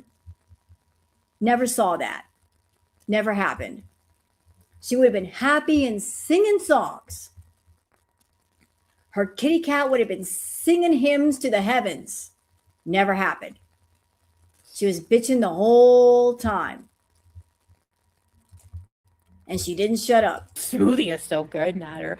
Ooh, your raclette is so good, Natter. Yeah. We're both 3 times his size, I know. And he thinks he's shit. He thinks he's something, really thinks he's fucking something.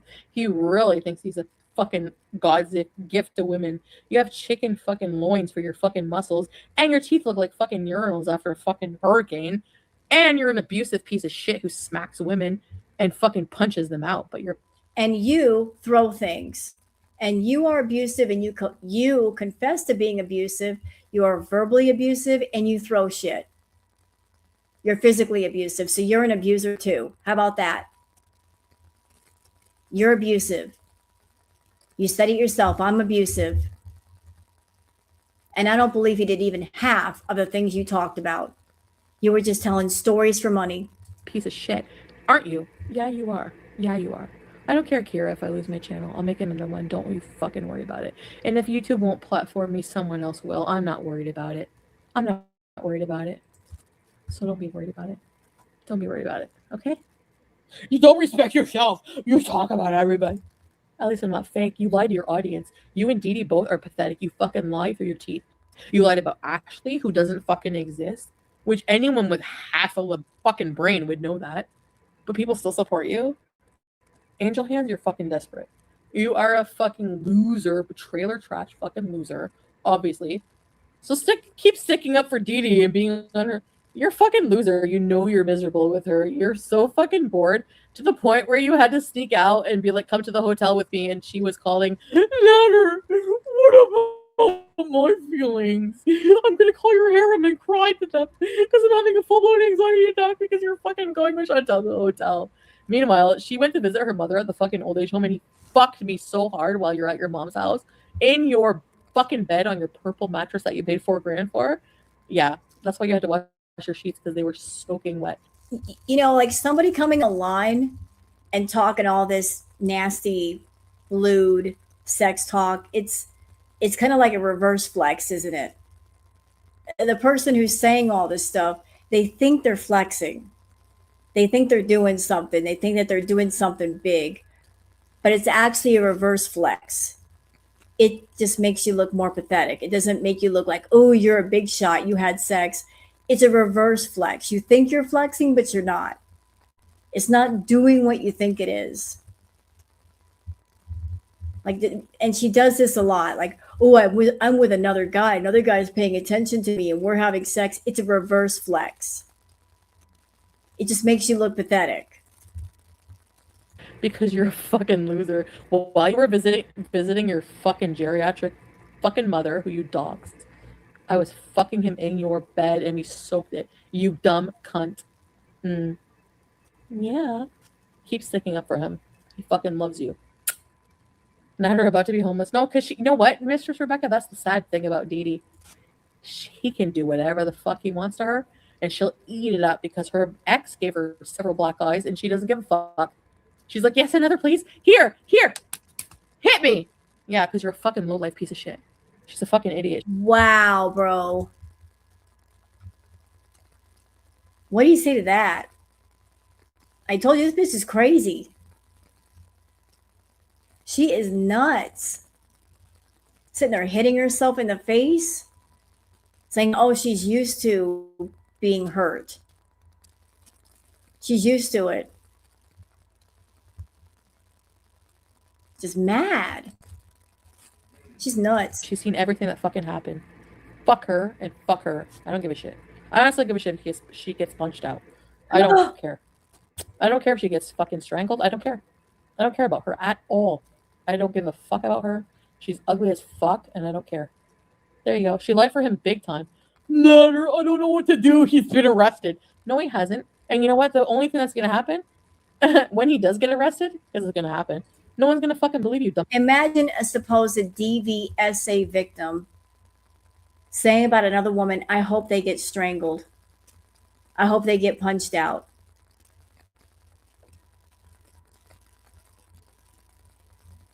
Wishing abuse on another person. Yeah, that's who she really is. Shit. So you're going to go live and go, oh, Natter's been arrested. I don't know what to do. Figure it out, bitch. Everyone acting like Dee Dee's innocent when she tried to scam people out of money. She fucking doxed her fucking elderly mother, the dumb fucking cunt. I hope people call the retirement home and fucking harass her mother. I hope people call the retirement home and harass her mother. Because at this point, she deserves it for doxing her mother. You disgusting piece of Egyptian shit. I fucking hate him, guys. I'm going to fucking lose it. I fucking hate him. I don't care about my... Oh, racist. Racist. future. I fucking want to ruin him so bad for everything he's fucking put me through. I fucking hate him. I fucking hate him so bad. You don't even know. You don't even know how much I hate his guts. Him and Didi, I fucking hate them so bad. You're a bitch. You're a fucking bitch. You're a cunt. You're a fucking loser and you let men use you. You're disgusting. You're a fucking disgrace to women. Fuck you, Nana. You're an Egyptian mummy and you look like Tutankhamun with fucking urinal teeth. You loser. You'll never be nothing. You never make any money. Oh, I don't have enough money to come back to Gatineau. Oh, well, let Didi fucking pay for you, you loser. Let Didi fucking pay for you. With her fucking C.H. Robinson fucking mortgage money, you dumb losers. Lachine piece of shit losers. I fucking hate you all, and I hope you all rot in hell. And this is the last time I'm ever talking about you. I'm too fucking good for you. I've always been too fucking good for you. I've always been too good for you. How the fuck you have the nerve to ask me to eat out your ugly geriatric fucking BV fucking ridden fucking ugly piece of shit girlfriend? I swear to God. I swear to God. You need to see a gynecologist, man. Oh my God. I've eaten out some pussy, but Jesus Christ, this is fucking nasty. Holy shit. I swear to God, I've never thrown up after eating a girl out, except for Dee Dee. I've thrown up after eating you out. You're disgusting. You have a nasty vagina, and you've traumatized me. I'm fucking PTSD, you fucking sardine bitch. There we go again. So you got PTSD, but yet you have no problem talking about it to thousands of people, which I find unusual. You got PTSD, you suffer from DV, SA, but you can talk about this shit with strangers, no problem. You just open all up for all kinds of people.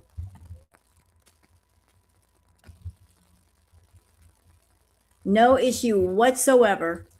If I was in his proximity right now, I would go to jail because I would fucking beat the fuck out of him. I would beat the fuck out of him for treating me the way he did. You don't know what he put me through. You don't know what he put me through.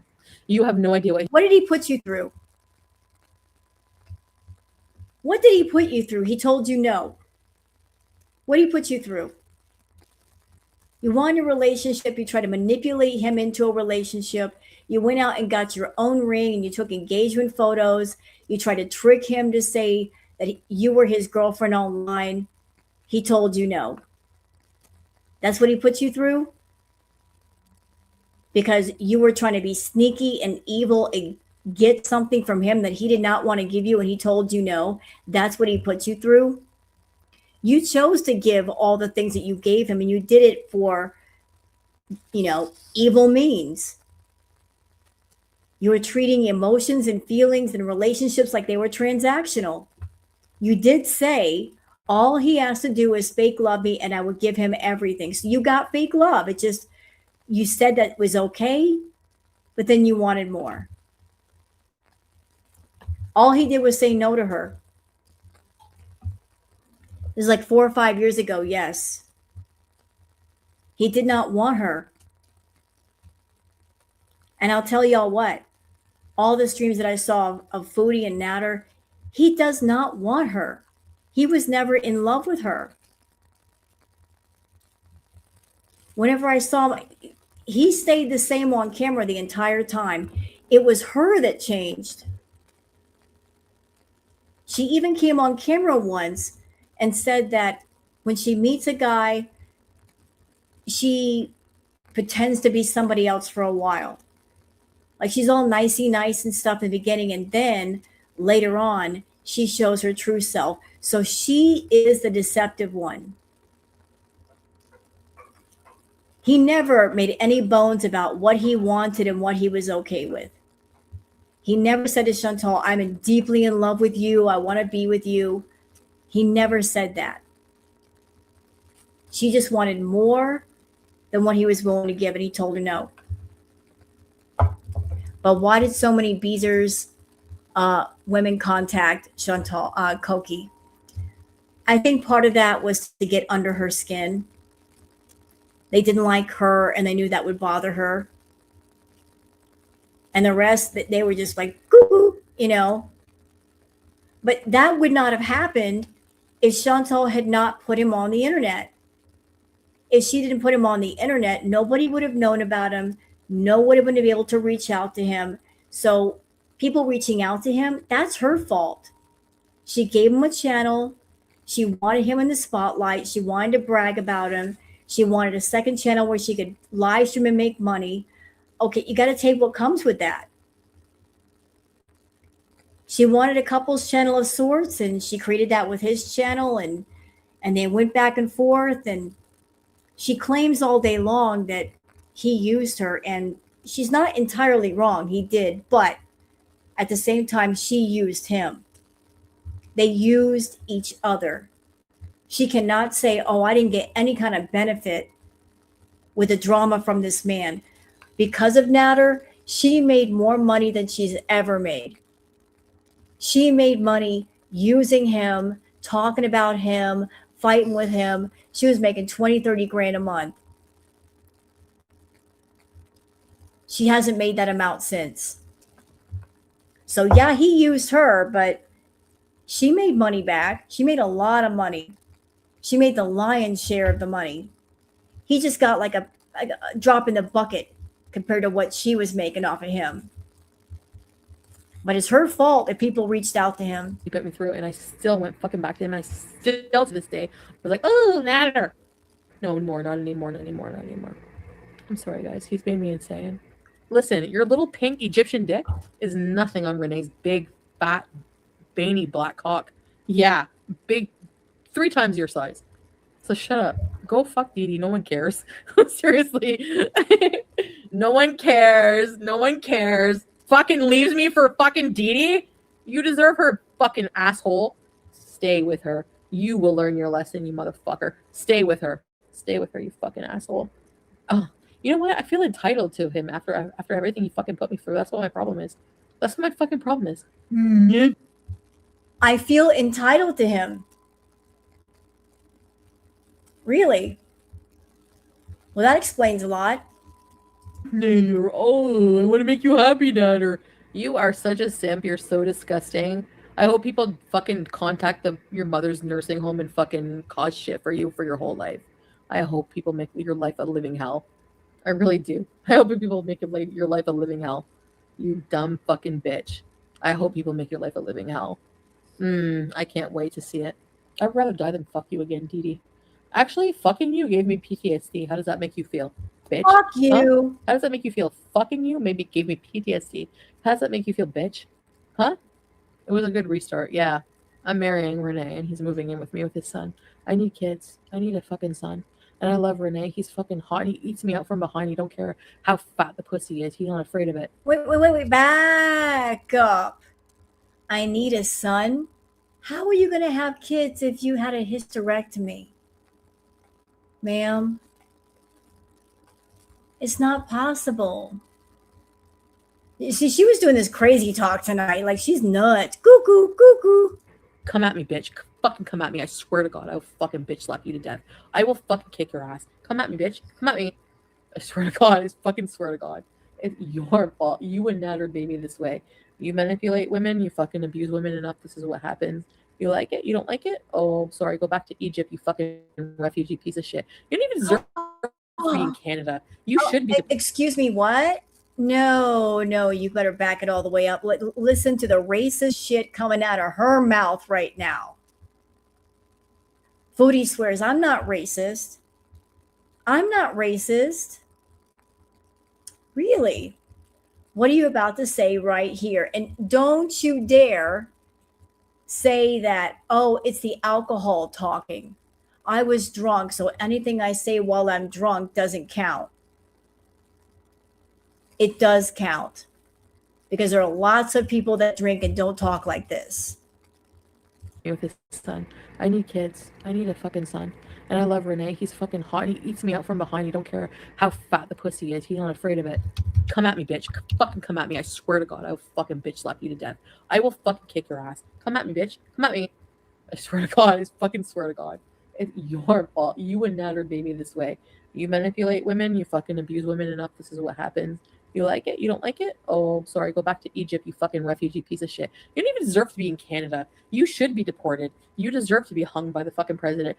You deserve everything you get. You do not deserve to be in Canada. You do not deserve to breathe the air of Canadian air. You are fucking evil. You do not deserve to be in Canada at all.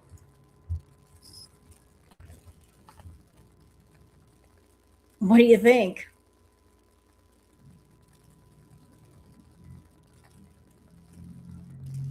What do you think?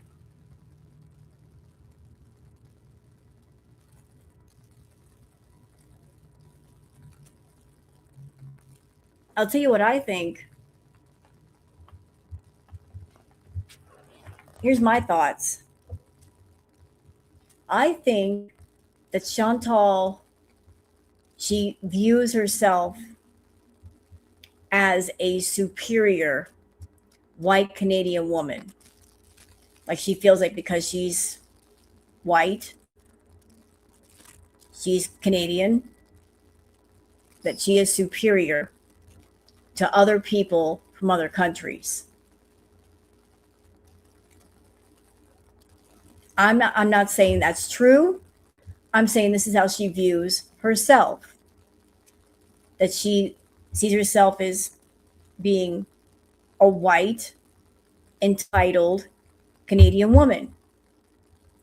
And if there are other people in other countries, other cultures, she feels that they are beneath her. They are lesser than.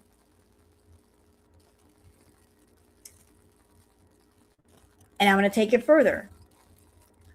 I think that when she sees people in the Middle East, she sees them as lesser than, and she feels that she is superior to them.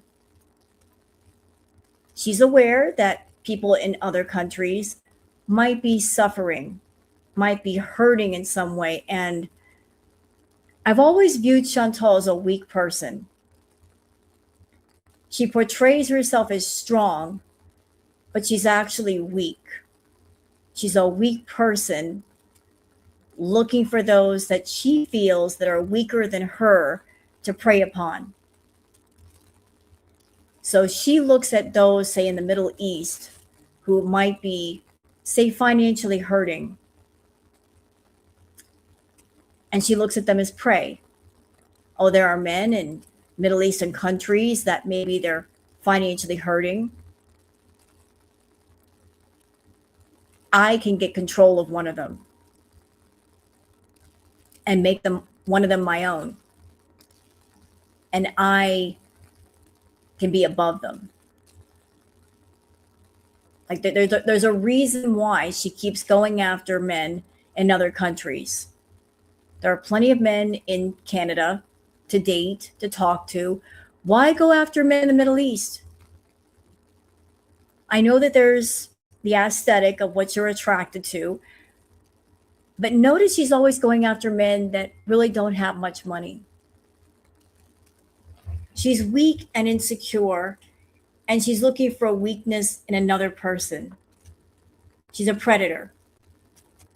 She's looking not for a partner, not for romance. She's looking for prey. She's always on the lookout for prey, looking for someone to control, to manipulate, to get something out of. And she tosses out the money. She baits the hook well. She tosses it into the water, and she looks for a fish to bite.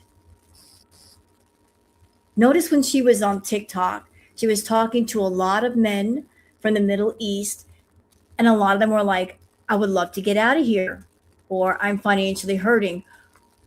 She was running into a lot of men like that, almost as if she were looking for them. And when she was on, what was it, Omegle,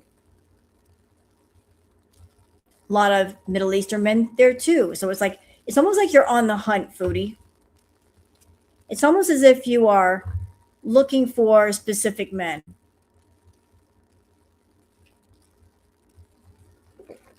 Yeah, she did that stream where she's like, this was the title of her stream. Thank you, Liv. Who wants Canadian citizenship? That was the title of one of her streams. Who wants Canadian citizenship?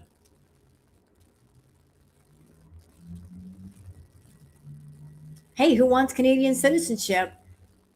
I'll give it to you. All you got to do is be my man and be my servant and do what I tell you to do. And bone me once in a while, go get my food, and be my servant. She doesn't want a man in her life. She wants a servant that she can own. That's how she treats people. She doesn't see people as people. They are just potential servants that she can buy and own. It's true, though. Look at the way she treated Pete's.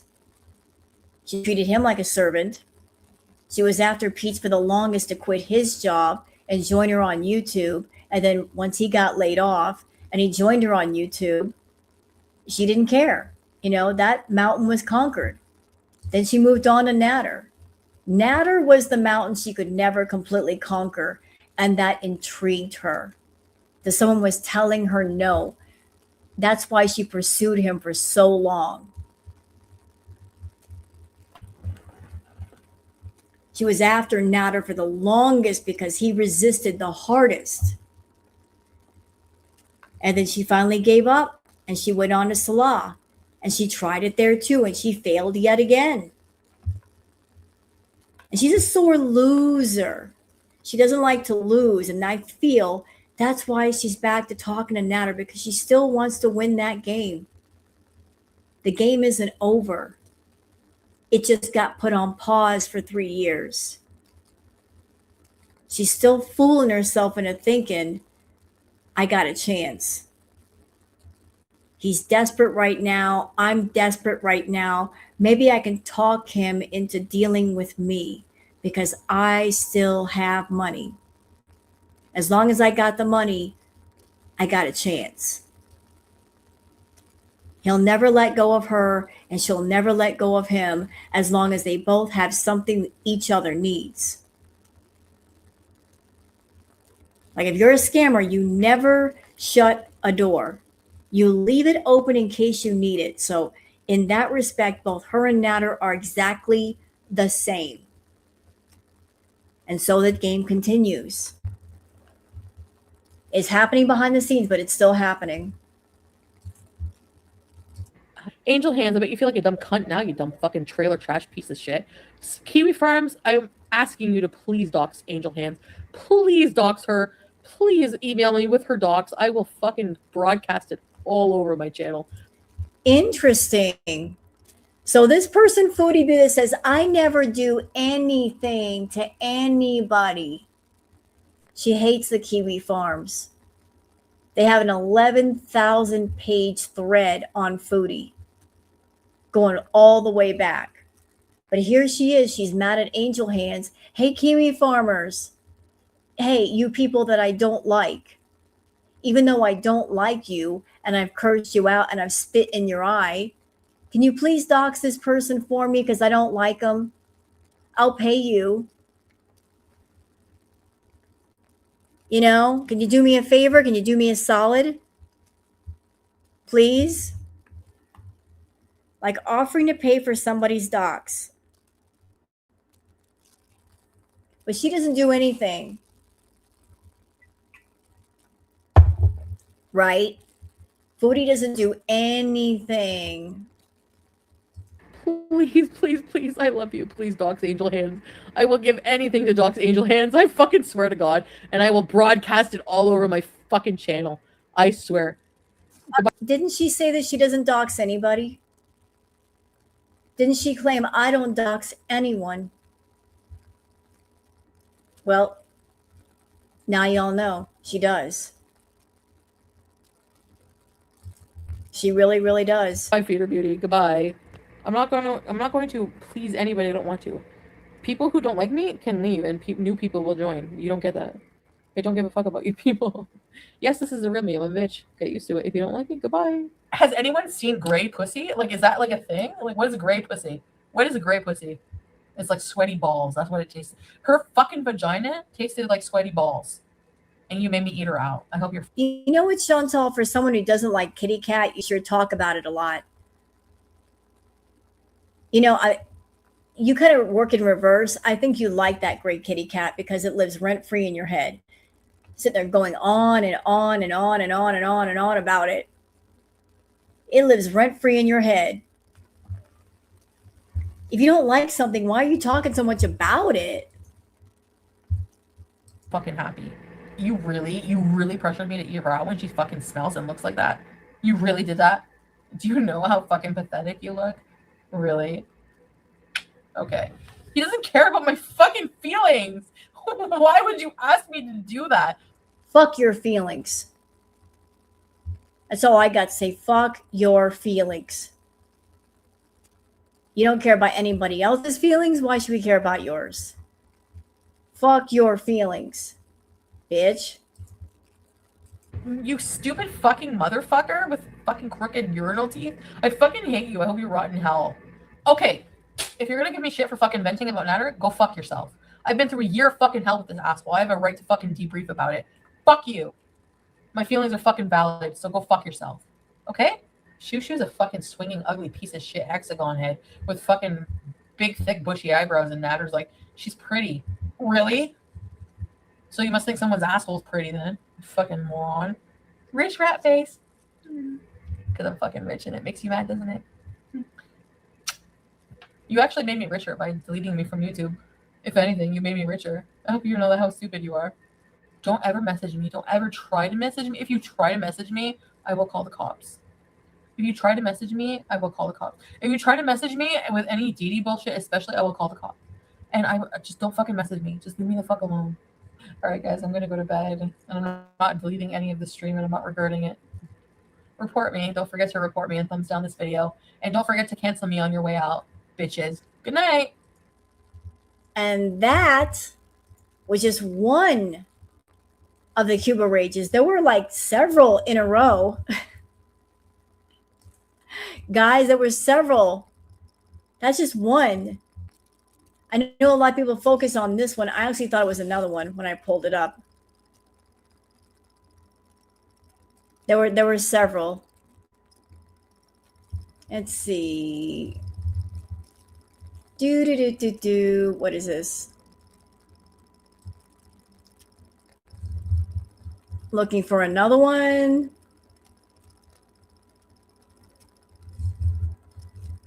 No, don't want that one. Did we do this one? No. No, hold on.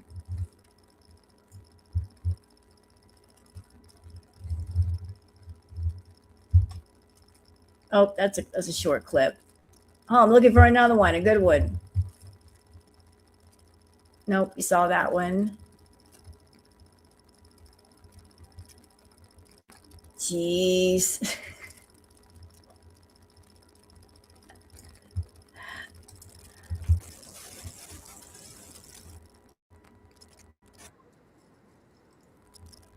I think this is the one that I had to quit because I had a headache. Play as a song. I played the two songs that I made today. I played the Ididia songs earlier. I don't want to basically run it into the ground. I don't know if y'all want to hear it again.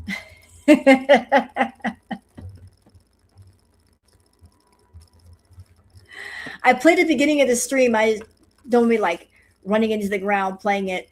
You miss them. Should I play it again?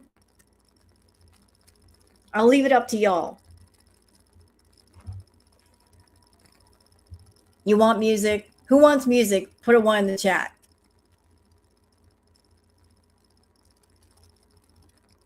Yes? I'll leave it up to y'all. Okay. So for those who didn't hear the songs, and Inferno, you're going to love it. It's right up your alley, bro. You'd be like, yeah, oh yeah. She's going to go live soon. Oh no. How soon?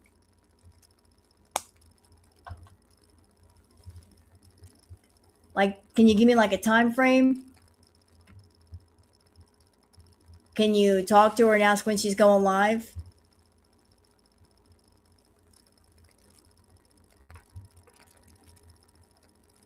Death card. Enola, can you speak to Goose Chuck and ask her when she's going live? I want to be there for her. And I want us all to be there for Goose. We can all go and continue the party over at Goose's place.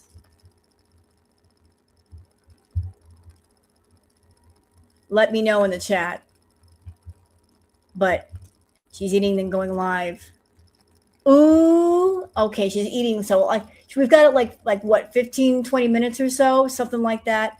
Okay, so for those who weren't here earlier, we are all familiar with Chantal's phrase, you know, like that phrase took on a life of its own.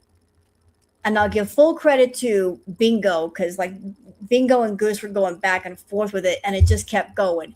It's like an ongoing girl world joke. They were doing it, then I'm doing it, and it just turned into like a funny joke with no punchline. It just made people laugh. Well, guess what? For over a week, I'm like, you know what? It sounds like techno. I've had this idea in my head to turn it into a techno song. So I did. Because you can't really put that into a country song or jazz or blues. It's not even a real word. So I'm like, it fits best with techno. So I worked my little magic and I made a techno song. But first, I did a test because I didn't know the program that I was using, how it would sound, because sometimes the programs that messes up the words. But let's see. So for a test, shut up, not yet. So I did some tests. I'll play the test for you first. And then we're going to get into the Couch Chicken remix, which is longer.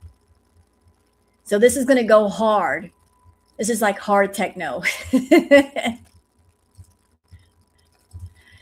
That's why I say Inferno, I know you're going to dig it.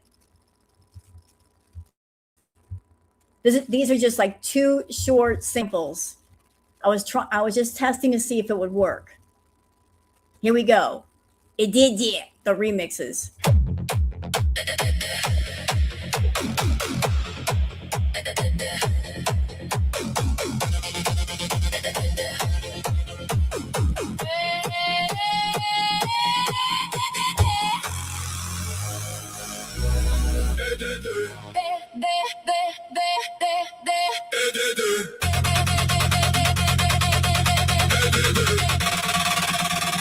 I like my pancakes with what's life without? Gotta get down with Barracuda life is the we go like Sir Pastor. Cause the jerks on kick doing cause he hates it when we say cause a fake ass doesn't understand. That's the first sample.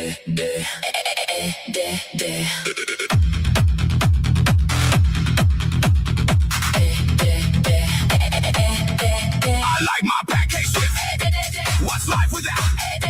Gotta get down. Barracuda life is the bingo like Sir Pastor. Cause the jerks on kick doing cause he hates it when we say cause a fake ass doesn't understand. That was the sample. I made 2 samples of that. But wait a minute. Hold on. I was like, okay, that sounds pretty good. Wait a minute. We got to go harder. We got to go harder. Let's go harder. Let's get down and dirty techno. This is the moldy couch chicken remix. You want to go hard? We're about to go fucking hard. Okay? DJ Rose about to get down like that. Get ready to dance, Inferno. You're asking to love this. Let's do it.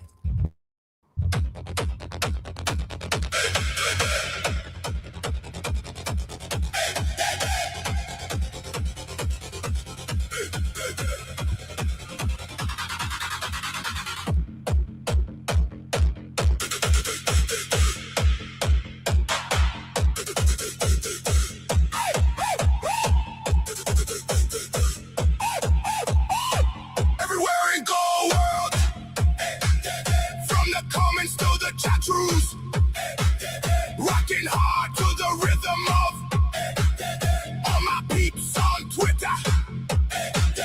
DJ Rose from the cloud couch. Bring beats from the cushions. Hands up if you hear me. Hands up.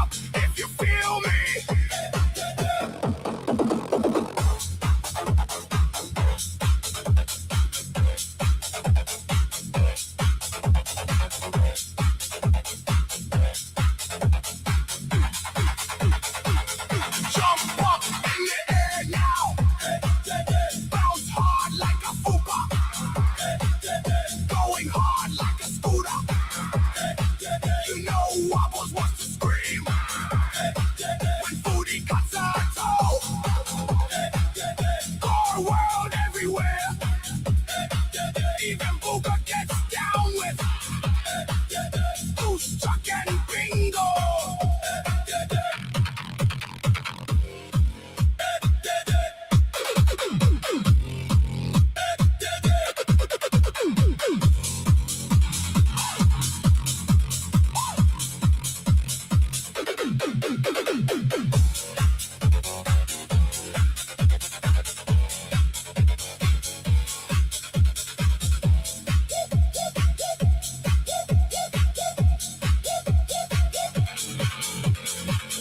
Bringing beats to go world.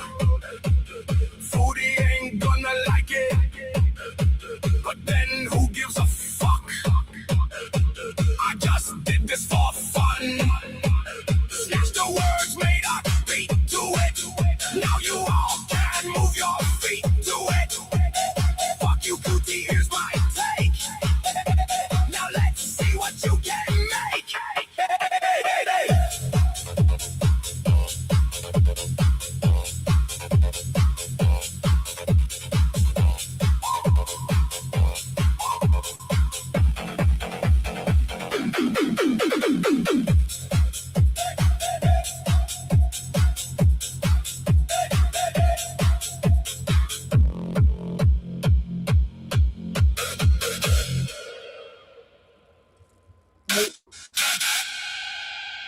There you go.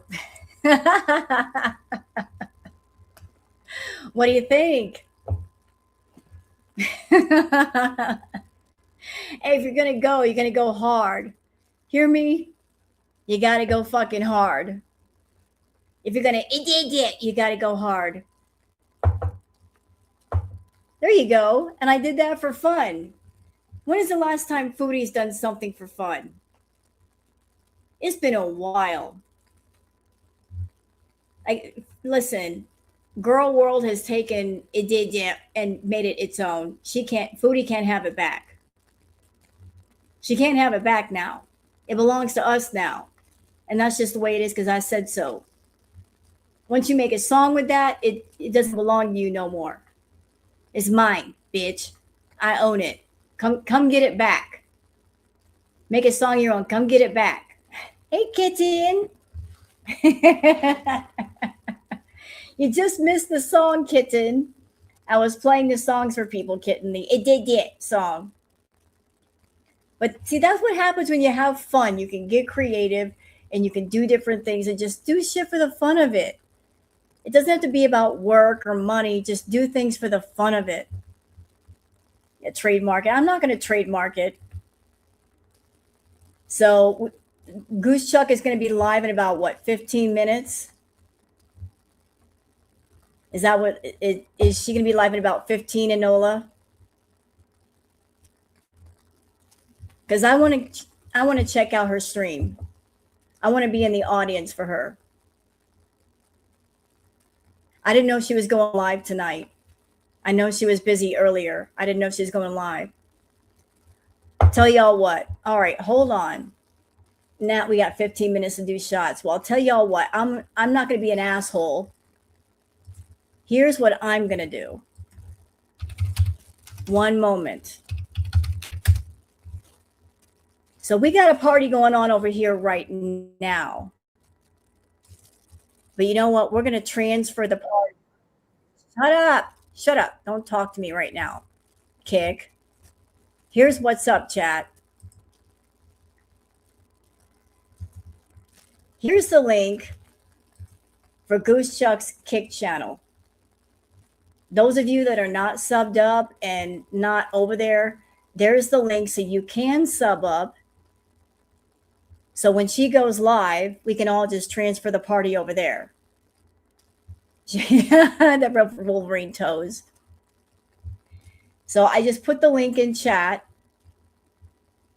And since we got 15 minutes, those that are in here, I'm going to end the stream. So that gives everybody ample time to go get something to drink, go use the bathroom, rest up a minute, and we can all meet over there when she goes live. What do you think? We could take a breather, meet all up on over there, and keep the party going the rest of the night.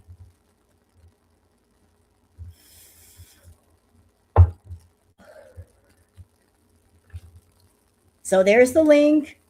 Please sign up to Goose Chubb's channel if you're not already. That's where you're going to find me, but I don't want to miss her stream. I don't want to be doing another retro while she's live. So thank you guys for coming by. I'm going to go and wait for Goose Chuck, but go to the bathroom, get a snack, get a nice cold drink, and I'll meet y'all there. Yeah, exactly. Yeah, and that's important too. Thank you, Starshine. If you sign up, make sure it's a name you want, because Kick is an asshole. And once you pick a name, they make you go through hell to change it. So if you sign up with a name, pick a good one. Because if you try to change it, they're going to be jerks about it. I'm already going through that. All right.